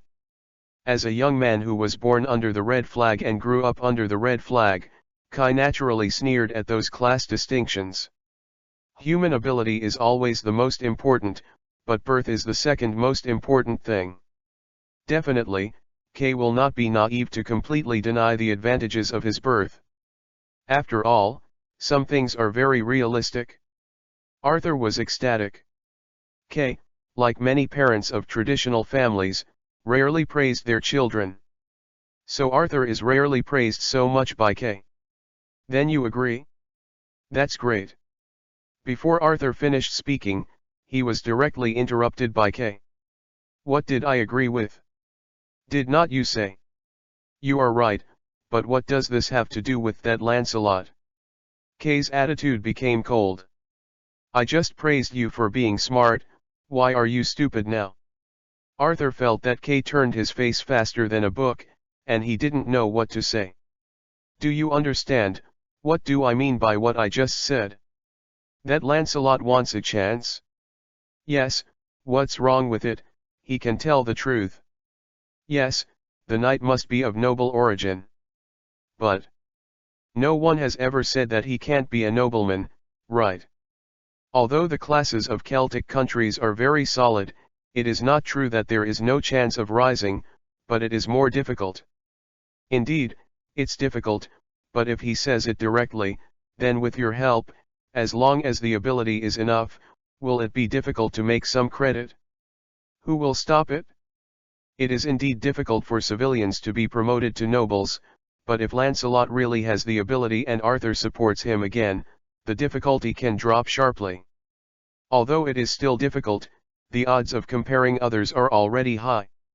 King Uther is indeed very rigid, but no matter how rigid he is, he will not be unkind to his son without violating the law, right?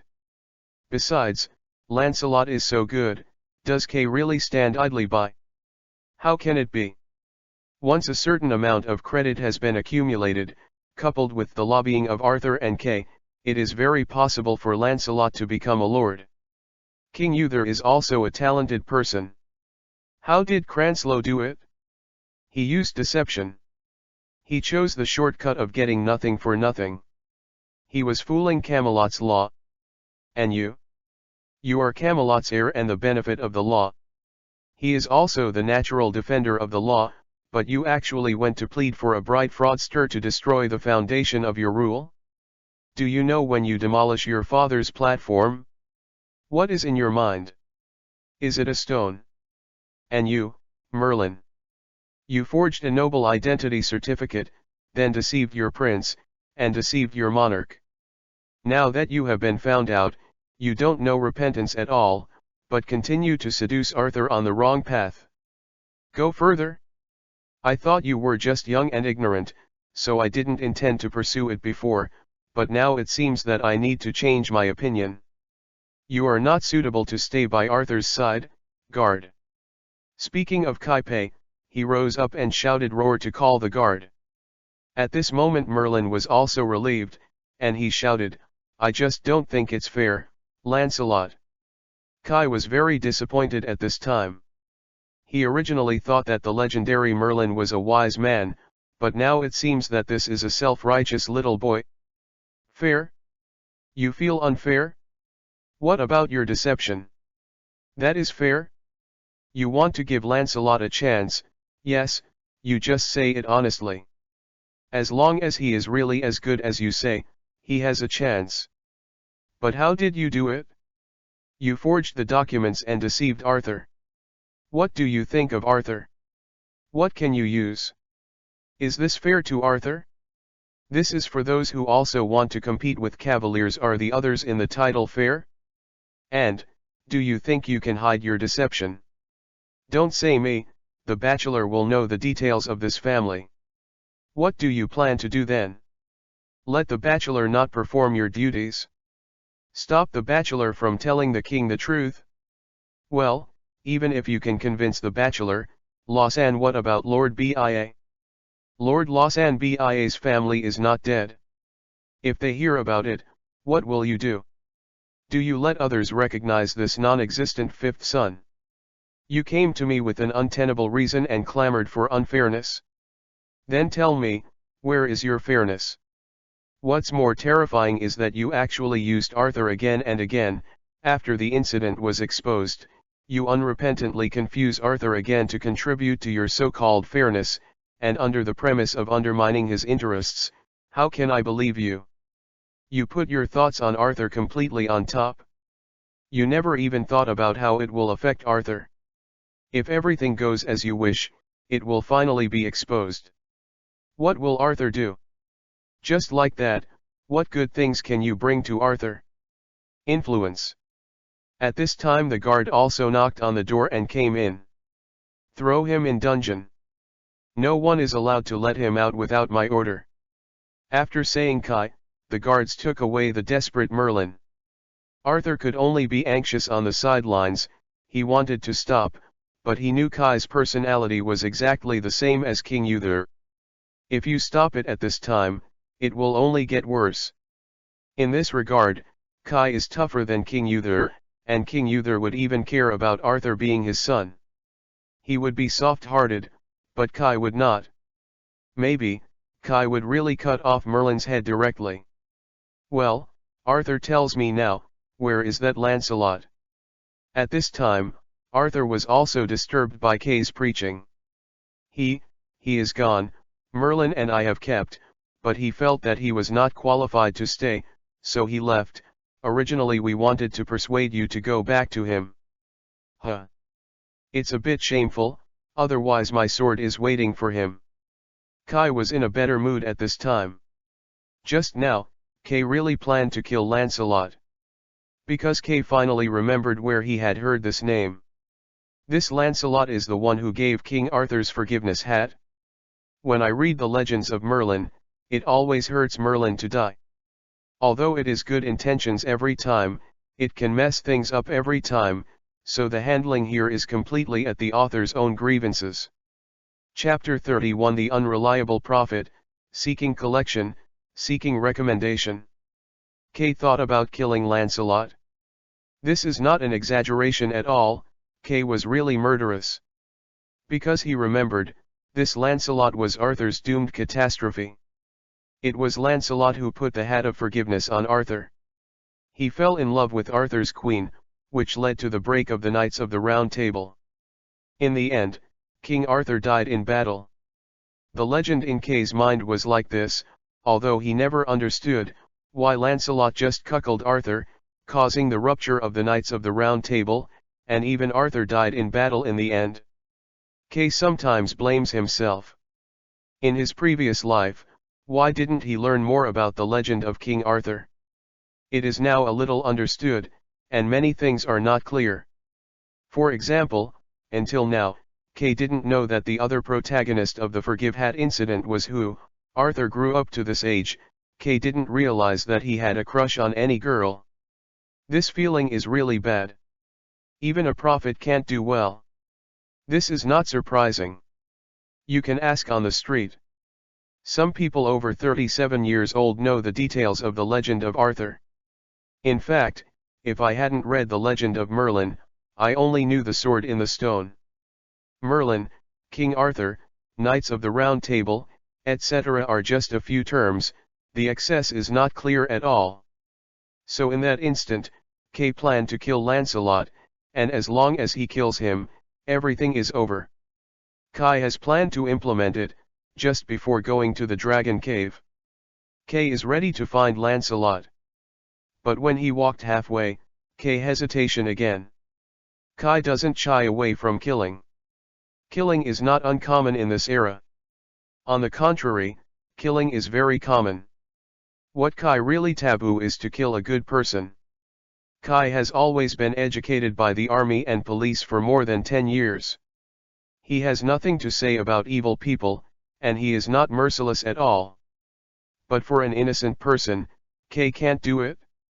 Whether in his previous life or in this life, he has never learned ignorance of conscience. Lancelot may really be the culprit of Arthur's fall in the future, but he has done nothing now. And this is reality, not legend. Everything is still unknown. What's more, when he came here, everything has the possibility of change. So after some deliberation, Kay gave up. Anyway, Lancelot committed the crime of fraud and impersonation of aristocracy. Camelot has lost his future and can only travel far away. This also cut off the possibility of him harming Arthur in the future. Unexpectedly, when Kay had just returned home, a group of people in the family would plead for Lancelot, even including the idiot Arthur. At that moment, Kay was really angry. Fortunately, Kay calmed down quickly, and it was impossible for Arthur to see the future at all, and naturally it was impossible to know what Lancelot would bring to him in the future. But Arthur is still not smart. Just as Kai said, he, as the heir to the country, did something completely opposite to his own position. How foolish it is. As for Merlin, Kay didn't bother to say it. He could only say that the inherent magical ability made this child too arrogant, so arrogant that he was so self-righteous. The law became a symbol of unfairness in front of him. He placed himself above the law and above the existing rules of the entire society. I don't care about the consequences of doing this. This made Kai confirm again that, in fact, the legend of King Arthur and reality are not the same thing. The big difference is another story. After the episode of Merlin, Kai didn't feel embarrassed for Wenger. She was just a maid who didn't know anything, and didn't have the courage to know the law and break the law. It is estimated that it was Merlin's act.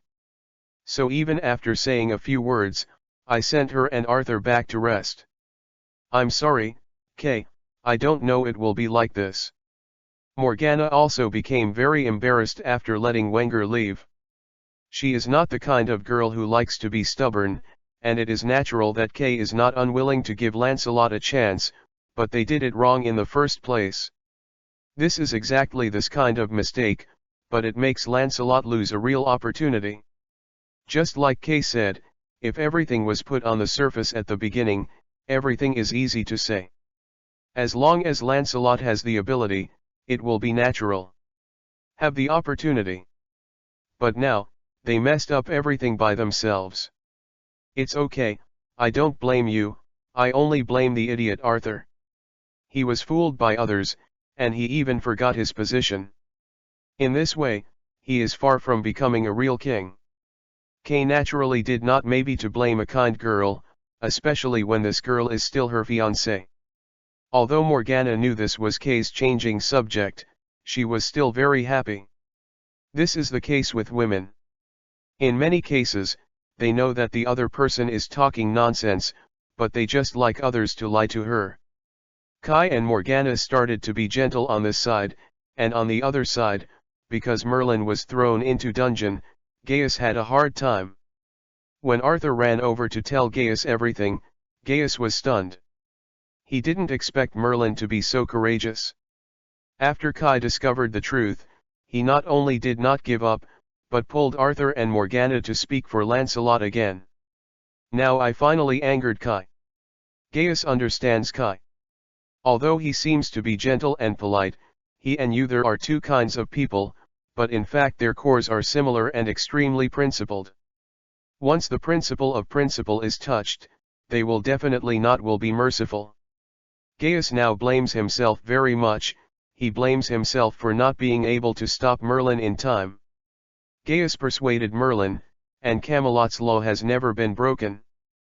But Merlin didn't take it seriously, and said very strongly that if Gaius wanted to report, he would report it. He felt that he owed Lancelot his life, so he had to return it to him. Gaius didn't know what to think at the time, so he acquiesced in this way. Thinking about it now, Gaius really regretted it. Things are getting more serious now, and Kay may not be too angry about Merlin's mistakes at first. After all, he did spare Lancelot and Merlin. But then Merlin's actions completely angered Kai. Kay now thinks Merlin is using Arthur. From the facts, Merlin did indeed do so. Merlin wanted to repay his favor, so he trampled Camelot's law at will. After being discovered, he was not reconciled, and actually pulled on Arthur. This touched Kay's bottom line. Gaius didn't know how to intercede with Merlin. Gaius, do you have a solution? Arthur couldn't let go of Merlin after all. Although Kay said that, Arthur still didn't believe that Merlin was using himself. I don't know. Gaius was also a little helpless, and it was true that he and Kai were extremely close. But it was because of his closeness that he really understood how stubborn Kay was, and once he decided something, he rarely changed. Thinking that when Kai wanted to travel around the world, King Uther objected fiercely, but Kai still insisted on going his own way and walked away. From here, we can see how his personality is. But no matter what, Gaius is still ready to try. Gaius appears to outsiders as a weird person and rarely gets close to others. But Merlin was different to him. Whether it was his relationship with Merlin's mother or his father-like relationship with Merlin, he didn't want to see Merlin really accidental. I'm going to talk to Kay tomorrow, I think. He will look at my face and give Merlin another chance. Gaius himself didn't have much confidence in saying this. But now, this can only be done. At the same time Gaius remembered something more important. By the way, Arthur, did Kay report to the king about Merlin's arrest? If King Uther knew about this matter, the matter would be completely incomprehensible. They still considered finding a grave for Merlin. More realistic? No. I have called Roar to the guards and told them not to report it to Uther.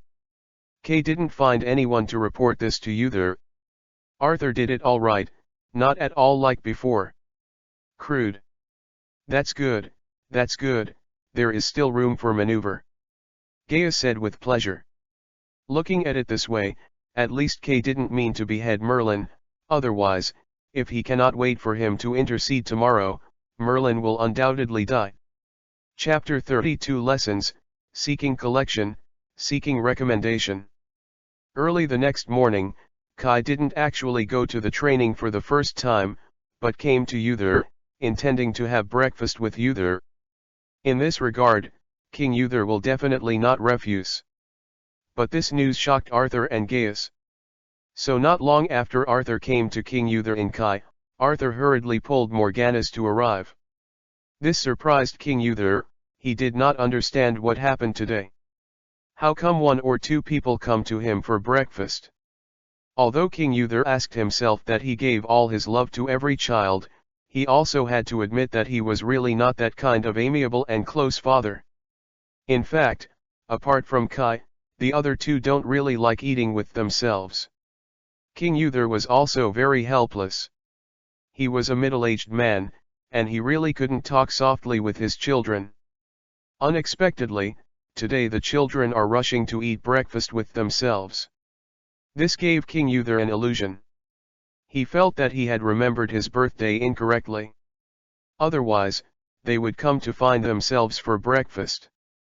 But anyway, King Uther was still very happy. Which father doesn't like his children to be close to him? Kai was not very surprised by Arthur's arrival. This guy really valued Merlin. Kay smiled at Arthur meaningfully. Then he looked at Morgana with similar eyes. Morgana blushed, a little embarrassed. I don't know if it was because of the madness last night, or because Kay saw through the intention. King Uther was even happier seeing Morgana's happy face. He asked concerned, "My dear, how do you feel?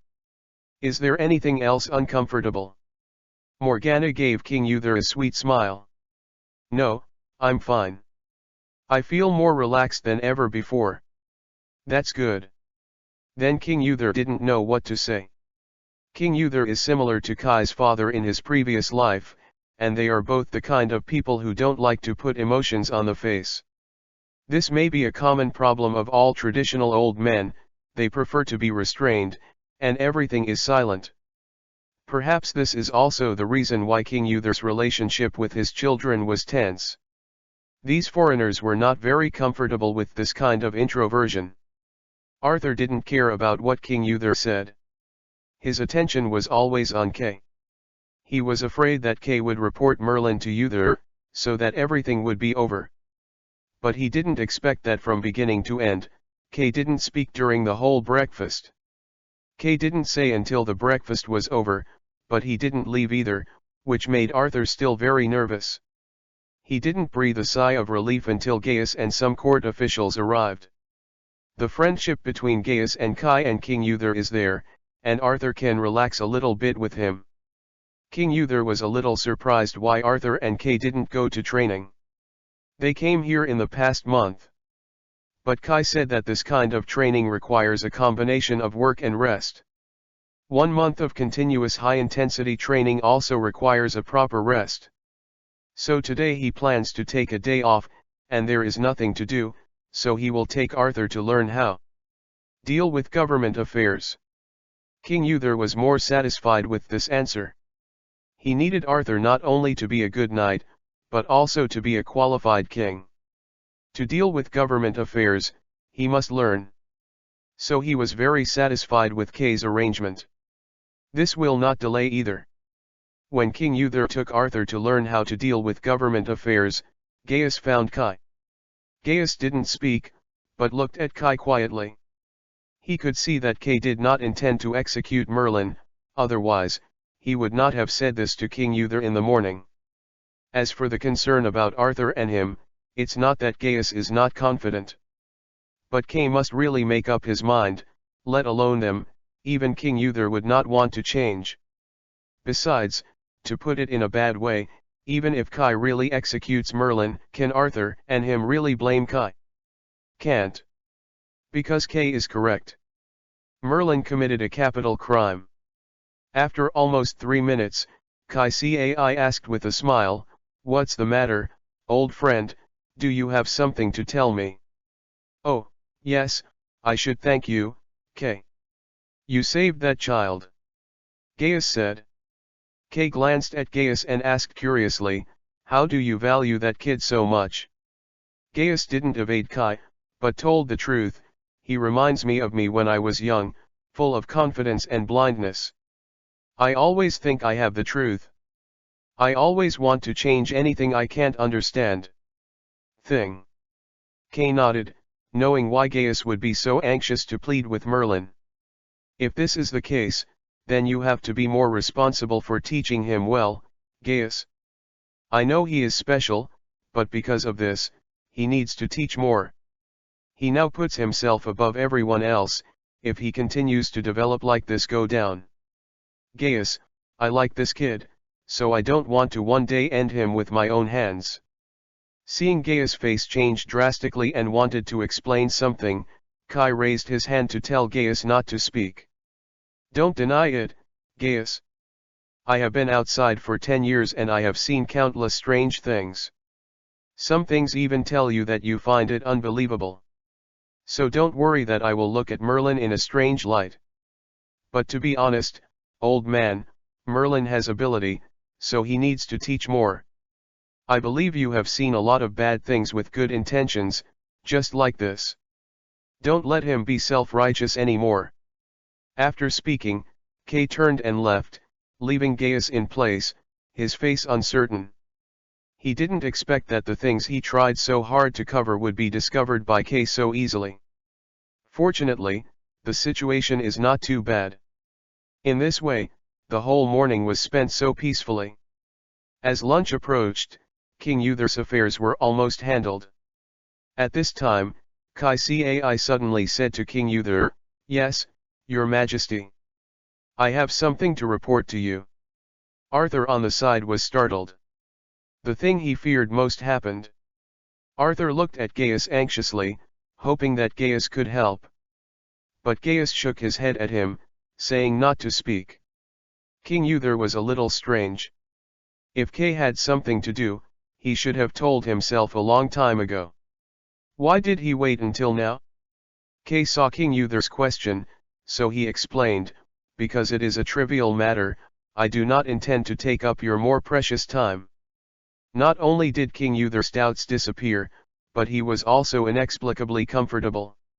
Kay means that their family's breakfast time and the time spent dealing with government affairs are more meaningful and precious time. Kay didn't want to disturb him during those times. This is more talkative. Let's talk about it. I happen to be free right now. I want to punish a servant. Kay said. Who? Why? King Uther asked strangely. Kay's temper was notoriously good. He seldom punishes his servants. This made Uther feel that Kay was a bit too generous. Arthur's attendant, Merlin. Yesterday, Arthur went to Morgana to have dinner with me and he offended me. Although he was unintentional, I don't want someone to make some concessions when I get along with Morgana. People are unpleasant, so I need to remind everyone. King Uther frowned immediately. He definitely didn't think there was anything wrong with Kai's approach. Kai was his family and Merlin was the servant. Even if he is Arthur's attendant, he cannot be compared with Kay. What he was unhappy was that Arthur was so ignorant that his servants couldn't take care of it. How do you want to punish him? Take a whip. It's neither light nor heavy, just right. Arthur breathed a sigh of relief at this time. Just a whip, no one could die. It's better than being beheaded. So Arthur didn't speak. Gaius also breathed a sigh of relief. This happened to save Merlin's life and teach him a profound lesson. Then do what you said. King Uther felt a little light, but this is what Kai has said, and he will not refute Kai's face for this. Chapter 33 Flogging, Seeking Collection, Seeking Recommendation. Merlin is also considered a celebrity in Camelot file size, and the reason is simple, because he has been locked in the square by King Uther 8 times, causing people to throw away his rotten fruits and vegetables.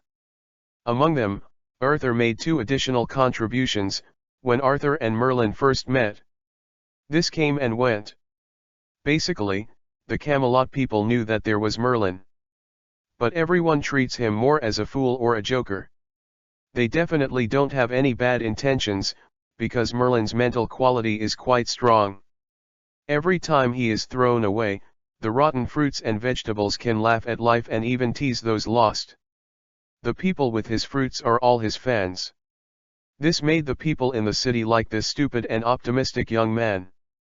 People always talked about his stupid things. Even King Uther had heard of it. For this, King Uther still said with emotion, "Fortunately, Merlin wouldn't be stupid anymore, or else Camelot would have a famine because all the food had been thrown on him." So people with good deeds ridiculed him by the nickname the Little Prince of the Square. This morning, when Merlin was escorted to the square by the guards of the palace again, some idle people had already begun to prepare rotten fruits and rotten vegetables, and were eagerly waiting for the daily repertoire. But this time, they were wrong.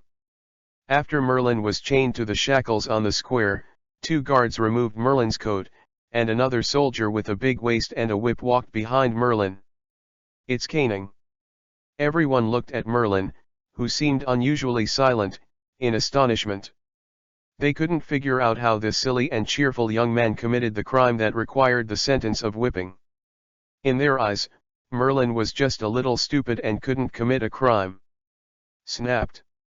Without waiting for people to adjust their mood, the whip of the execution soldier roared on Merlin's back. There was a blood stain on Merlin's thin back in an instant. Merlin's silent expression was instantly broken. He was like a fish thrown ashore. His eyes and mouth were wide open, but he couldn't make a sound for a while. Then, before Merlin screamed out of his mouth, the soldier's whip was pulled off by roar roar. After the 20 flogging, Merlin was hung on the shackles, unconscious. There was no good piece of meat on the back, and the blood even stained Merlin's pants.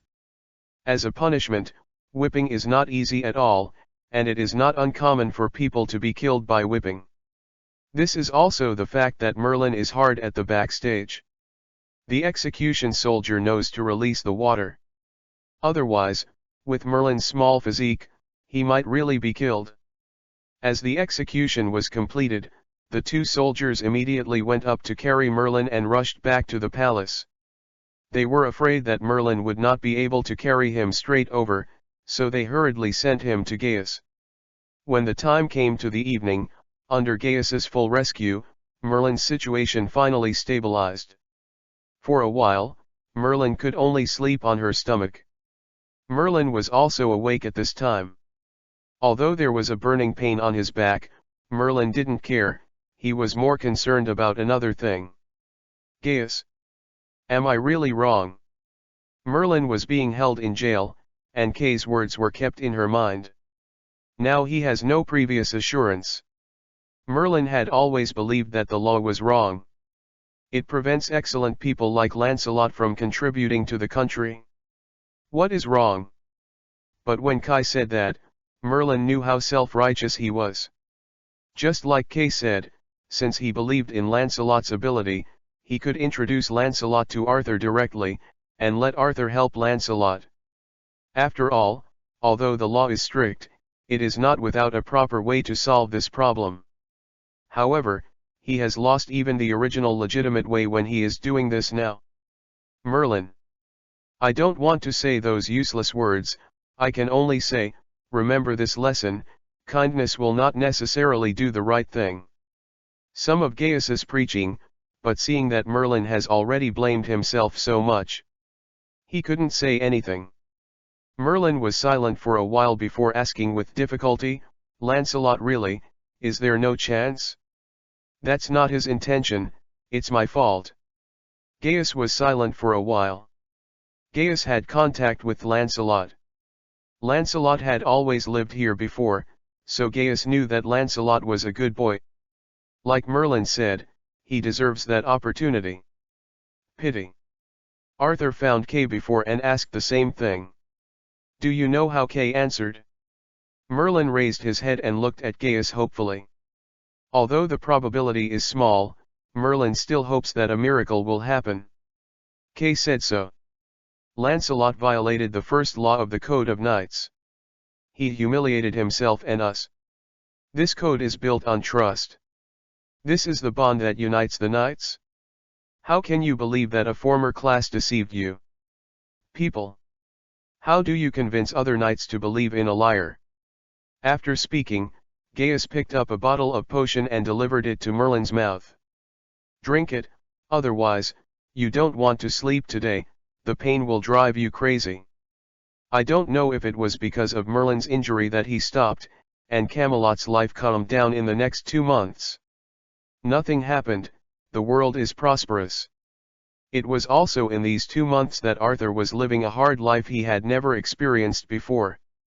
After Kay saw Arthur leave Merlin, he couldn't even wear clothes and was very angry. Kay had never been an attendant since he was a child, and King Uther had always found him, but Kay just didn't want it. He was accustomed to doing his own things. So Kai Chiang ordered all his servants not to serve him, and asked Arthur to dress and eat himself. Even if he was brushing a horse, he had to do it himself. If it wasn't for the feeling that the prince was driven out of the palace, others couldn't accept it. He even planned to let Arthur live in the residence of the knights. In short, Arthur really became an ordinary knight in these 2 months. Not only did he not receive any preferential treatment, he was constantly targeted by Kai. If it hadn't been for the relationship between Kai and the royal family, many people would have had some bad guesses. However, this kind of day is about to end. Because Kay is going home. It's true that Camelot is Kay's home, but Kay is not an orphan, he has his own biological parents. So every year he would go back to his parents to stay for a month, which is considered filial piety. Kay's departure also symbolized the end of Arthur's hard days. Moreover, Merlin was finally healed and was able to perform his duties as an attendant. Arthur felt comfortable thinking about it. Definitely, Arthur himself admits that the previous days are suffering, but it is indeed effective. Arthur has made great progress these days. This improvement is not just about martial arts, his temper has also become a lot more calm, speaking and doing things, he looks like an adult, not at all frizzy like before. King Uther was extremely satisfied with this. If it were not for the fact that Kai went home, he would not want to let Kai go, so that he could continue to train Arthur. Chapter 34 Fate is impermanent, seeking recommendation, seeking collection. With Kai's departure, Arthur completely herded the sheep. Originally, King Uther planned to continue training Arthur according to Kay's set, but the problem was that he was too busy to watch Arthur all the time, and Arthur also had a sister Emma who loved him. Gunna was helping the gang to abuse, constantly trying to make her brother a little easier. Even if it was discovered by King Uther, Morgana was plausible, using Kai's phrase combination of work and rest to block King Uther's mouth. King Uther was also helpless, so he didn't care much in the end. He thought this would be good too. It would be good to let Arthur relax first, and then let Kai take care of him when Kai comes back. Since Kai's return, King Uther's sense of responsibility has almost plummeted, completely handing over the teaching of Arthur to Kai's hands. So Arthur's happy life is finally here. Although he still keeps training every day, he has a lot of time to do his own things. More importantly, he finally doesn't have to clean up the room and wash the clothes by himself. Merlin will do all this. However, Merlin was a little upset. His injury had healed a long time ago. Gaius's craftsmanship is not covered, so at least 1 month in these 2 months was actually in a resting state. In this month, he also put away his previous arrogance, and began to study the magic book that Gaius gave him. The apprentice of the pharmacist in his job has also become conscientious. The whole person looked a lot more stable. What do you say? Learning makes me happy. Merlin really responded to the sentence, and the days of serious study made him feel that he was enriched a lot. But now such a beautiful day had to end early, and he was going to serve Arthur again. Merlin knew his destiny from Dragon Kangora a long time ago. He wanted to protect Arthur from ascending to the throne, thus creating a unified Celtic kingdom. But he is now a bodyguard, he is a babysitter and a scapegoat. No, in just 7 or 8 days, he was thrown into the square by Uther to be baptized with rotten fruit 3 times because he helped Arthur fool King Uther. Although I missed my fan for 2 months, it's really not a good feeling. Some fans are too enthusiastic and like to throw some hard fruits at him. It's really painful. But it was okay today. Suddenly something happened to Arthur, and he didn't let Merlin follow, so that Merlin had a chance to rest for a day and soothe his injured heart. No, Melincien's okay, so I want to talk to Gwen. Because of Necromancer Edwin and Lancelot, the relationship between the two has improved a lot. Usually, they also talk to each other. By the way, let's talk about those stupid things Arthur did. Such complaints can make them happy physically and mentally. But on his way to find Gwen, Merlin suddenly heard a child's wailing, as if he was injured. But Merlin looked around, but found no children. Merlin didn't know for a moment whether he was thinking too much, or someone was playing a prank. After searching fruitlessly, Merlin was about to give up. But when he was just about to leave, his ears rang the child's roar again. This time it is clearer. There is absolutely nothing wrong. One child was really injured. Mei Lin immediately followed the direction of the voice, only to find that the voice was not in the palace, but in the inner city outside the palace. This is not a sound at all, but a thought. A kid with the same ability as him called in roar. Merlin immediately cheered up and began to search for the child with her own thoughts. Soon Merlin's thoughts were captured by the child roar saved. Help me! That kid is crying for help. Merlin immediately ran in the direction of his mind and waded out of the palace. He looked around and finally found the child. That child is very fair and beautiful, and it makes people feel pity at a glance. Help me! The boy's heart began to weaken. Seeing that the palm of his arm was full of blood, Merlin didn't know that he was injured. Help me, please. Then a group of soldiers appeared in Merlin's sight. They were searching for something. Merlin looked at the boy in surprise. The boy immediately eagerly rescued with his heart. Roar said, "Help me, they are catching me." "Why are they arresting you?" Merlin asked with his heart. But the boy didn't say the reason, but kept asking for help. But Merlin vaguely guessed that it might have something to do with magic. Looking at the poor boy, Merlin didn't have time to think about it anymore. He walked to the boy's side a few steps, and while the guards were not paying attention, he asked the child to follow his instructions to a small gate in the palace, which was for servants to enter and exit the place. Seeing the child running obediently and following his instructions, Merlin immediately ran behind the door to meet him. At this time, a soldier also saw the back of the child entering the small door. Hearing the roar of the guard, Merlin immediately closed the door, picked up the child and ran to the depths of the palace in a panic. On the way, Merlin suddenly became wise, holding the child and ran towards Morgana's room.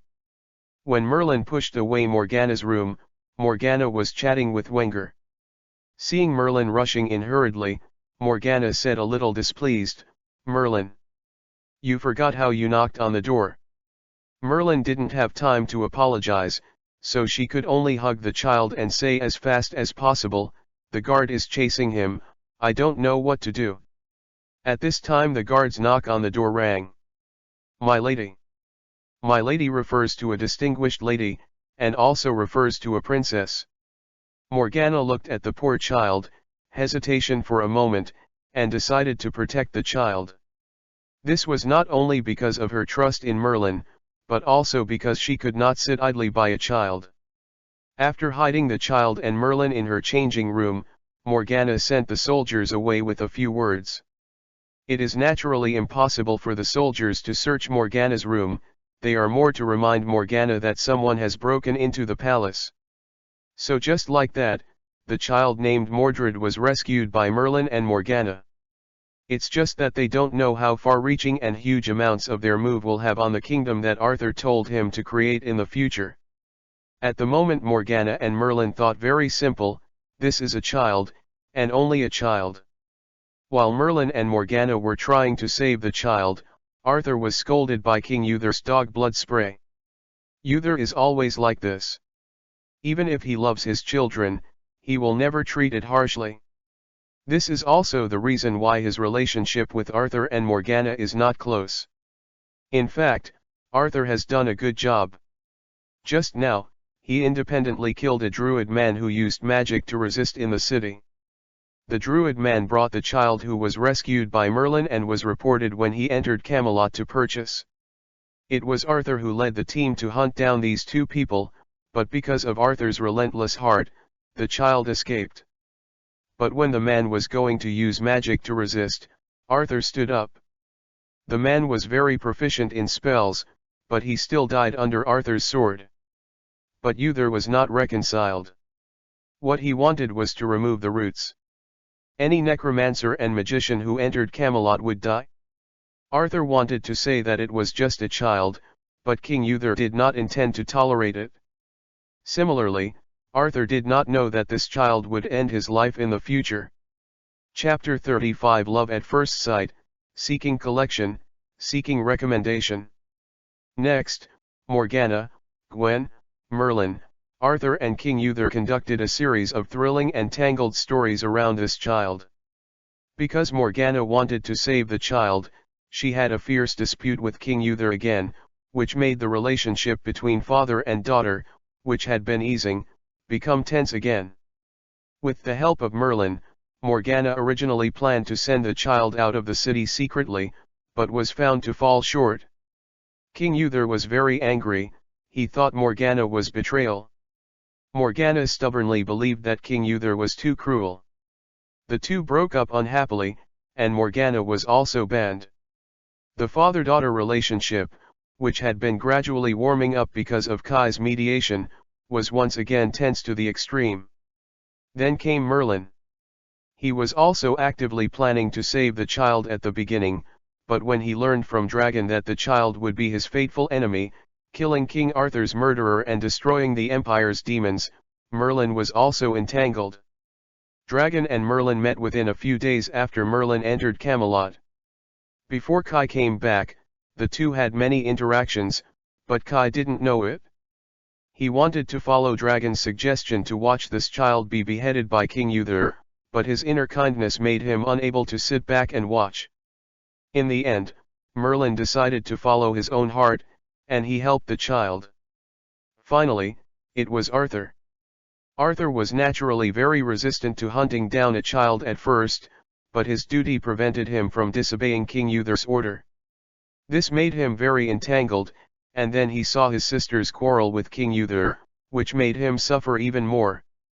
Why would he be willing to kill an innocent child?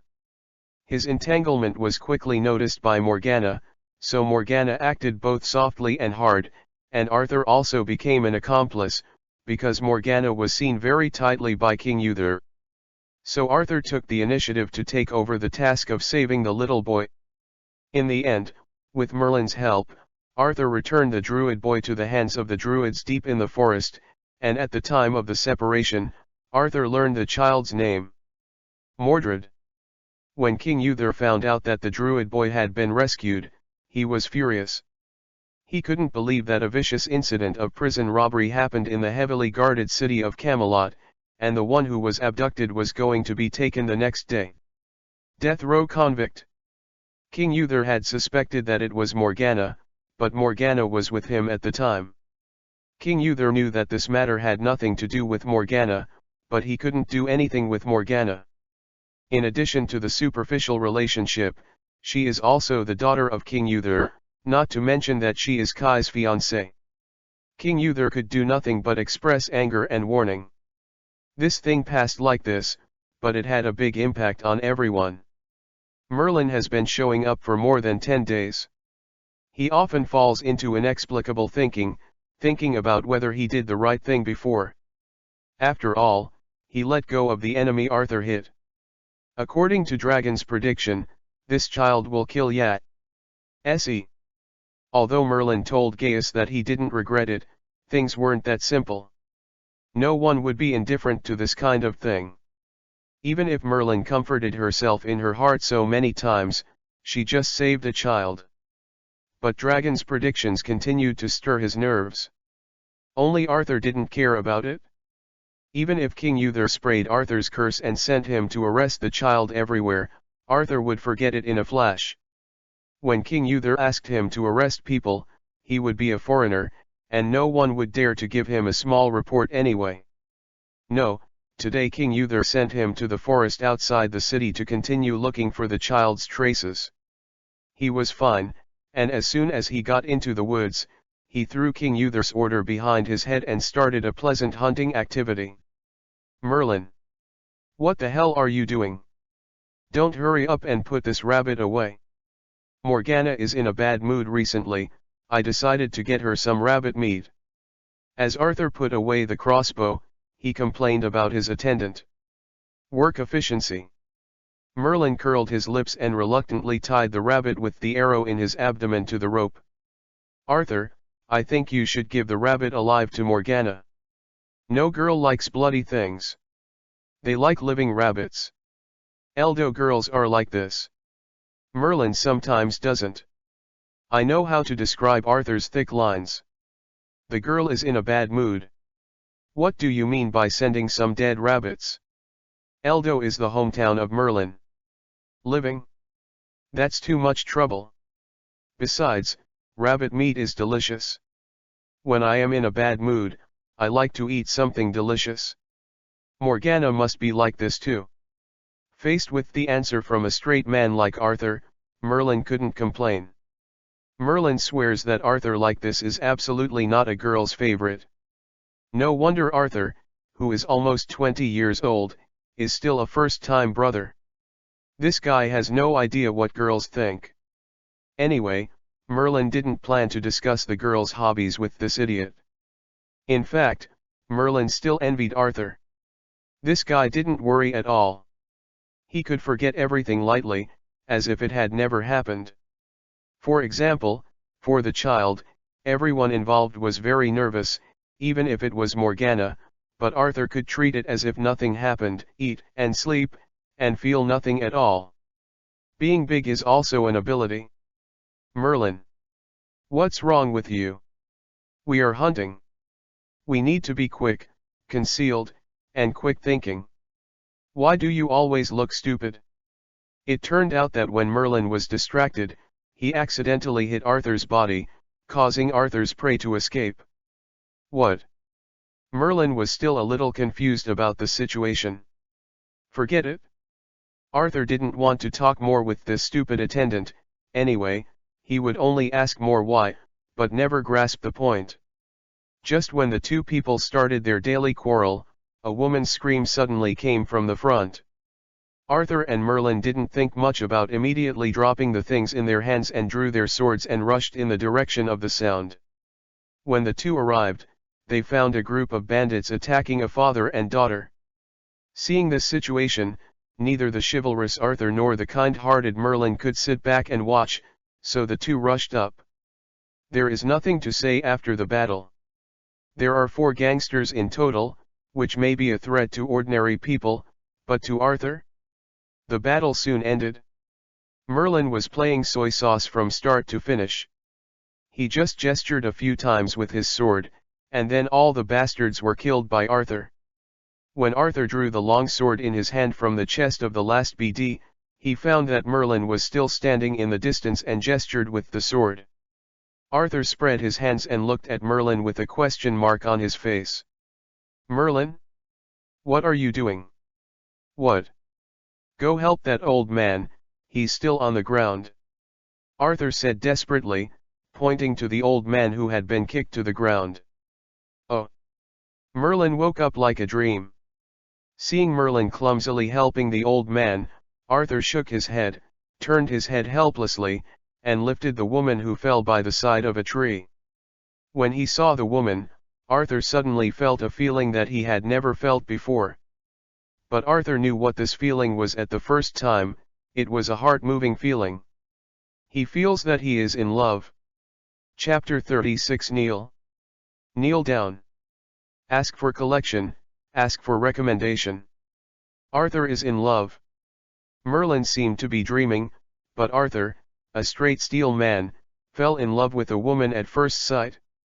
More importantly, for this girl, Arthur did not hesitate to evade his own responsibilities. He gave up his original duties. He evaded inspections and banquets just to meet the girl. This is not Arthur. However, Merlin felt that it was not bad. No one can not fall in love. Merlin felt that this was normal for Arthur, at least better than before. Definitely, what Merlin should think about now is how to get through the current challenge. Well, now I want to talk about Merlin's situation. I didn't say that Arthur had completely forgotten his responsibilities recently when he was busy with a date. So the question is, why didn't King Uther interrupt Arthur's leg? The answer is the same as usual, Arthur has an artifact Merlin. Merlin has used his botched performances in the past 3 days to take Arthur's responsibility for missing various activities on himself. So Merlin also set a record, being dragged to the square for 3 consecutive days to throw fruit. On the other side, Morgana was different. She is very scared now, because she recognized the woman who was brought back by Arthur. The first time she saw her, she recognized her.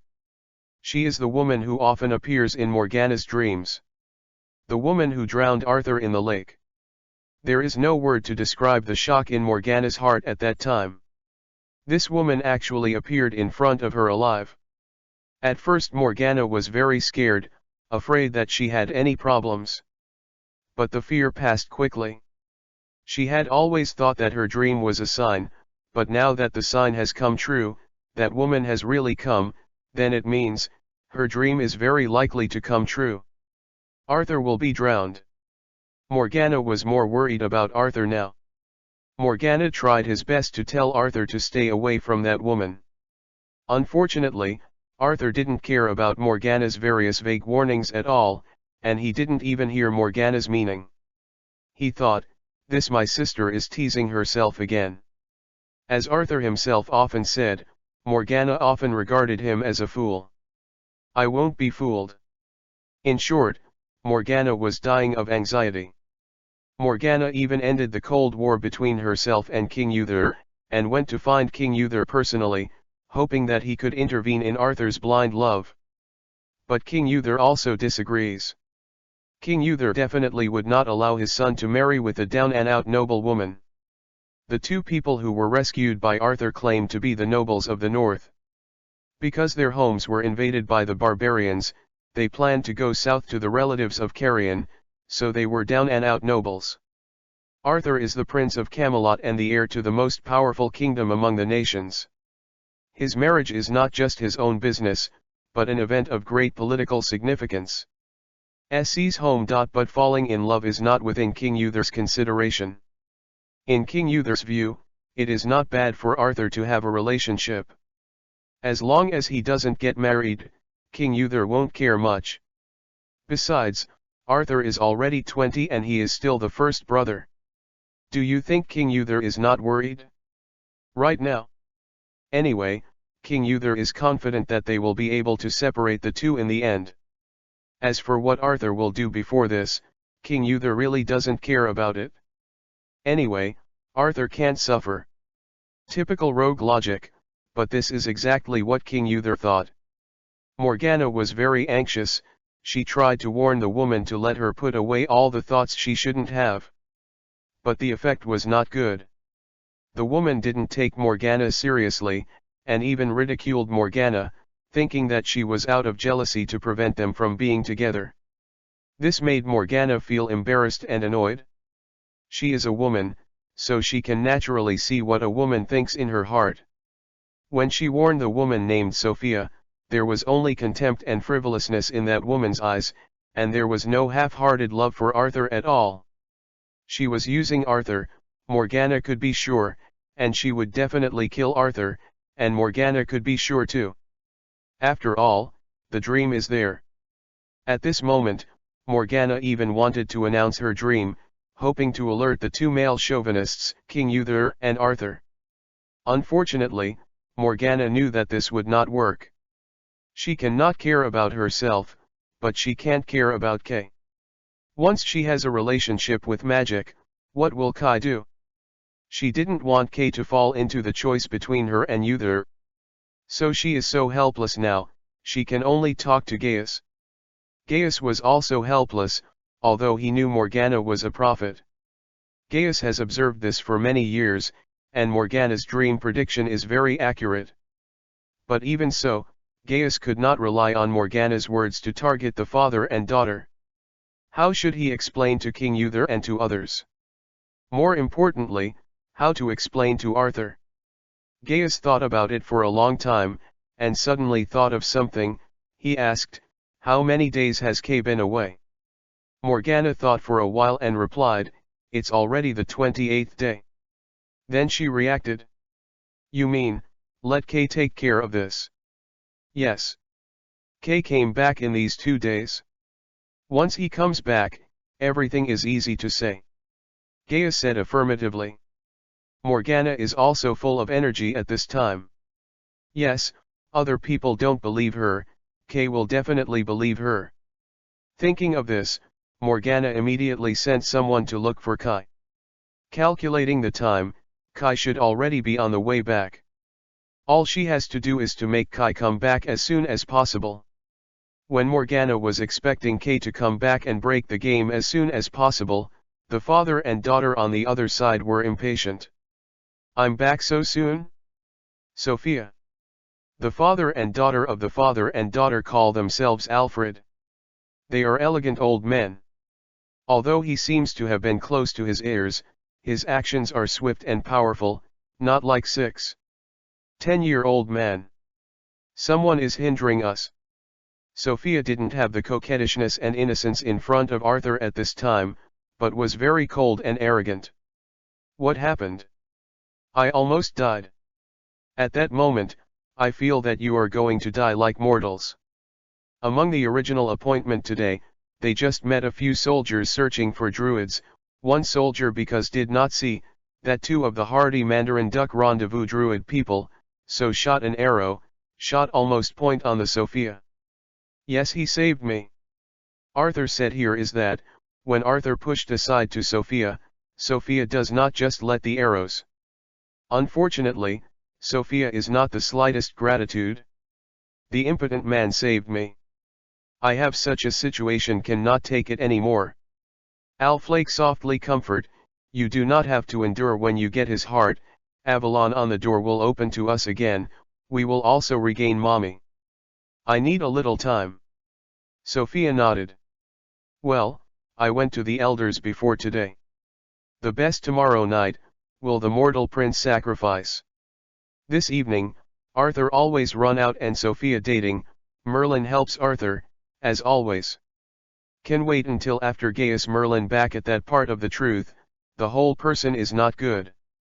He actually put Arthur into a trap. To make up for mistakes, Merlin under the command of Gaius tracked Alfraker. As a result, he learned that a more horrible facts. Alfric and his daughter is not human, they had come to the land of immortal youth, away from the earth's utopia, the other world of paradise, Elf Town, Avalon spirit, because sin is committed expelled from Avalon, we should take the human body until death. They want to return to Avalon, it must sacrifice as the soul of a mortal prince. And Arthur is their goal. This time the problem is serious. They must prevent the occurrence of this matter. Unfortunately, the way things are going much faster than they had expected. The very next morning, Arthur took his daughter Sophia an audience with King Uther. "I'm at the request of the people, specially to discuss important issues in your, father." Arthur mourning with a very solemn attitude to face King Arthur. King Uther a little incomprehensible. Arthur continued, "I think you should have noticed, I miss Sophia Timo 2 days to go very close." King Uther definitely noticed, or else you really think such a thing, Merlin Uther can fool live the king? "I do not want to go so close." This sentence be ridicule. King Uther and Arthur do not care what happened at Sophia, but never allow Arthur to make more outrageous behavior. For example, the court in public to speak out their relationship. Arthur paused for a moment, or the firm, said, "We love each other. My sincere request to you, we will agree to marry." King Uther suddenly laughed. "Ha ha ha ha ha ha. King Uther still hope it comes down to joke about it? This is what I heard this morning, funniest joke. How should I respond to your child's play? My son. No, not child's play, I sincerely wish to marry her. But it did not." This time King Uther could not complete a little pocket, he thought Arthur just for fun, the result of playing for real. In Mo Megana side is even more shocking moment, what love, Mo Megana can accept, you can get married. They only met 3 days. When Arthur idiot becomes so romantic. King Uther naturally not agree, but this time Arthur has been completely unclear what they do. So the two stubborn again. Arthur declared, Uther the king agreed to it or not has nothing to do with him. Then King Uther gas regardless of the smoke, grabbed Sophia ready to leave. King Uther immediately ordered the arrest of father and daughter Sophia. Arthur outdone. You cannot stop me. I want to marry her, would marry. May. At this time, the door suddenly came a commanding voice. Oh? Yes, well. K. I saw K. Busy schedule came in from the main entrance hall. Arthur grew up, actually no, in the Hall of Kings openly against the king commands. Kai Wang Hangli first to Uther, then he smiled and took off his cloak in the eyes of Mo Megana concern. K made originally going to take over the mantle, results of the previous step Mogan Nadi took the cloak. Do not worry, there I am. K smiling hug Mo Megana. Then he turned to see the face of uncertain transformation Arthur. K said blankly. Kneel, knees. Arthur looked a little struggle, but when K's eyes become dangerous when Arthur had one knee up. Past experience told him that the best time to listen. Otherwise fate must be very miserable, even if this reflex is Sophia charm cannot suppress. Arthur knelt down and see K's face was a lot better. Well, it means you have not fully faint head. Then said the king Uther. Let the guards pressed him. I was afraid he would be a bit excited.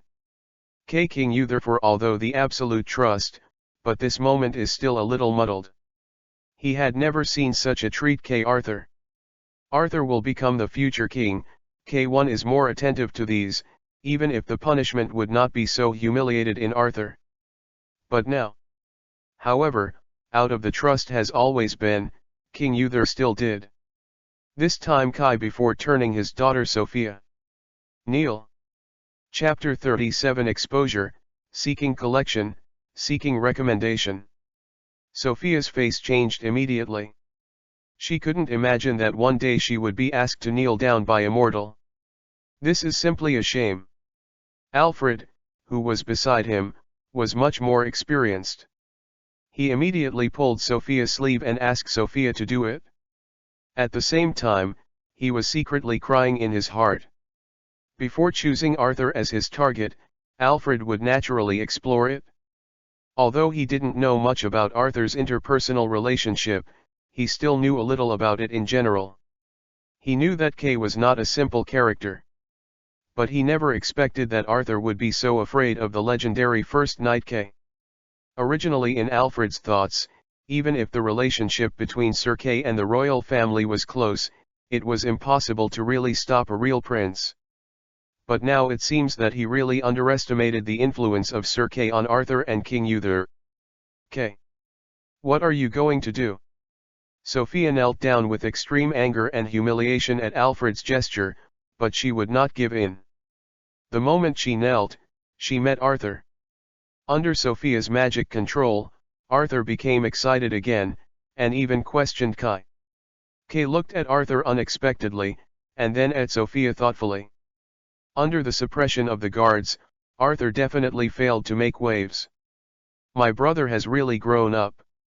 Since childhood, Arthur has never spoken to me like this. This is the first time, and it's all because of you, madam.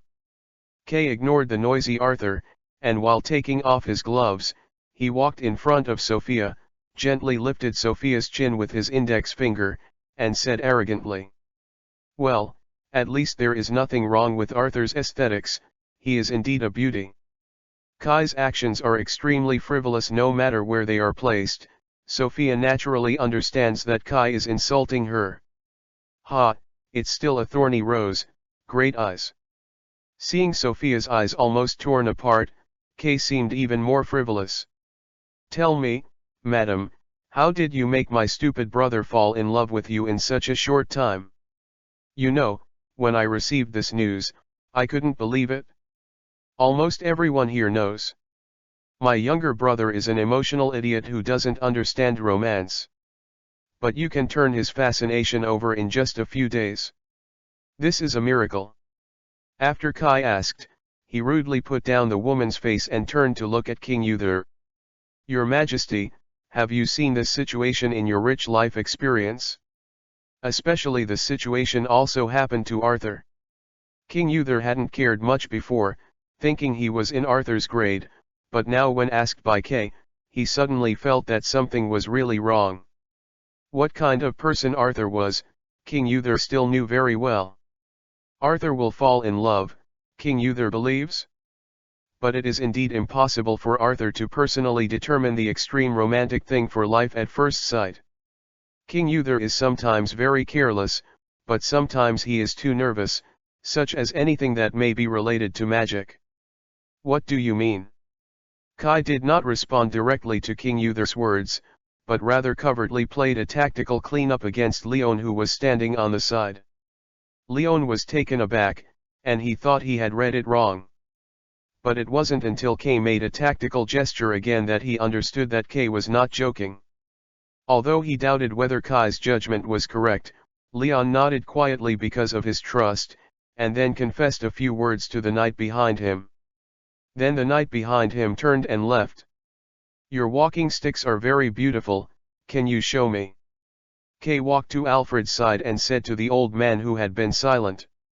Alfred hesitated a bit, but seeing Kai's firm eyes, he could only gritted his teeth and handed the cane in his hand to Kai. Kay took the cane and rotated it 2 times casually, and then crossed it in front of him. "Well, very nice white oak heart, a rare material. Is there a gamma crystal on it?" "This kind of crystal is very rare. It is said that this kind of crystal will only be born in places where the elves are infested," Kai commented casually. "Put a walking stick of the same length." But Alfred was so sweaty that he couldn't stop it, because what Kay said was all right. "Can't wait for Alfred to figure out how to explain." Kay spoke again. "Well, it's still engraved with text. I think about what text it is. Oh, yes, it is Ogden. Keep life and death in your hands." In Camelot's library, there are a variety of books, many of which can be traced back to the beginning of the Celtic kingdom in this land, so there are a lot of occult materials there. Kai was right when he was a child. These things are very interesting, so I often soak in the library, and I can be regarded as a polymath. Just when Kay finished reading the inscription on the cane, Alfred stood up and cast a spell at Kynian in a thunderous manner. A violent flash suddenly appeared, and then Kay was knocked into the air.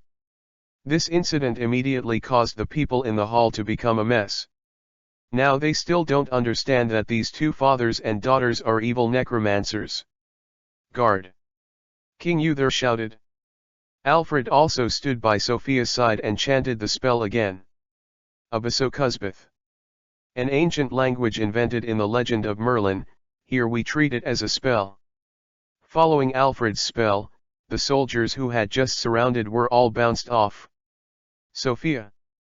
Just now, take Arthur away." Sophia's reaction was also very fast, she was ready before Alfred said a word. "Arthur!" A wailing sound like a banshee exploded in the hall.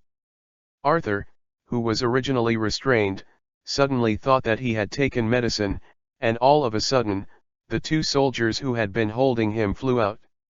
"Sophia, I'm here." Arthur's eyes flashed red, and the whole person became silly, completely lost his former style. But even so, his movements are not slow, almost rushing to Sophia's side. But at this moment, Kay, who had been bounced off before, didn't know when he came to Arthur's side and grabbed Arthur's shoulder. "It is said that the first love of a child will be extremely tragic, but I did not expect your fool's first love to be so big. Later, I will comfort your injured boy's heart. You should just stay honestly for me now." After that, Kay grabbed the metal kettle and smashed it on Arthur's head. Clang! The kettle was smashed and shape-shifting. Naturally, Arthur couldn't get better, so he fainted numbly. Kai casually threw away the water bottle in his hand and looked at Sophia and his daughter, whose expressions changed drastically. He shrugged helplessly. "Sorry, I don't want to treat your little boyfriend this way, but love is always blind. Someone must keep him awake, right?" After speaking, Kai put aside his joking attitude, and said in a very cold voice, "Then it's your turn, bastards." As soon as the voice fell, Kai's double sword slashed at the father and daughter like 2 lightnings. Sophia and his daughter originally planned to repel Kay again by magic, but unfortunately, Kay didn't keep a little bit of his hand at this time. Their casting speed can't keep up with Kai's attack speed at all. They can only use simple spells to resist now, but these spells can't shake Kai at all. The best way for knights to treat necromancers is to defeat them with speed. The more powerful the spell, the longer it takes to prepare. The current Sophia father and daughter can only use some less powerful spells to fight against Kai, such as fireball and mind manipulation. But don't say these things are right. Even for ordinary knights, they don't necessarily have a good effect. This is also one of necromancer's shortcomings. If it weren't for necromancer's shortcomings, Uther would never have won the battle with magic. Go. Alfred understood that things had become very clear now, and their purpose had completely failed. It's still important to save your life now? Go? You can't go anywhere. It is impossible for Kay to let go of these two unbelievable prey. Yes, it is the prey. It is the first time that Kay has encountered such a powerful soul target in the Celtic kingdoms, even surpassing many guys who think of themselves as gods.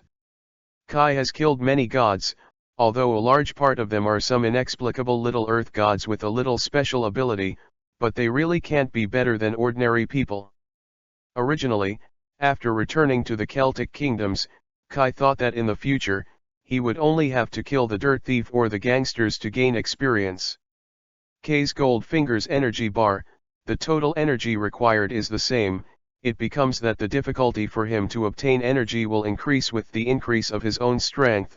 In simple terms, it is pressure experience. Unexpectedly, the Celtic kingdoms are still a bit of a surprise. Chapter 38 Need to communicate, seeking collection, seeking recommendation. Facing Kay's hot pursuit, Alfred could only choose to desperately. He pushed Sophia away and told her to escape quickly, but he stopped Kai himself. Don't want to hurt her. Alfred plunged the wand in his hand into the ground fiercely, and a huge amounts of shockwave burst out immediately, blocking Kai to death, preventing him from moving forward, and Kai under the eyes of everyone. He didn't dare to use too strong power at all, and could only resist constantly shockwave with his physical strength, and then gritted his teeth and approached Alfred step by step. In order to stop Kay, Alfred had used his greatest strength and had no spare energy to escape, nor did he want to escape. It was he who killed his compatriots in Avalon, causing their father and daughter to be expelled from Avalon, cursed, and trapped in mortal bodies. His daughter was implicated, so he originally planned to use Arthur as a sacrifice to get Sophia back to Avalon, but he continued to accept the curse until he died. Now that the goal of sacrificing Arthur has been completely shattered, he can no longer allow Sophia to suffer any more damage. As long as Sophia escapes, then she still has hope, even if it is not Arthur, other princes can also. Father! Sophia shouted with tears. She definitely knew what her father planned. But just let her abandon her father like this? How could this be? Hurry up! I can't hold on anymore, come on. Although Kay was stopped, he still approached Alfred step by step. Obviously, Alfred couldn't hold on anymore. Sophia bit her lip, and finally turned her head and fled to the door. She couldn't live up to her father's last request.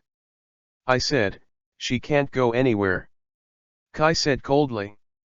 As soon as Kay's voice fell, Sophia's scream rang from the door. Alfred immediately turned his head and looked over, only to find Sophia clutching his arms and fleeing again. A large number of knights and soldiers gathered outside the gate. They carried their crossbows and halberds, and surrounded step by step Sophia.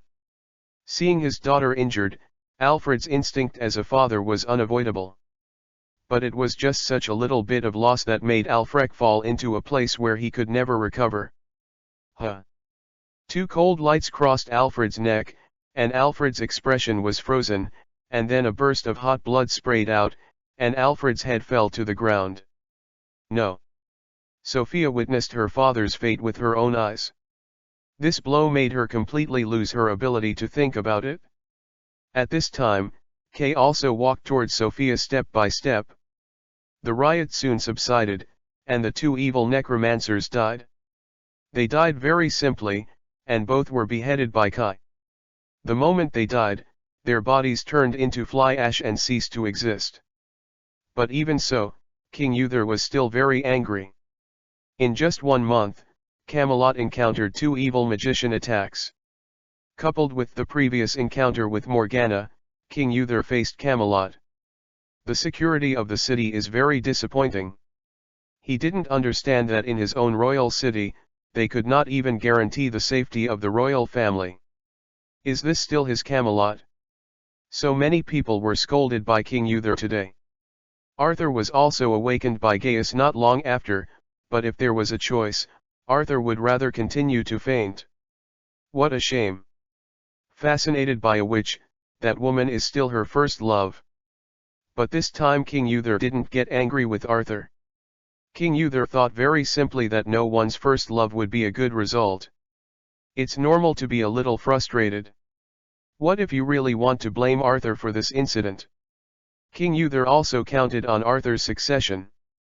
But it was Arthur's self-esteem that made him a little bit unaware that he should face other people. That was how the disturbing day passed. In the evening, King Uther called Kai over.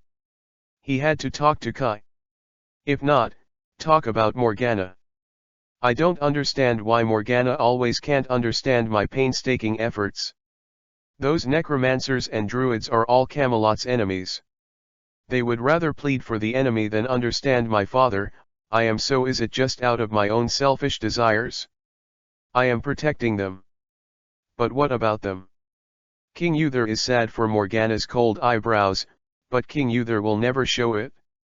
The only emotion he will show is anger. In fact, there is no deep sadness in this anger. His daughter was willing to turn her face against herself for an enemy. King Uther drank a glass of wine fiercely, and poured out his unhappiness and chill to Kai. Among all the people, he trusted Kai the most, because the two of them are so alike. Morgana still thought that I didn't see their tricks clearly. She and Arthur partnered to deceive me and resist me. I am their father. If King Uther could be deceived by such a trick, he has been killed long ago. Looking at the sad King Uther, Kay really sympathized with him.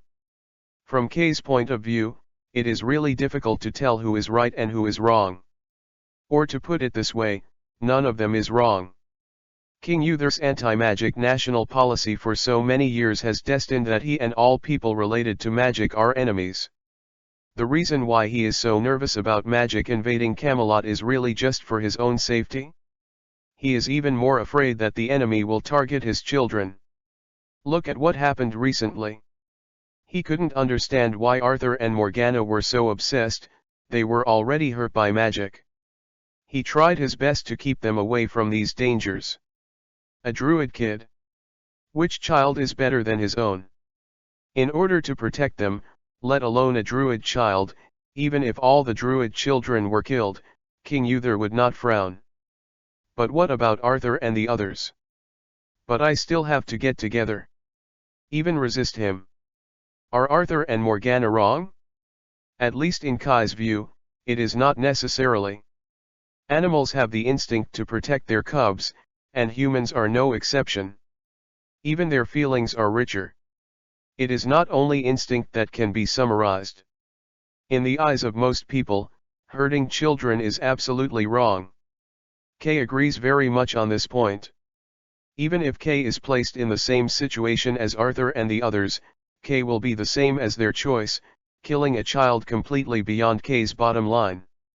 That's just a child, Uther, you are too sensitive. Kay said. Kay, even you. King Uther was really hit. Hee, I can actually understand your thoughts, but you overlooked one thing. You forgot that they are also children. Kai had already wanted to say the sentence. You protected them too well, you gave them all the good things, and you made them so kind that sometimes they can't look at the world with malicious intent. Behind every bear child, there are a bunch of bear parents. This is the experience Kay summed up in his previous life. King Uther seems to be very strict with his children, but in reality, looking through the experience of these years, you will find that this tyrant has never punished his children for anything, whether it is Morgana or Arthur, never. His sternness always stays only in words. More importantly, King Uther's patience is not good. After just a few words, he began to use authority to oppress. Can this be okay? Definitely, Kay can't tell the truth. You can teach them such kindness, you are already very proud of it. This sentence made King Uther feel much better. But now they have grown up, they are used to the kind of environment you gave them, and you suddenly want them to be completely different from before? How could it be possible? This is a bit like your parents in your previous life.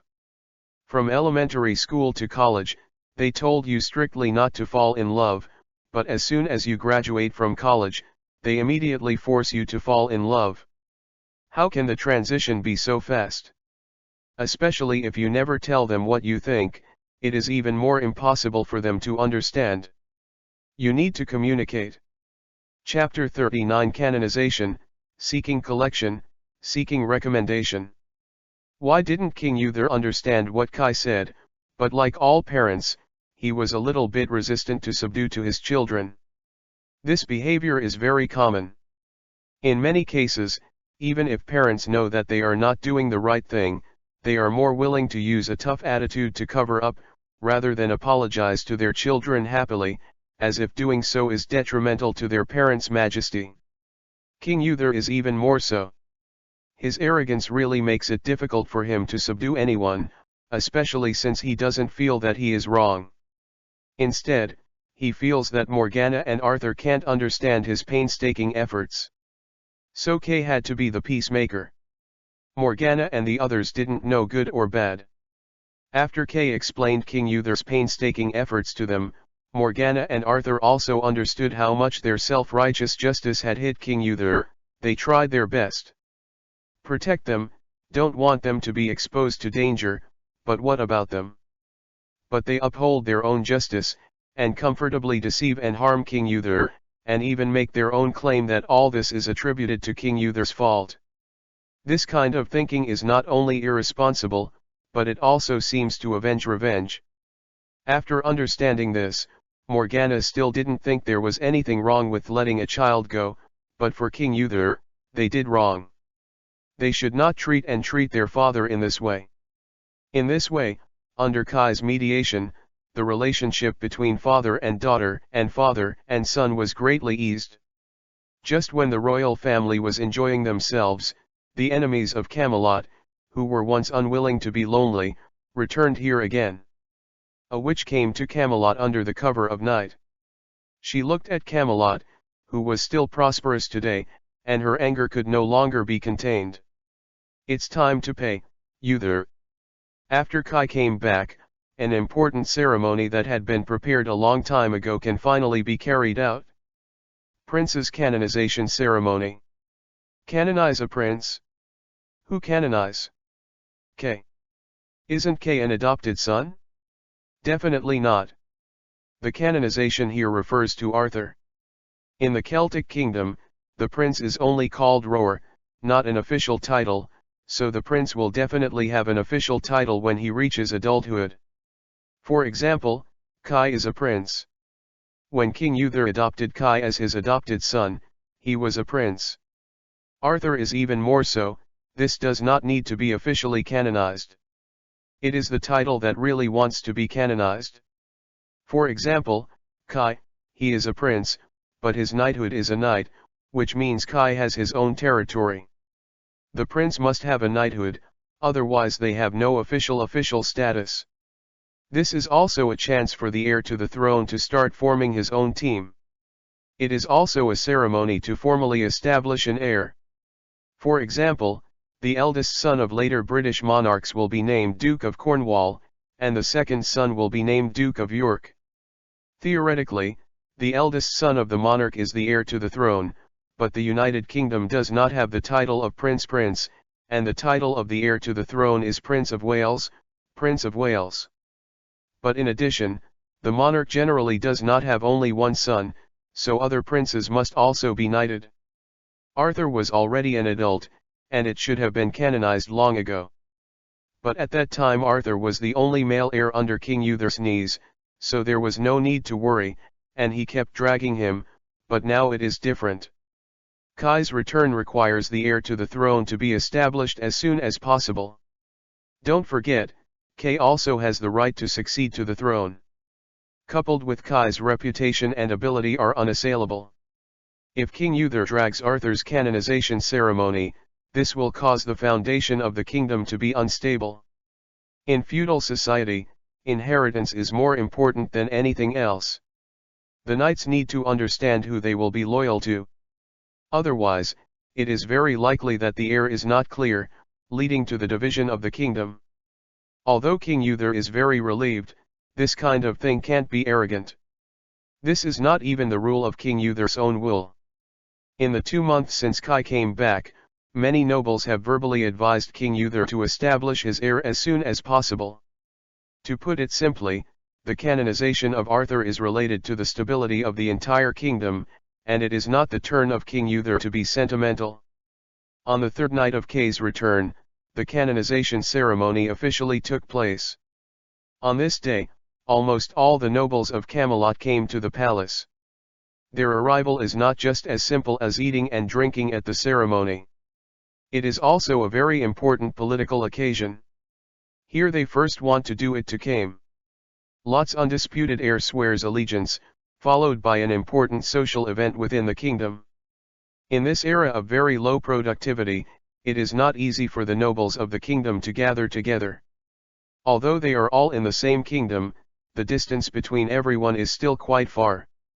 There are no roads and cars, and the road is full of savages, robbers, beasts and monsters. The cost of communication is too high. In order to gather the nobles of the entire kingdom, there are usually some very important occasions, such as the king's wedding, the king's enthronement, the death of the king, and the canonization of the prince. Today, Kai's eldest brother and sister-in-law are here. They came from the family territory with Kai. Kai received Morgana's messenger before, so he left the army and rushed to Camelot, and they came back in Kai. Camelot arrived the next day. Originally, Kai's father should have personally attended this occasion, but unfortunately, Sir Eckert's old waist can no longer support him to come to Camelot all the way back. Sir Eckert is older than him. King Uther was slightly older, and he was seriously injured on the battlefield before, and now his physical condition is much worse than that of King Uther. Faced with the absence of his old friend, King Uther was disappointed for a long time. He hadn't seen Eckert for 2 years. He understands that as time goes by, the chances of meeting between them will become less and less. But for the arrival of Kai's eldest brother Eric, King Uther was still very enthusiastic. Eric is Eckert's heir, and now Eckert sent him here, the meaning is very obvious. Thinking of Eckert's approach, King Uther was happy, but also thought of himself. He felt that he was the right choice to canonize Arthur at this time. After all, he was not much younger than Eckert. In the evening, everyone gathered in the palace hall. Under the witness of all the nobles in the kingdom, Arthur knelt before King Uther on one knee. "Are you willing to swear an oath that you will rule the land of this kingdom and its people, and follow the customs and laws passed down by your ancestors?" Arthur solemnly swore, "Edo, sire." "I do, your majesty." "Will you swear to be fair and kind in words and deeds?" "Edo, sire." Speaking of this, King Uther placed a gold scepter horizontally in front of Arthur. "Would you like to swear to Camelot to fulfill your life's duties?" Arthur held the scepter in his hand and swore aloud, "I, Arthur Pendragon, swear by my life, I will be loyal to the kingdom and protect the kingdom and its people." King Uther smiled and let go of the scepter and asked Arthur to hold the scepter in his hand, and then took a crown from Kai's hand. "Now, starting now, you will create your own era." King Uther placed the crown on Arthur's head and officially declared Arthur's title. I named you Prince Camelot in the name of the kingdom and ancestors. Chapter 40 Dead Man Resurrection, Seeking Collection, Seeking Recommendation. Following the words of King Uther, the crown, which was a little smaller than the king's crown, also fell on Arthur's head. At this time everyone began to applaud heartily, which means that they have a goal of allegiance, and their contract with the royal family can continue. King Uther looked at Arthur standing up a lot taller than himself, and finally showed a gratified smile on his face. There was a kind of pride that my family had grown up. After Arthur stood up, he began to signal to the surroundings. Everyone who saw Arthur bowed first to show surrender and respect, even if it was Kai. Merlin and Gwen, standing behind everyone, also deliberately joked about the change in Arthur's identity. Arthur may be a little proud. After seeing Kai actually bow to him, he turned his head to look at Kai again.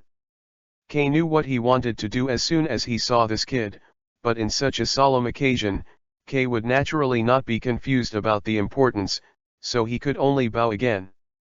Suddenly, Arthur felt that the originally boring canonization ceremony was not as boring as he imagined, at least it made him bow to himself in awe.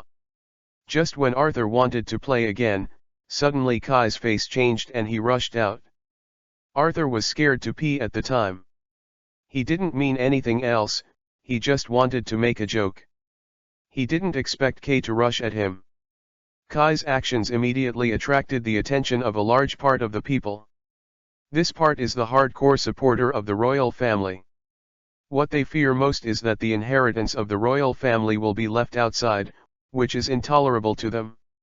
So Kai, in their opinion, is undoubtedly a threat of huge amounts of. Now Kai rushed out suddenly.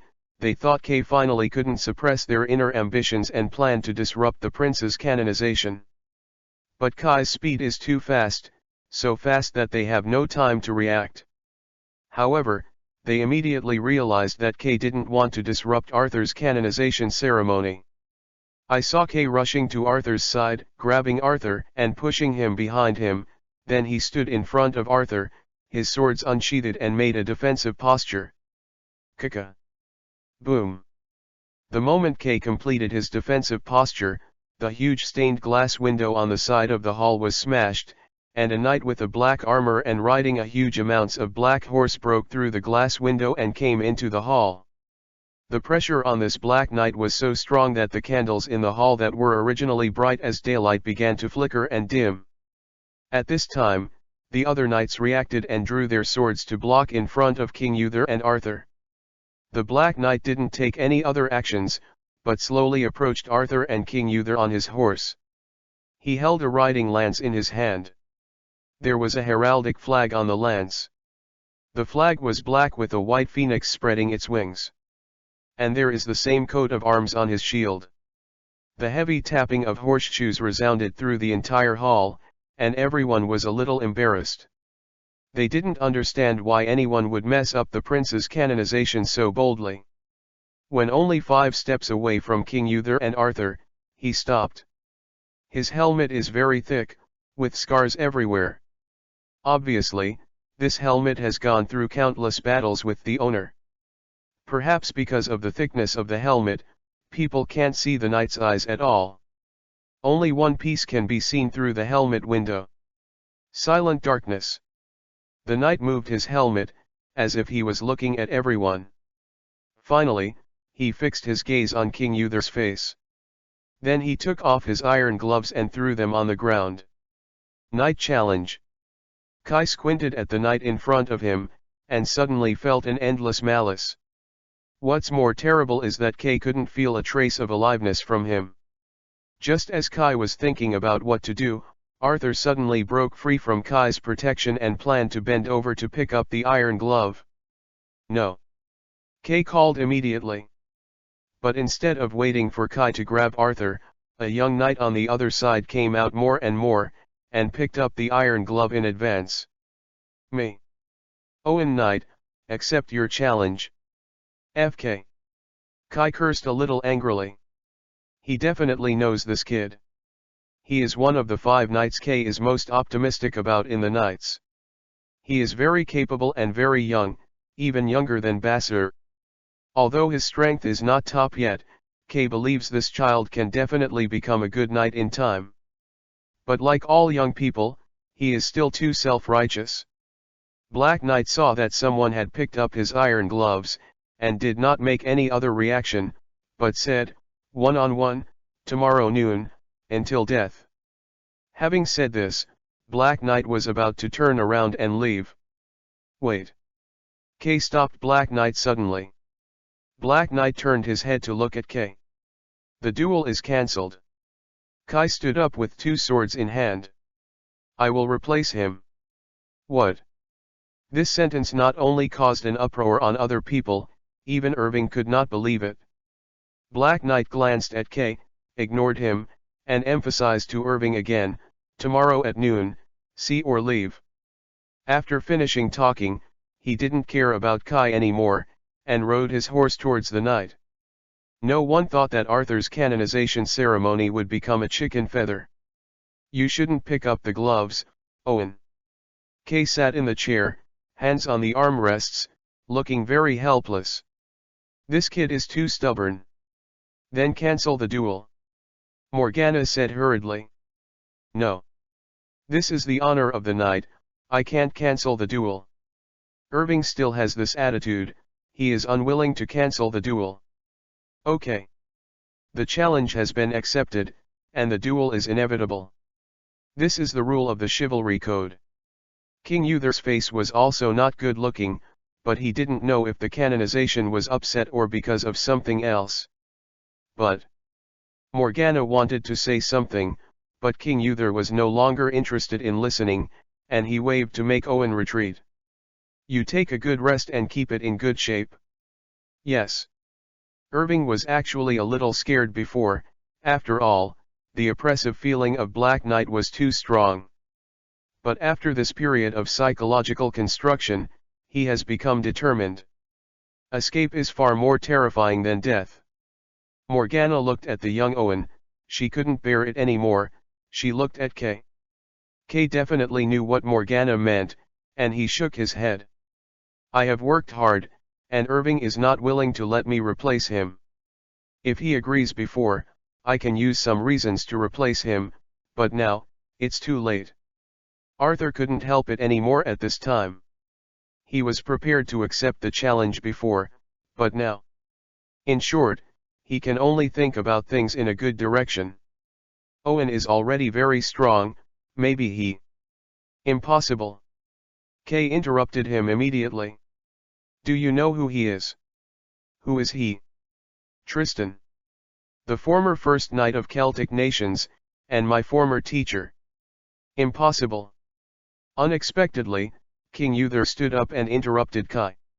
"He's already dead. He can't be alive." King Uther thought very anxiously, even a little scared. "Yes, he is indeed not a living person." Kai put his head on the back of the seat and said in a low voice. "I can't feel a trace of temperature in him, no heartbeat, no roar suck, and some only the rancid smell of death.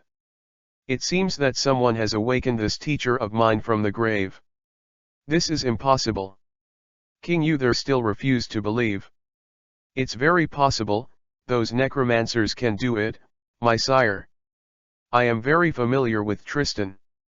His armor, shield, crown, and flag are exactly the same as when he was buried, and his share of oppression. Feeling, I won't admit it." There was no need to deny this matter. Kay had noticed his strangeness a long time ago, but he didn't expect that Owen would pick up the iron gloves in such a hurry. "I think we will definitely lose a good knight tomorrow. No one can kill a decedent." King Uther had already noticed that it was Tristan, but that was his brother-in-law, Arthur's uncle, and the Queen's younger brother. And Tristan was beheaded by King Uther in the duel, and King Uther just refused to believe it. Chapter 41 Tristan, Seeking Collection, Seeking Recommendation. Tristan, once the strongest knight in the Celtic kingdoms. 20 years ago, everyone was extolling his deeds. He was handsome, powerful, and full of sense of justice, and he was a well-deserved knight. He used to live in Camelot for a while. It was also at that time that Kay became Tristan's disciple with the help of King Uther and the Queen. Tristan taught Kay for a year before returning to himself of the kingdom.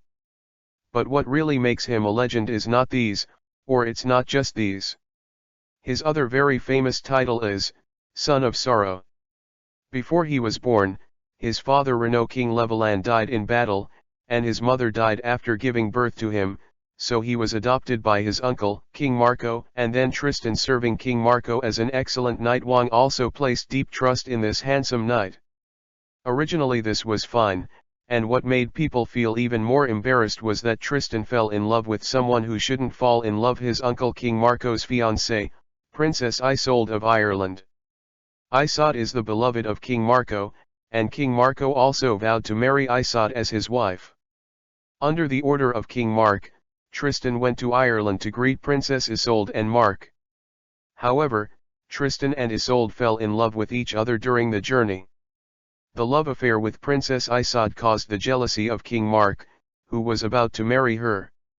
Being caught between his uncle and his lover, Tristan was also very painful. In the end, Tristan was forced to leave his country due to the advice of the Mark courtiers. At this time, he came to Camelot, where he has his only surviving relative, his sister, Igraine, the queen of King Uther. Unfortunately, Tristan, who had just come to Camelot to see her sister, got only bad news. Queen Igraine died in childbirth. Queen Igraine is Tristan's only sister. He naturally knows his sister's problem: she can't give birth. Because of this, Tristan completely lost his mind.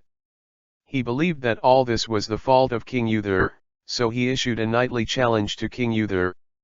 Kay also witnessed the battle.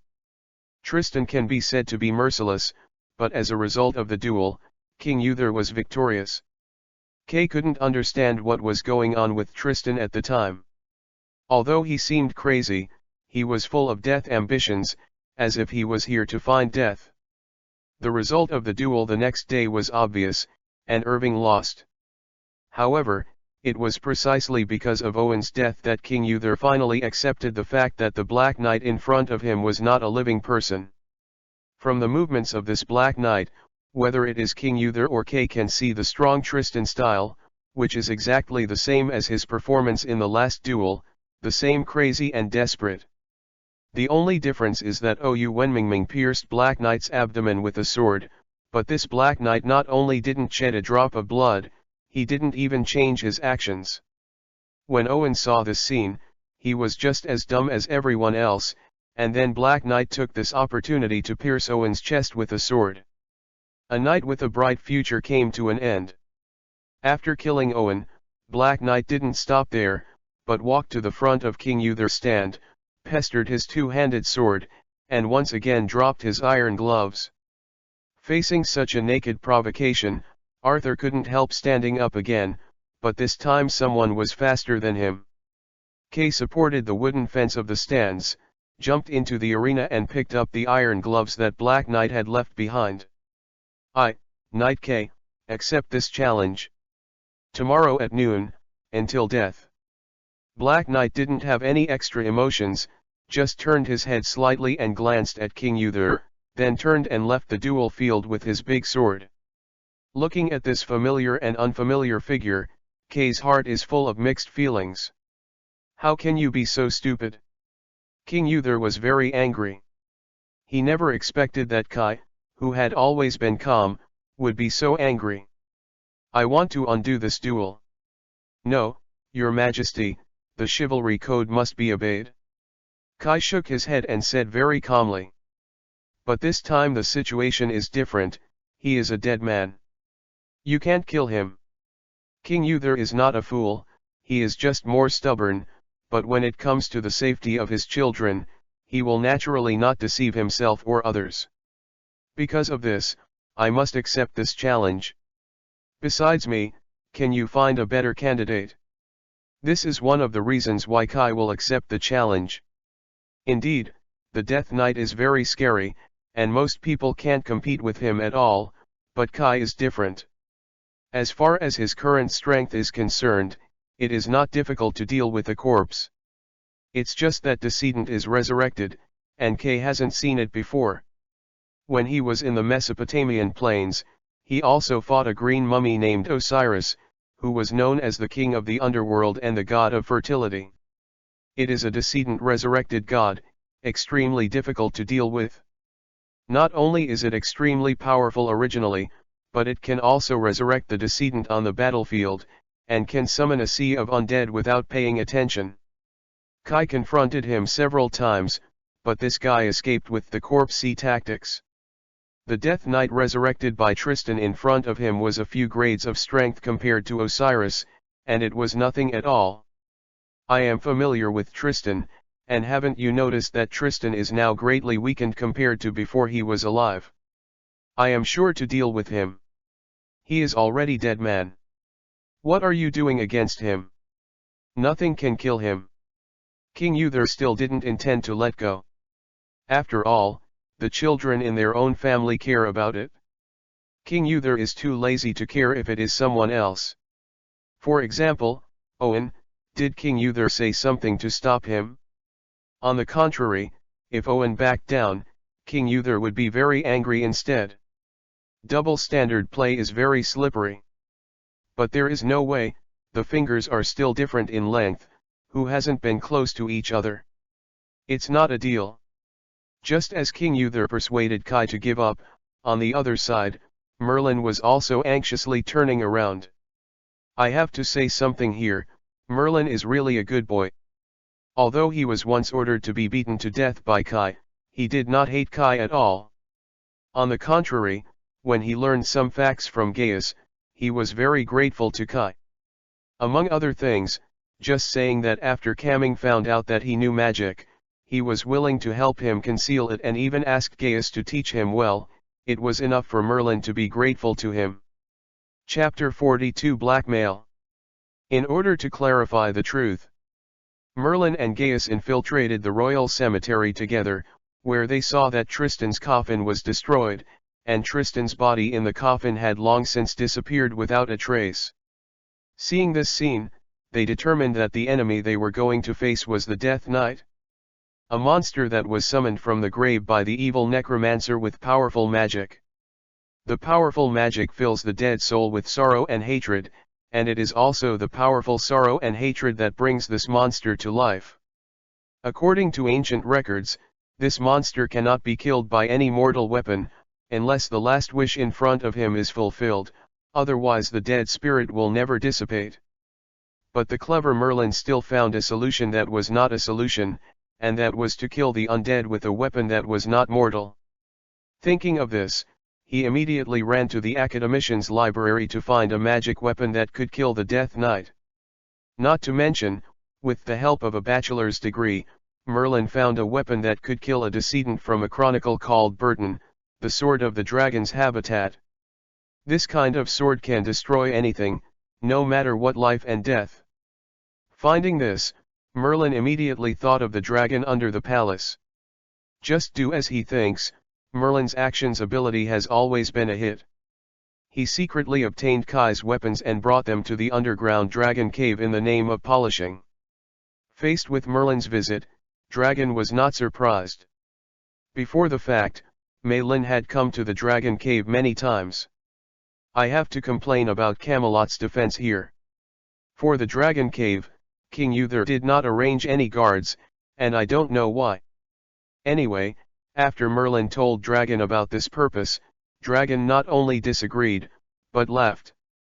Ha ha ha ha, what are you talking about? Help that BD defeat the undead knight? Ha ha ha ha ha ha, this is definitely the best joke I have ever heard since I was imprisoned here. Ha ha ha ha ha, really, Merlin, you should come more here, maybe my life as a prisoner will be much better. Merlin didn't expect that the feedback he got was actually this. What he didn't expect was that it was not difficult to tell from Dragon's words that Dragon knew Kai. How do you know Sir Kay? Dragon heard Merlin's question and put away his laughter. Definitely. The man you are talking about is much more powerful than you think. While talking, the giant suddenly stopped, and he lowered his head and stretched out to Merlin with a dumb face. Merlin was a little strange seeing Dragon suddenly silent. Just as he wanted to ask something, there was a voice behind him that he hadn't thought of. Indeed, we know. In a sense, they are acquaintances. All the hairs on Merlin's body stood up in an instant, and he did not expect that Sir Kay would appear here. At this moment, Merlin thought a lot. The thing he most wanted to do now was to return to Eldo and tell his mother that he loved her because he felt that he must not survive tonight. Suddenly a hand patted Merlin's shoulder. Children don't worry about the affairs of adults. What you have to do now is to study hard for me, don't think about messy things all day long. You can't intervene in this kind of thing now. But to Merlin's expectation, Kay didn't get angry, on the contrary, his tone was very gentle.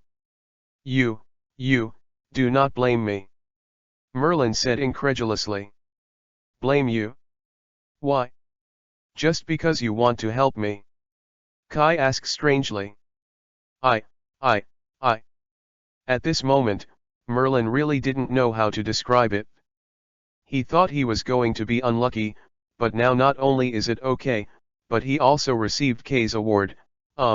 This should be the award, right? Okay, go back, children should go to bed early, otherwise they will not grow taller. Oh. Although Merlin was grateful to Kai, he was even more afraid of Kai. The first time he almost hiccuped in his life was given by Kay. He was so impressed that he almost formed a psychological shadow. How could he not be afraid? But when he was about to leave, Merlin remembered something, so he said in anticipation of that, Sir Kay, I saw in an ancient book that the sword in the place where dragon lives can kill dead spirits, since, you know Mr. Dragon, why don't you ask him to help you? Mr. Dragon. Kai glanced at Merlin in surprise, then turned to look at Dragon Kangora. Did you not tell this kid your name? It's not a polite practice. Dragon seemed to have something unspeakable about this question, turned his head and didn't want to look at Kai. This is my business, you don't need to worry about it. Kai looked at Dragon, who had a guilty conscience, and then at Merlin, who looked ignorant, and suddenly remembered something. No wonder you would talk to this kid, no wonder this kid would want to beg you. It seems that this legend is true, haha, it's really interesting. You're scared, Kansas. Kay was just about to say Dragon's name, and Dragon immediately let out a violent roar, interrupting Kai's words. This is between me and him, Kay. It's not your turn to intervene. Dragon was obviously afraid that Kay would reveal his name to Merlin, so he immediately changed the subject. Don't you just want me to attach Dragon's breath to your double swords? I will help you. Kai is very clear about the bond between Dragon and Merlin. Kai was just a guess before, but now it is basically certain, because Dragon does not want Merlin to know his name. Then Merlin's true identity can only be the Dragon Rider. The legendary Amirez. This is the surname of a family, and it is also called Roar by the outside world for their race. They are born with powerful magical powers, and they can control the dragon, so they are also called the Dragon Rider, and the dragon's instructions to the Dragon Rider must not be violated. This is also the reason why Kangora did not want Merlin to know his name, because if Merlin had his name, he would not be able to defy any orders of Merlin in the near future. This is not the future Dragon wants to see. However, Dragon is right.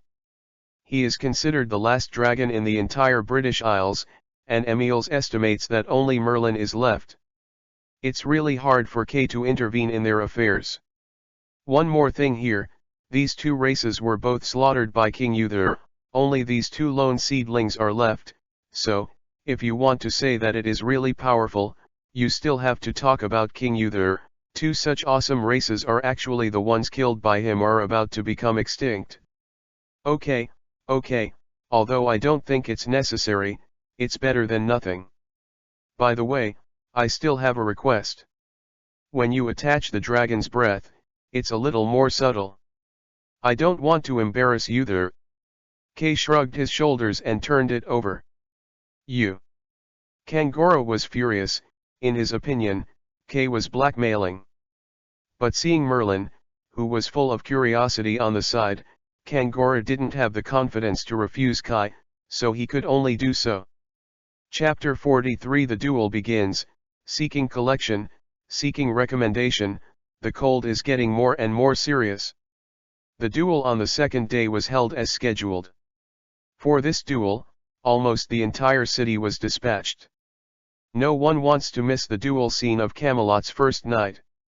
Watching the excitement is not unique to the Huxia people, and the people of the world cannot resist the excitement and gossip charm. Perhaps considering the high profile of this duel, King Uther had to arrange in advance countless soldiers and knights to maintain order on the scene. This also made the people present feel an unprecedented pressure. Kay wore a set of ordinary knight armor and stood in the center of the duel, where the Black Knight had been waiting there for a long time. This Black Knight had been standing in front of the main entrance of the palace before the duel began. He stood there like a statue for a day and night without eating, drinking, or sleeping, wondering if it was Kai who was afraid of accepting the challenge and fleeing. The duels between knights often have very strict ritual rules. For example, before the duel officially begins, the knights need not wear a helmet, but wear a gorgeous head covering, holding a high family heraldic flag, and come to the center of the duel arena. Things like speeches. Often this time, Kay is the one who is relatively silent.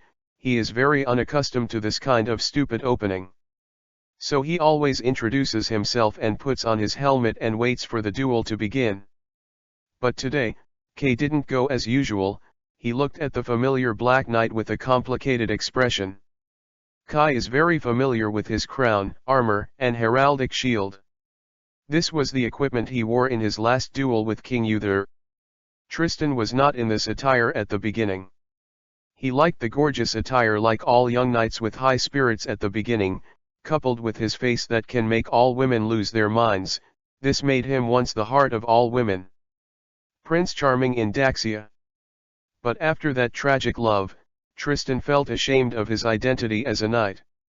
He felt that he had lost his glory, so he discarded his gorgeous attire and began to appear in front of people in black armor.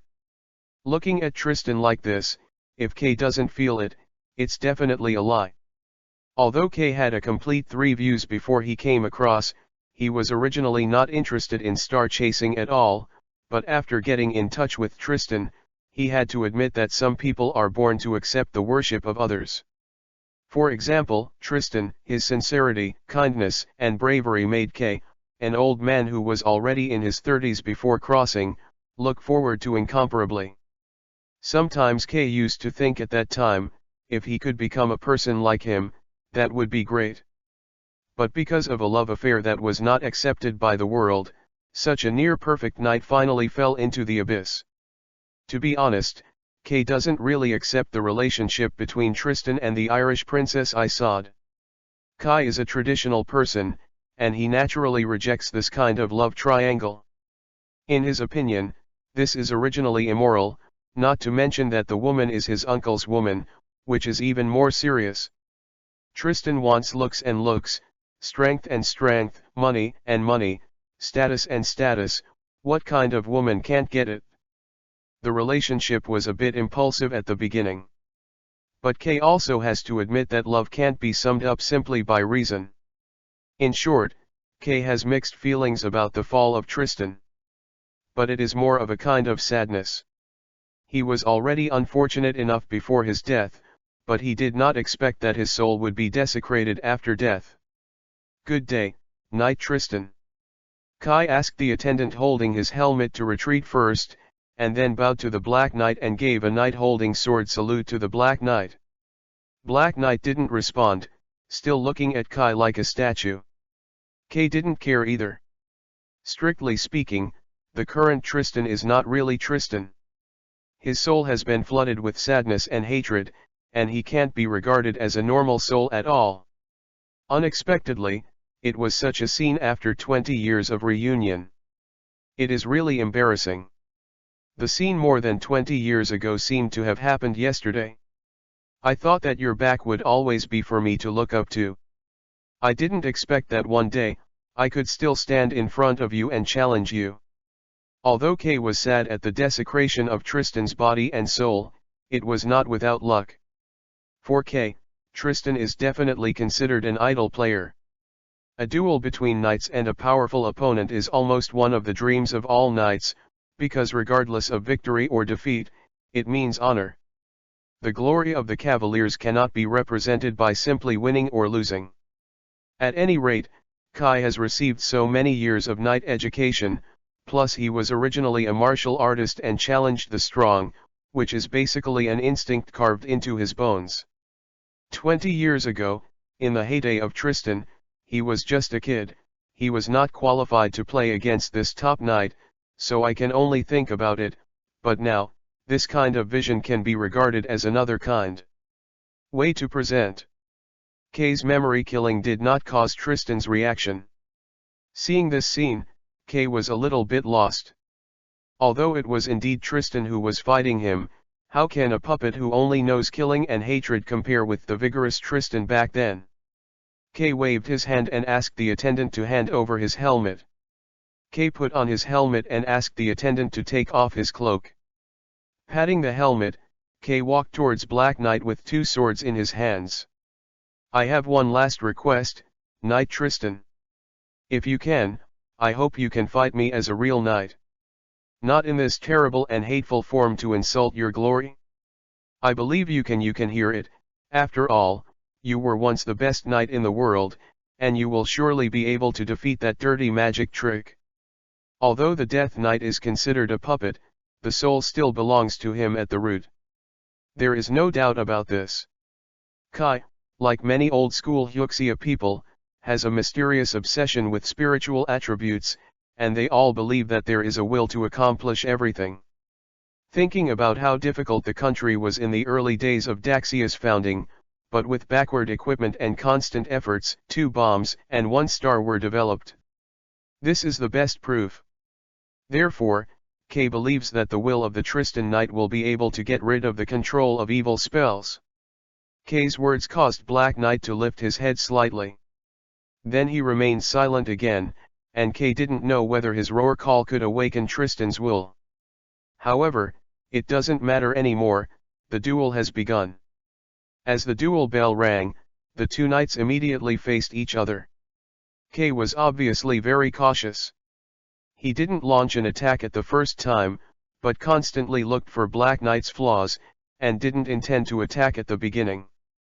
But Black Knight was different. He didn't mean to be cautious at all. Black Knight uses a two-handed knight sword. This weapon is actually used by knights for training more often. The probability of appearing on the battlefield is not high. This kind of weapon is too heavy, unless the ability is different, it is really hard to wield it on the battlefield a few times. Moreover, the speed of the attack is really not fast. But one thing is certain, that is, this thing is indeed powerful. This sword is even sharper than an axe. Kai faced the oncoming sword, very calm, this level of attack would not make him rush. I saw him dodge the giant sword when he turned sideways, and at the same time his left hand was also turning sideways while counter-attacking. Chapter 44 Duel, Part 1, for collection and recommendation. The length of the giant sword is determined, and its power is huge, so there is a saying in martial arts, 1 inch is long and 1 inch is strong, and 1 inch is short and 1 inch is dangerous. Long and strong, sharp, short, and weird, and hidden murderous intent. 1 inch long and 1 inch strong means that the longer the weapon in hand, the wider the attack range and the greater the attack power. An inch short and an inch risk means that the shorter the weapon in your hand, the closer you must be to the opponent to attack, and you will act faster in a fight and bear greater risks. The main meaning of risk here is not that you have endured the danger, but that the way you fight is a life-threatening style of play that can quickly control the enemy to death. Kai took up this risk. His weapon was a long sword of normal length, which was much shorter than a giant sword. If according to Kai's previous fighting style, he would attack from the beginning, it would be weak versus strong, and he would have lost a hand innately. After all, you may not get close yet, and someone else's giant sword may have slashed on your forehead. The Death Knight may not be as strong as a living person in other things, but there is one thing that must be stronger than a living person, and that is power. So the great sword is difficult for ordinary people to wield, but in Black Knight, this drawback is greatly reduced. So Kay paid attention to the defensive counter-attack from the beginning. Although Black Knight has great power, the giant sword is not slow in his hands. But inertia, even dead man can't avoid it. Don't look at him when he attacked, but with such a strong force, it would not be so easy to withdraw and change the attack in time like a short weapon. Kai is to fight this tiny flaw. Attacks between the gaps after Black Knight swings his sword. Black Knight was also very decisive. Just when Kai's left-handed sword was about to slash his head, he slid backward and pulled a little distance away, letting the long sword cut only to the surface of the armor. Although it was not able to cut solids, bursts of sparks spattered. The people around him were shocked, roar again and again. After a missed hit, Kay didn't continue to be unreasonable as usual. Instead, he stepped back cautiously and opened the distance again. To deal with ordinary people, Kai definitely can seize the gap and continue to attack, but the problem is that this person in front of him is not an ordinary person, he is not even a human being now. His previous reaction to pull the distance away was entirely instinctive, not afraid that Kai's attack would hurt him. How can a dead man be afraid of injury? If Kai really doesn't open his eyes to attack, then those who are waiting for Kai will definitely fight a fierce counterattack. No, it should mean taking Kai's own life to play against others. Others are already dead man, even if the long sword in Kai's hand is polished by the dragon's breath, he has the power to kill dead spirits. But even so, Black Knight's remarkable change from a corpse to ashes is essentially the same. But if Kai was smashed by that giant sword, he would directly advance from a living person to dead man. This is too bad. So Mingj protects his life, but Kai can only retire. The Black Knight in front of him was acting on his instinct, and he was strong if he was strong, but it was really nothing, he just looked for opportunities slowly. As the distance opened again, the Black Knight couldn't help but rush to attack again. But this time, Kai did not choose to dodge, but decided to block. He saw that his double swords crossed to block the chopping of the giant sword. Afterwards, Kai slid the giant sword to one side with his right-hand sword, and at the same time made a straight stab with his left sword. Take Black Knight directly. Black Knight wasn't so friendly either. He loosened his two-handed giant sword with one hand, and lifted Kai's piercing one by one with an iron glove. The knight's iron gloves and armors are very thick. They are the thickest parts except for the breastplate and helmet, so that they can function as shields when they don't have shields in their hands, but generally speaking, they rarely have them. The knight would do this, because it requires a high level of technical requirements. He must understand the unloading and blocking skills, otherwise it is really possible to be cut off by someone with a sword. Black Knight lifted his leg and kicked Kai's abdomen while swinging away Kai's long sword. Kai had no choice but to bend his knees to the stage and block Black Knight's foot with his knee. With a muffled noise, both were pushed away by the other's strength. But this time Black Knight didn't give Kai a chance to get away. At the moment when the two had just opened the distance, Black Knight held a huge sword with a backhand and cut diagonally to prevent Kai from gaining a foothold. In order to avoid this sword, Kai can only stand still and block again with the long sword in his hand. With the barrier of this sword, Kai's pace will inevitably be affected. It was this opportunity that Black Knight seized. He didn't wait for him to stand firm, but he took a step forward, maintaining alternate horizontal kicks with his feet, striding forward, and his whole body bowed slightly, rushing forward like a predator cheetah.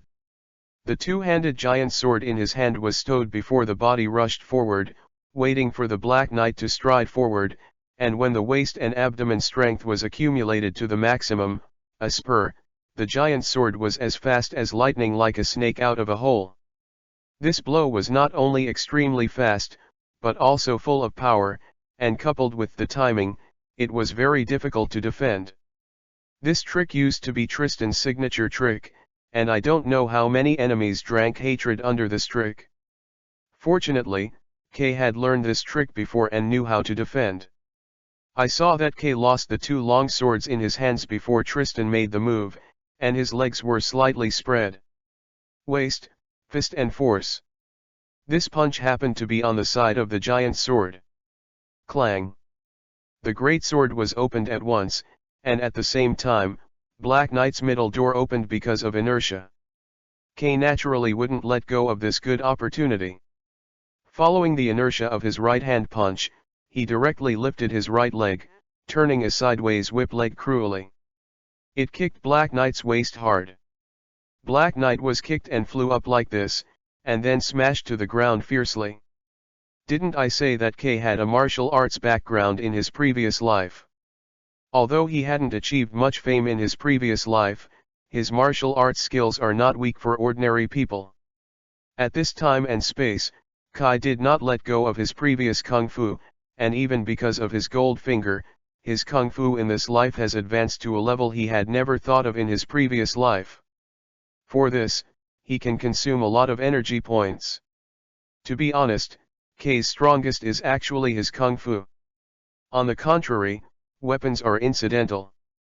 Let's put it this way, according to Kay's current martial arts level, coupled with physical fitness, I really want to go back, and it can really reproduce the heroic level of the TV novel in the real world. There is no way to use definitely light gong. For example, the kind of light gong that steps on the leaves to fly everywhere is already out of the gravity of the earth. Kay won't even think about it for 100 years of practice. As Kay knocked Black Knight into the air, the scene suddenly burst into joy. Only Kay didn't have any happy mood, because don't look at Black Knight very embarrassed, but it was just a face, and the real harm he received tended to not even be. Chapter 45 Duel, Part 2, thanks to the book friend 201702120938138879 for reward. Sure enough, before the triumphant pursuit, Black Knight stood up with a carp. In other words, for a corpse that has been dead for 20 years, the best result can only be a dry corpse. Where is the flesh on the body, let alone the muscles, but that's it, this Black Knight can still wear more than 100 caddies. The armored carp is very strong, this principle is really fascinating. So, magic is really amazing. Seeing that Black Knight rushed towards him like a bull, Kay was also helpless. The reason why he disliked close combat with the undead was because of this.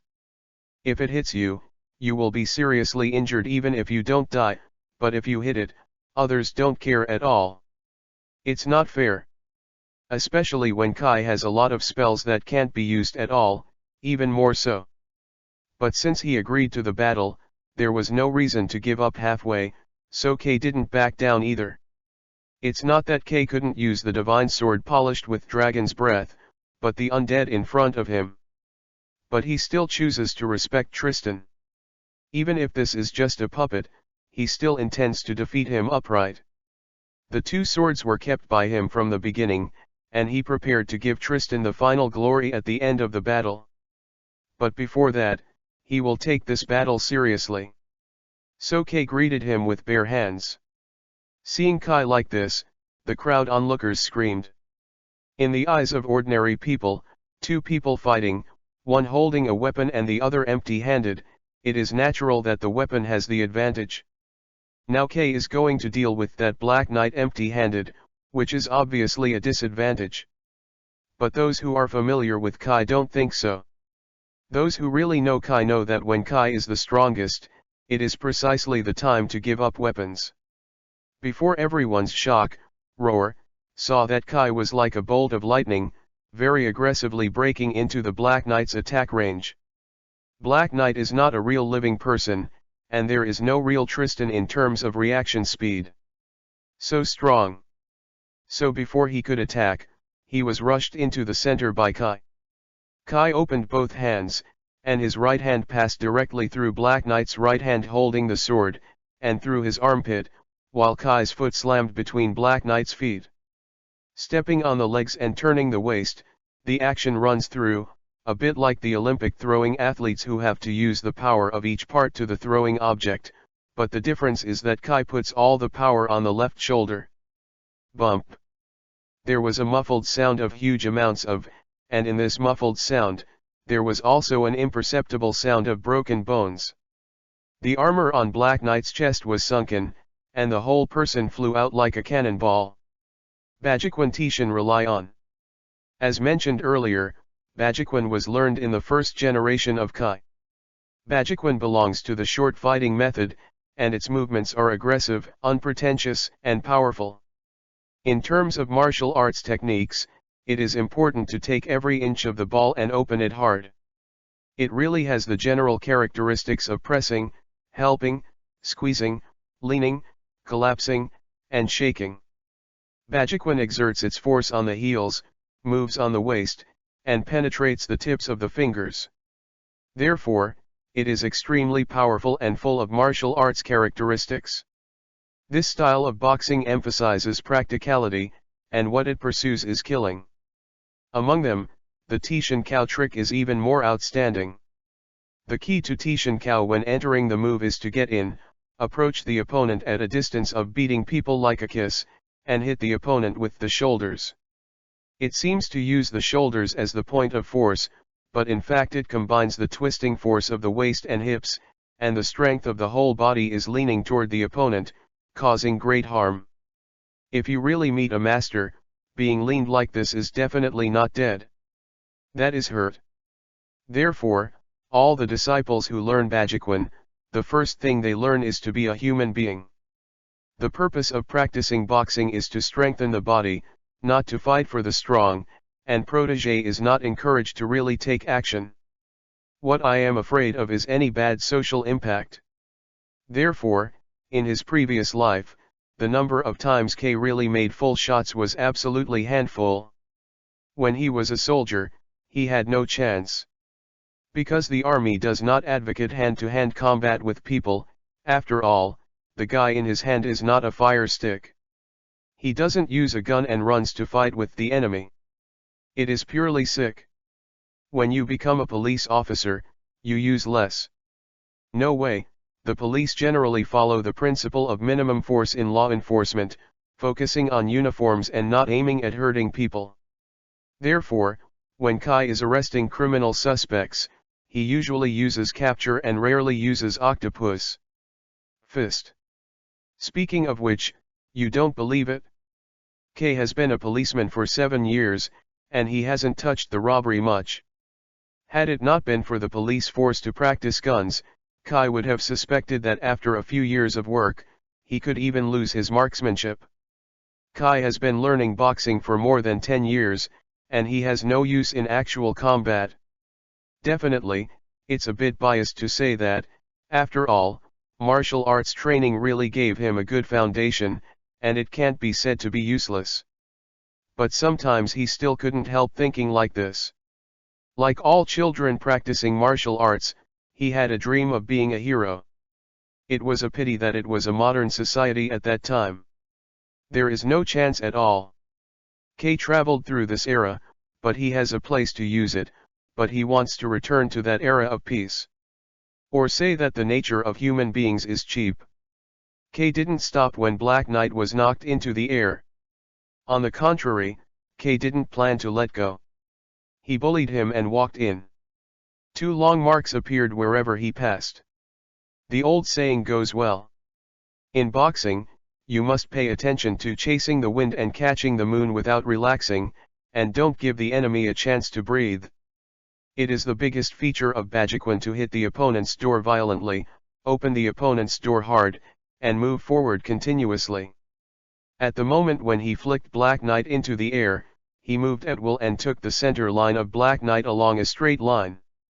Most of these parts of the human body, such as the spleen, which are easily injured, are concentrated here. Once attacked, the damage will be more obvious. Although this is nothing to Black Knight. This is just Kai's attacking habit. I saw Kai moving like a bow stretched, and sending out like thunder. The fists turned into after images and hit Black Knight's body continuously, only to hear the muffled sound, like thunder, swift and dense. Black Knight was originally beaten by an iron mountain. Although relying on his excellent combat instincts to maintain his balance and not fall, he didn't wait for him to stand still, but he was greeted with a stormy blow. In the face of K's destructive aura, Black Knight can only passively parry. No way, Bajiquan emphasizes that the force must be sudden and violent, making people caught off guard, and it must have a destructive aura.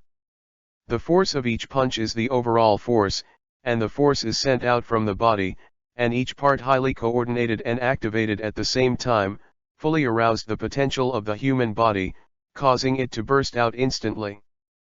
But in the end, Black Knight is not a living person. After the initial rush, Black Knight immediately abandoned the defense and chose to trade injury for injury. Because it was close, it was impossible for Black Knight and had no chance to use the giant sword in his hand, so he simply held the sword in one hand and counterattacked with one hand, hoping to defeat Kai, in exchange for a better space for activity. Facing Black Knight's straight punch, Kai stepped to Black Knight's side and punched the joint of Black Knight's straight punch. Click. One of Black Knight's hands was cut by Kai in this way, but Kai was unforgiving. After opening Black Knight's straight punch and allowing Black Knight to open the middle door, he immediately hit Black Knight's throat with a punch to make Black Knight's body lean back unconsciously. When Black Knight was unable to fight back, Kai's fists immediately fell on Black Knight's face like rain. Chapter 46 Duel, Part 2, thanks to Uncle Kylo for his reward. Overlord Rain. Click. One of Black Knight's hands was cut by Kai in this way, but Kai was unforgiving. After opening Black Knight's straight punch and allowing Black Knight to open the middle door, he immediately hit Black Knight's throat with a punch to make Black Knight's body lean back unconsciously. When Black Knight was unable to fight back, Kai's fists immediately fell on Black Knight's face like rain. Overlord's hard-folding rain is the last single-hand technique of the 8 opens. It is powerful and easy to open the opponent's defense and easily enter. At the same time, the fists and palms of both arms also change at any time, either splitting or hitting, straight take the key. However, this trick is rarely used by the living, because once used, it is definitely not dead or injured. The Overlord's Rain is a killer move that specializes in the face and throat. It is easy to hurt people even in normal exercises, let alone actual combat. But again, Black Knight is not a human being, so this trick of Kai, even though he shape-shifted the Black Knight's helmet, he still stood strong. Facing such an undead target, Kai naturally couldn't stop easily. So the fist still did not relax, taking advantage of his unsteady footing, and then kept attacking. And Black Knight interrupted a hand because of Kai's break rain and break rain, so he had to lift the huge sword with one hand and cross the upper body to increase the defensive area and prevent important parts such as the head and chest from being attacked. Although this Black Knight is an undead, the instinct of the body still exists, and some defensive actions are not controlled at all. Just when he could not look at each other in his defensive upper body, Kai made a kick in the middle of Black Knight's knee. This is the stress point of the human body. It doesn't need much force to destroy the balance of the human body, so Black Knight staggers. The moment Black Knight lost his balance, the vitals of his head were exposed. Facing this opportunity, Kai would naturally not let it go. He twisted his body, lifted his leg up to his head, like a big axe, and slashed down Black Knight's head fiercely. Bump. Black Knight's instinctive reaction was actually quite fast. At the moment when Kai's kick hit him on the head, his head still gave way slightly to the side, but the movement was still too slow. So the whole person knelt directly to the ground, and the helmet on his head was also kicked by the blow. But the moment his helmet landed, everyone present finally saw the front of Black Knight. A shriveled black, hideous, mummy head appeared in front of everyone. The gossip party in Camelot definitely discussed about Black Knight's identity, but everyone couldn't tell why. After all, almost 20 years have passed since then. How many people can still remember this? But now, contrary to everyone's expectations, under this helmet was a terrifying corpse. Kay frowned when he heard the sound of roar in horror at the scene. To be honest, he was really disappointed. At the same time, I felt even more sad. The Tristan knight he had admired and yearned for, unexpectedly appeared in front of the world in such an abominable form. What Kay wants to face is the real Tristan, not the ugly puppet in front of him. Seeing this scene, Kay was really not in the mood to try anything. Tristan should stay in people's hearts with that perfect image. He should be honor, not standing in front of the world in an evil posture like he is now. This is the greatest insult to him. This duel is no longer an honor, so Kai decided to give the final relief. Kay didn't worry about reinstalling the head shrugged aside on Black Knight's neck. Instead, he turned around and picked up his double swords. It's over, you really are not Tristan anymore. Don't worry, I will find the murderer behind the scenes and let him understand the price of blaspheming a warrior. Kai calmly walked to Black Knight and said softly. After speaking, Kai waved the dragon's breath sword and rushed up. The result of the final battle is already obvious, this undead is not Kai's opponent at all.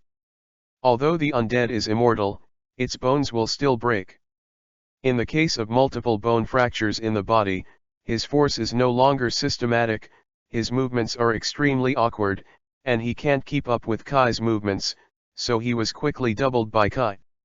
The sword severed his head. As his head was chopped off for a while, a bright flame emerged from the withered and shriveled corpse, and then turned into a burst of fly ash. Tristan disappeared completely. At the same time, a burst of energy poured into Kai's body. This caught Kai a bit by surprise. This energy is very large, and it has increased Kai's energy bar by almost 30%. It was also the influx of 30% of the energy that gave Kai an energy point. Seeing this unexpected gain, Kai raised his eyebrows. He didn't expect that this anticlimactic duel would have such a big gain. Kai hadn't killed the undead before, but never before had the harvest been so rich. Could it be that what he just killed was really Tristan's soul? It is inevitable that Kay feels a little frustrated thinking of this, and it is very gratifying to get soul energy, but if the object is someone he has admired, it is another mentality. This gives Kay the feeling of killing Tristan with his own hands. Fortunately, Kay's psychological quality has always been very strong, so he adjusted quickly. After all, the corpse manipulated by hatred and sorrow just now can't be called Tristan. Even if the soul in the corpse is Tristan, Kay can be regarded as a relief. Kay believes in Tristan's pride. Even if it is completely dead, he can't stand his body being so desecrated. With the ashes of Black Knight extinguished, the entire duel field burst into thunderous roar of joy. The Knight Kai representing Camelot, kill a ghost from the ghost. Is there anything more topical than this? I believe that it will not take long for the deeds of Kai and the Death Knight to spread throughout the Celtic kingdoms. The power of Camelot has been proven once again. Therefore, both the people and King Uther were extremely happy. Only Kay seemed a little bit emotional. In the evening, after a lively banquet that almost everyone was satisfied with, King Uther returned to his room alone. Regarding what happened in these 2 days, King Uther looked a little exhausted. He knows better than anyone that this matter is not over. Starting from the desecration of Tristan's body, everything has just begun. 20 years, he thought that everything would end with time, but when Tristan's body stood in front of him, King Uther knew that everything was just his own wishful thinking. He failed to escape the old things 20 years ago, and everything entangled him again after 20 years. Thinking of these and none, King Uther felt exhausted like never before. But at this moment, a gust of wind blew in the originally closed room. King Uther raised his head and looked at the flickering candles that were blown by the wind, his eyes full of sadness. He slowly turned around, and a glamorous girl in red was already standing not far behind him. Chapter 47 Injustice, Seeking Collection, Seeking Recommendation. I should have thought of it long ago. King Uther said in a low voice. I don't expect you to think of it, Uther. The beauty in red looked at King Uther, who was slightly old, with ridicule and pleasure in her eyes. She obviously liked seeing King Uther showing his weakness in front of her. Nivi, are you not tired? King Uther hates and fears the beautiful woman in front of him. He knows just how powerful this woman is. He originally thought that they would never see each other again in his lifetime, but as a result. What about you? You provoked the war, Uther. You drove me out of the court and killed all my fellows. Niwei, who had always been unusually calm, suddenly became excited, her eyes bursting with hatred and anger. King Uther felt a scorching sensation. But even so, King Uther did not think he was wrong. You asked for it yourself. You are learning black magic. It was you who made me intolerable. Seeing King Uther, who was still not guilty even now, Niwei suddenly felt sad. I was your friend, Uther, it was you who welcomed me to your court. But you betrayed our friendship. King Uther interrupted Neve, he didn't want to recall the goodness of the past. Because it will remind him of the unforgettable memories after the good. I just did what you wanted. I used the magic you have always despised to make your wife who doesn't lay eggs pregnant with the son of your dreams. When King Uther heard Niv mention his wife, his eyes became sharp. He suppressed his anger and said, you are not allowed to say that to her. She is my favorite, where my soul lies. Perhaps because he missed his wife, King Uther actually brought out a touch of gentleness when he talked about it. It's hard to see this kind of feeling on King Uther's face, but it's just this little gentleness that made Nivi feel extremely angry and jealous. Maybe she and King Uther would not admit it, but there was indeed a period between them. Days of mutual attraction. Unfortunately, this relationship that had not had time to start, soon accepted a life and death test. But you took her away from me. Seeing the hatred on King Uther's face, Niwei's heart was also full of sadness. She thought she gave King Uther what she wanted most, and he would be happy. It's a pity that things backfired. She died to give birth to your son. This is not my choice, this is the law of magic. To create a life, one must be taken away. The conservation of the world must be respected. But such rhetoric will only make King Uther even more angry. He supported the table and leaned forward, the anger in his eyes even burned everything in front of him. You knew she would die like this. But you still watch this happen. No. You are wrong, I don't know. A trace of remorse was revealed in Niwei's eyes. It all started with her to satisfy Uther's wish, but the price of fulfilling her wish was both of them. Falling into the abyss of hatred and regret. If I can foresee her death, and your revenge against me, I will never fulfill your wish. King Uther also lowered his head. Hasn't he been living in regret all these years? He hunted necromancer, destroyed all things related to magic, and vented more. But what can it do? If he could, he wouldn't want everything to have never happened. I wish you didn't. Now it was Niwei's turn to be a little surprised, and she looked at Uther in surprise.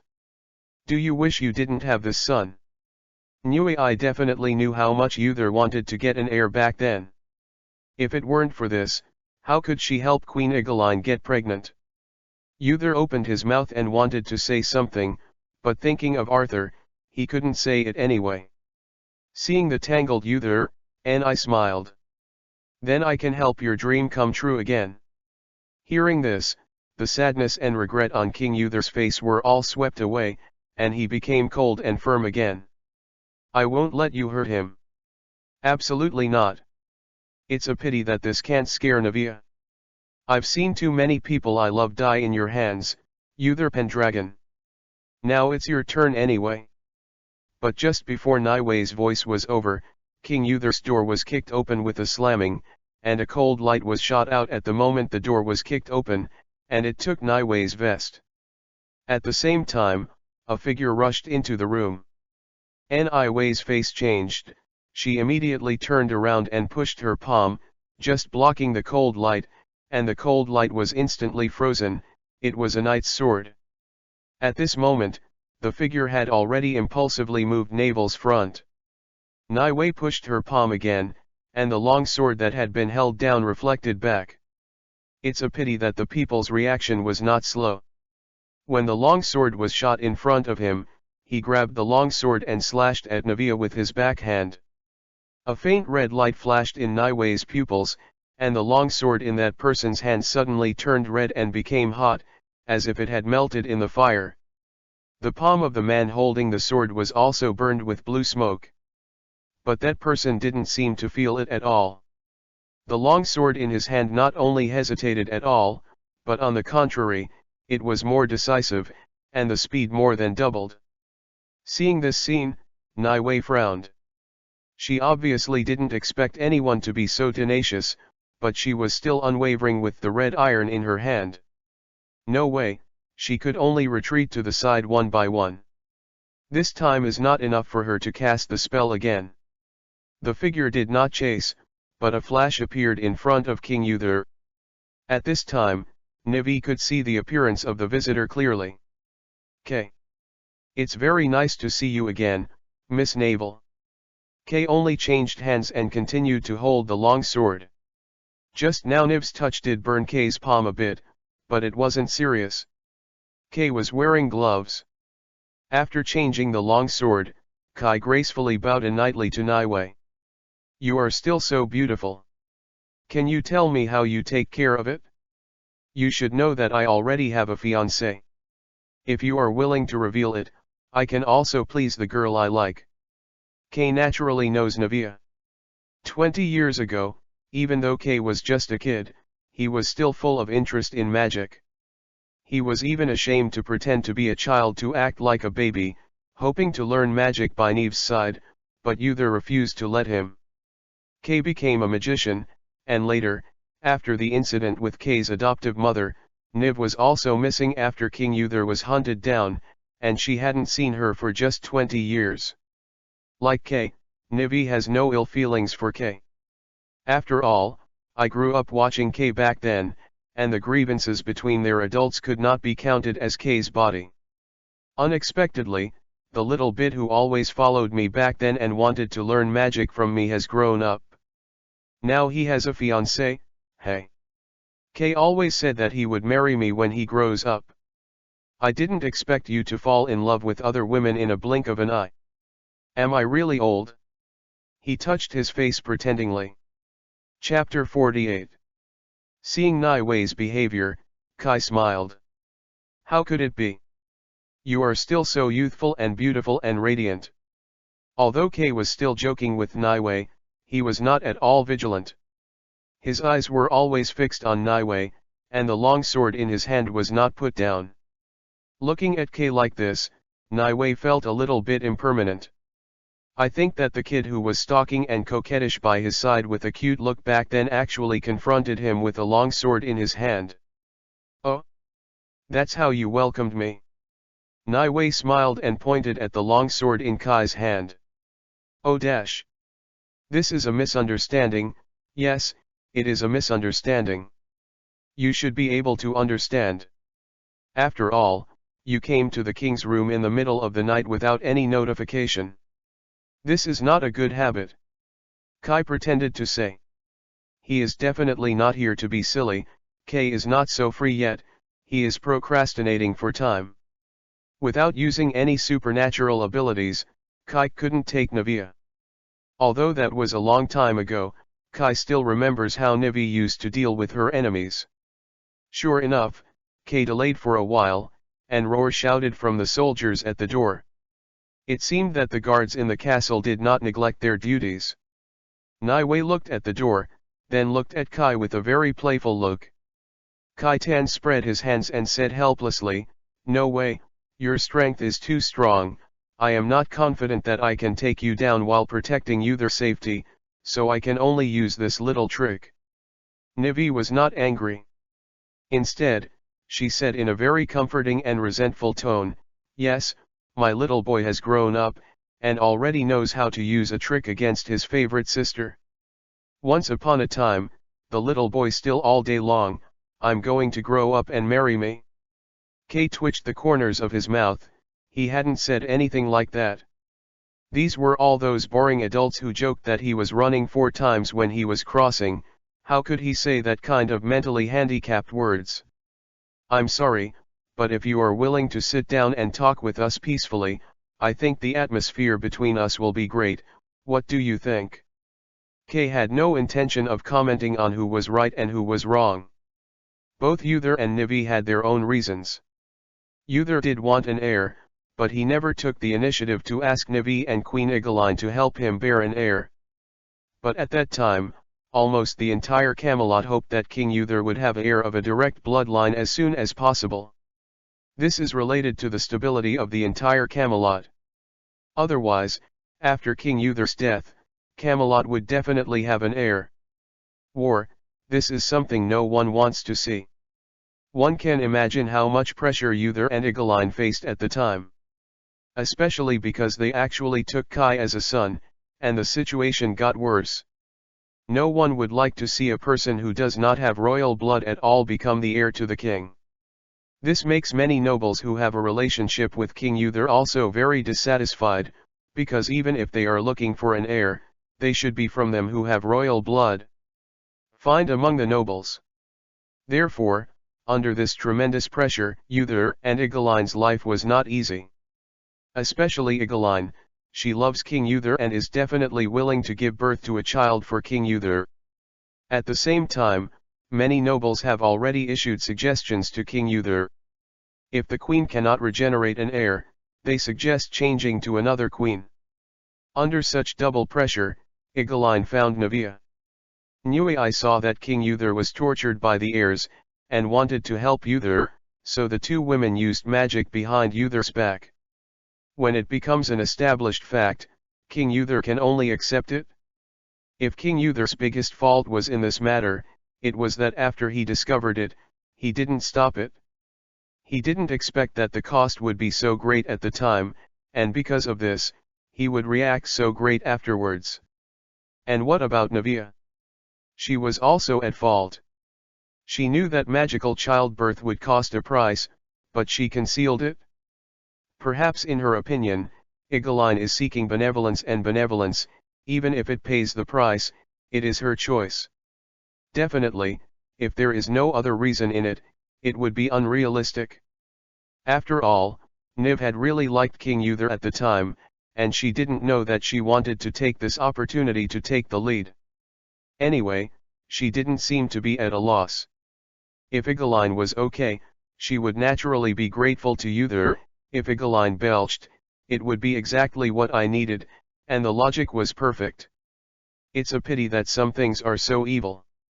Egeline is really dead, but her idea of wanting to be superior is also shattered, and she has turned against King Uther. Therefore, it is really difficult to tell who is right and who is wrong. It's better to sit down and talk. If there is a result that everyone can accept, then everyone will be happy. Impossible. Don't even think about it. Unfortunately, Kay is still wishful thinking. In the past 20 years, the two sides have been feuding in blood. Unless one party truly falls, no one will give up. At this moment, the Leon Knights had already rushed into the king's bedroom with a large number of knights and soldiers. Seeing these knights, Naiwei shook her head. "It seems that the old age is over, I should leave. But, Uther, what you owe me, I will definitely take it back." After speaking, Naiwei disappeared into a gust of wind.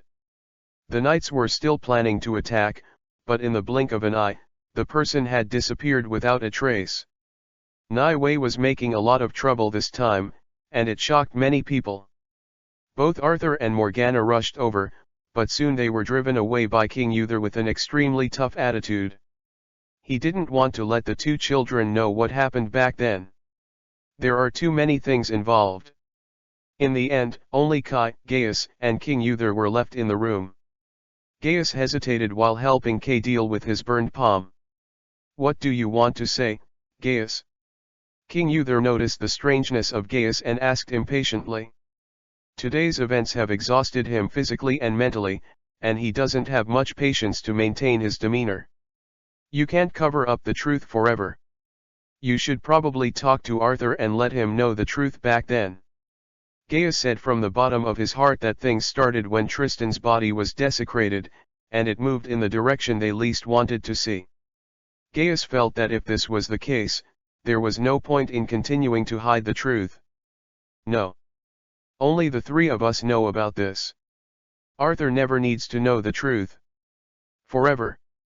King Uther refused categorically. He couldn't let Arthur know the truth of the year. This had extremely serious consequences for him, for Arthur, and for the entire Camelot. He couldn't let this happen. But the boy has grown up and he has become a man. Did you forget? You just canonized him 2 days ago. He should know the truth. You can't hide it forever, Uther. Gaius still hoped can convince King Uther. Chapter 49. I am the king. You don't need to tell what to do. King Uther was never a person who liked to listen to other people's opinions. This character is very bad, but most rulers in feudal society have problems, which is not unusual. And the point is, he is the boss, he just used it for himself, and no one dared to say anything. At least Gaius didn't dare. Your Majesty, it's definitely up to you to decide what to do. King Uther stared at Gaius tightly. You have sworn to never reveal the secret of Arthur's birth. I warn you not to break the oath. Very well, sire. Yes, your Majesty. Gaius said disappointedly. Okay, Gaius. Don't say it, you go back first, I will have a good chat with Uther, you go and rest, things have not yet reached that point. Don't look at King Uther's always serious face, he looks expressionless, but in fact he is a very emotional person. Once he is angry, he will always do things that he regrets. Kai didn't want him and Gaius's friendship for decades to go wrong, so he immediately interjected and let Gaius leave first. Gaius looked at King Uther, who was still glaring at him, and nodded helplessly. Okay, I'll go first. Remember, don't get any water in the wound in the last 2 days. The wound will heal in 2 days. After saying that, Gaius packed his medicine box, turned and left the king's bedroom. When Gaius left, King Uther's original angry expression was also put away, and the whole person sat on the chair exhaustedly, looking exhausted. Kai didn't go to talk to King Uther right away, but picked up the flask on the table and poured himself a glass of wine to moisturize his throat. King Uther did not speak either, but rubbed his face vigorously, trying to calm himself down. After about 10 minutes, Kai Cai finally spoke. I think Gaius is right, Uther. Arthur should know the truth. You can't always treat him as a child. Kai is actually supporting Gaius, but Uther was so excited just now. If you add fuel to the fire, with King Uther's FG temper, you might really go unhappy. That is very unnecessary, so Kai will wait for King Uther to calm down before speaking his own thoughts. King Uther raised his head and looked at Kai in surprise. He did not expect that even his most trusted child would oppose him. Why do you even say that? Kai. Others don't know what impact the truth will have if it is published, don't you know? If other people know the secret of Arthur's birth, what I have done for so many years, it became a joke. The whole Camelot will be crumbling. Don't think this is just a small matter. On the contrary, it is so big that King Uther would not want to reveal this secret even if he died. In the past 2 decades, King Uther has done the most to destroy magic. For this reason, he does not hesitate to kill many innocent people who do not know. For example, a necromancer was found in a hotel, so good, the entire hotel from the owner to the running hall, to the guests all grabbed and killed. For another example, if a person is found to be a necromancer, then the neighbors on his left and right are very likely to be arrested, because you and necromancer have lived together for such a long time, and you didn't report it, which is just a shelter. All in all, under King Uther's iron fist, there really shouldn't be too many unjust, false, and wrongful cases.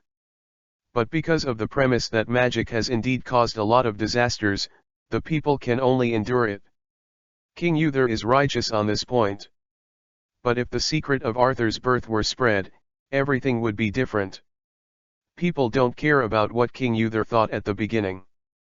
They would simply think that when King Uther killed people related to magic, you would always kill the wrong people, but why did you treat your son? Just open the net? Your son was also created by magic. He is, damn it. In this way, the righteousness before King Uther will be completely shattered. And this is still on the one hand, the people of this year are not as powerful as later generations. If King Uther really abandons his morals and insists on suppressing his morals, those people will have nothing to do, after all, they are tyrants. But there is a group of people who are not so easy to dismiss, and that is the entire aristocratic class. The entire aristocratic class of Camelot would follow Uther and put their heads on the waistband to fight magic. It was because they believed in the words of King Uther and believed that magic had affected their rule over Camelot. But now, they suddenly discovered that Arthur was born by magic. What does this make them think? The better ones would only think that Uther was unfair, and those who were really gloomy would have to consider what happened after Arthur took office. Strictly speaking, Arthur should be in the same group with those necromancers. When Arthur takes the position, what should he do if he wants to avenge his freak friends? And there is another very important reason, that is power. Once the legitimacy of Arthur's heir is destroyed, then he will lose the right to inherit the throne, which is a huge amount of good news for some careerists. What's more serious is that this will make many aristocrats who didn't have this mind also begin to be unstable. In short, the impact of this incident is so great that it can cause the Pendragon family to lose control of Camelot. Under this circumstance, there will be ghosts only when King Uther can promise. Definitely, this is not the most important thing. King Uther has been tough all his life. These are small things. It's great to fight another war. This is nothing to King Uther. I didn't know how many people were unwilling to fight the strange necromancer magical creatures, but King Uther was not as tough as it was. This courage was nothing to him.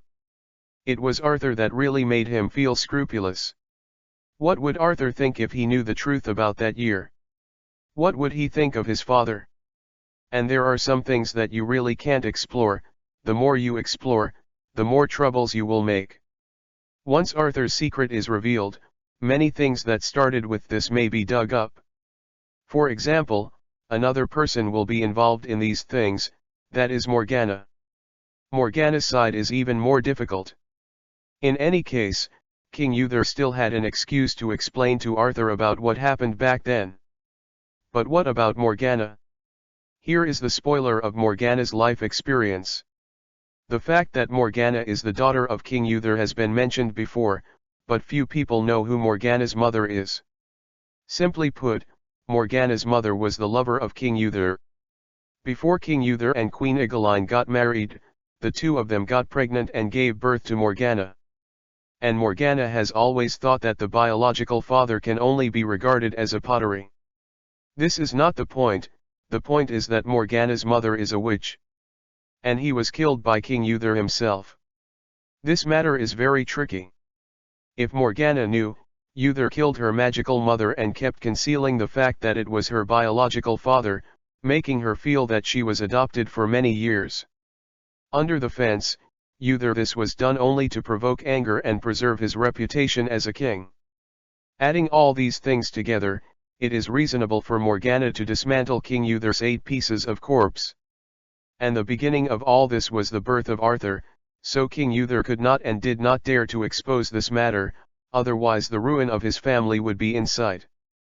Chapter 50 Stubbornness, Seeking Collection, seeking recommendation. In addition to King Uther in Camelot, Kay is the person who knows the secrets of the year best. Whether it is the secret of Arthur's birth or Morgana's secret, Kay knows it all. To be honest, even if Kay has a close relationship with King Uther, he can't help him out.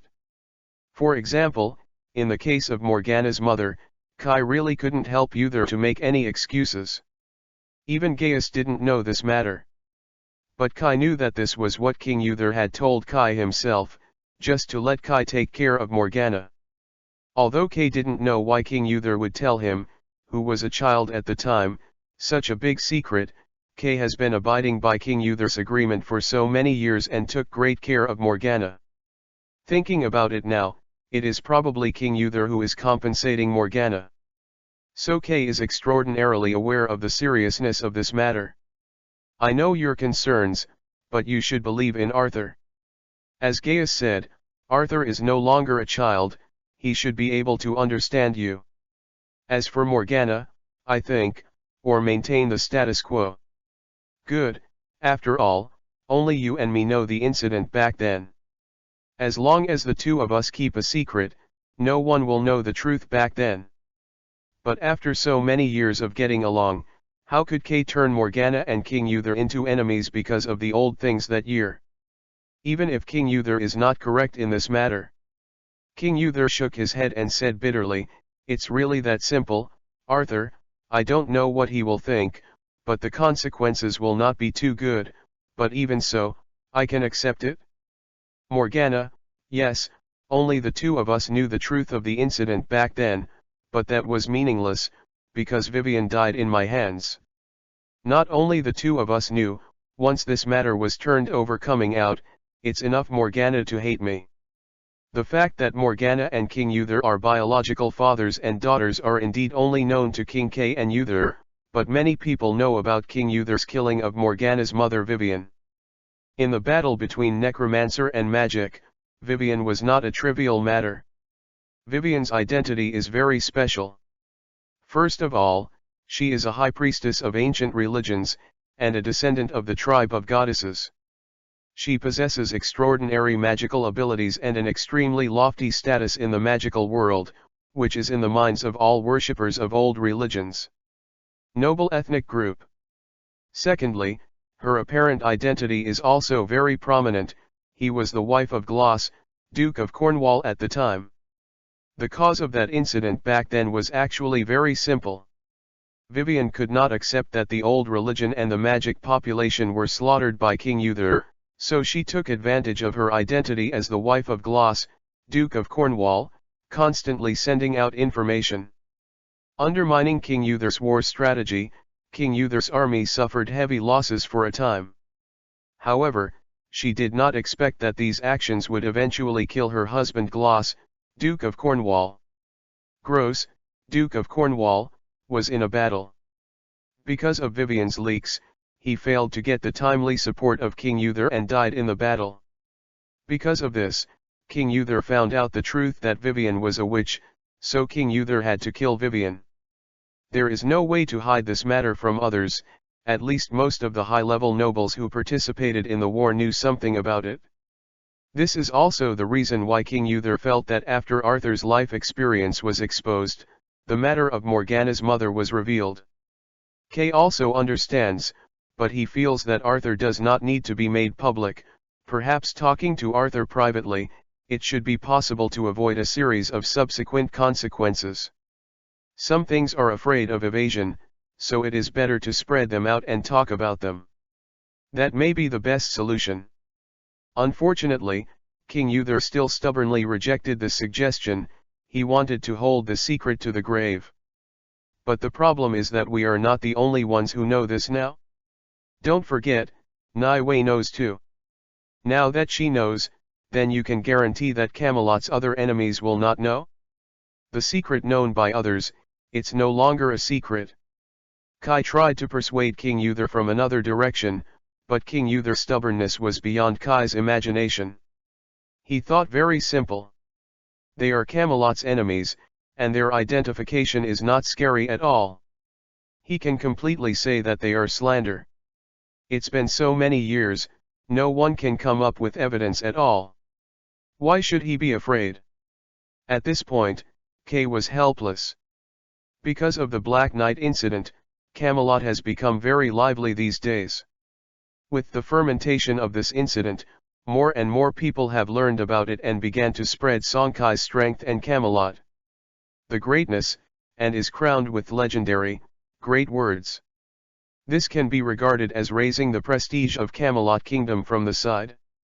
At the same time, many people come to Camelot, hoping to watch the duel arena where Black Knight was killed.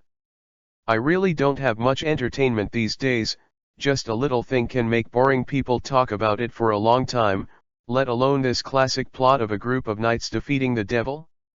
So a few days have passed. Not only has the heat of this incident not subsided, but it has become more and more hot. Even now Camelot's market has appeared in dramas featuring Kay and Black Knight, which are quite popular. Merlin himself likes these dramas very much. Although he knows the truth of the matter, it does not prevent him from appreciating the dramas.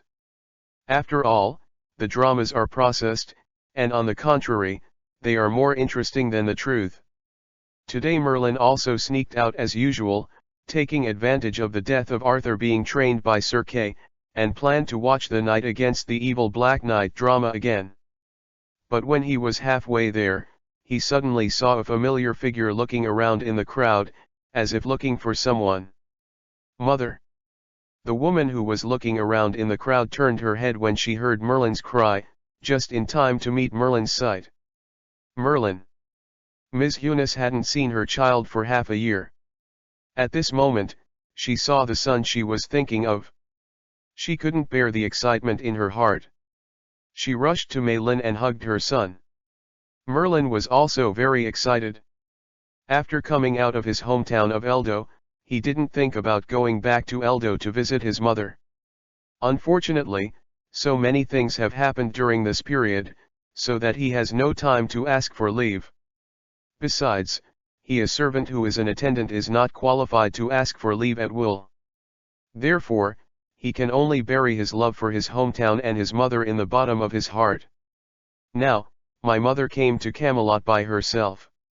He wanted to take a good look at his mother, and wanted to see how she was doing well. But from this point of view, something went wrong. He found that his mother had injuries on his face, and even his eyes were swollen. This was obviously beaten. This discovery made Merlin very angry. He immediately asked nervously, "What happened? Who did this?" Eunice originally saw her son's surprise and touch, but at this moment it became miserable and indescribable.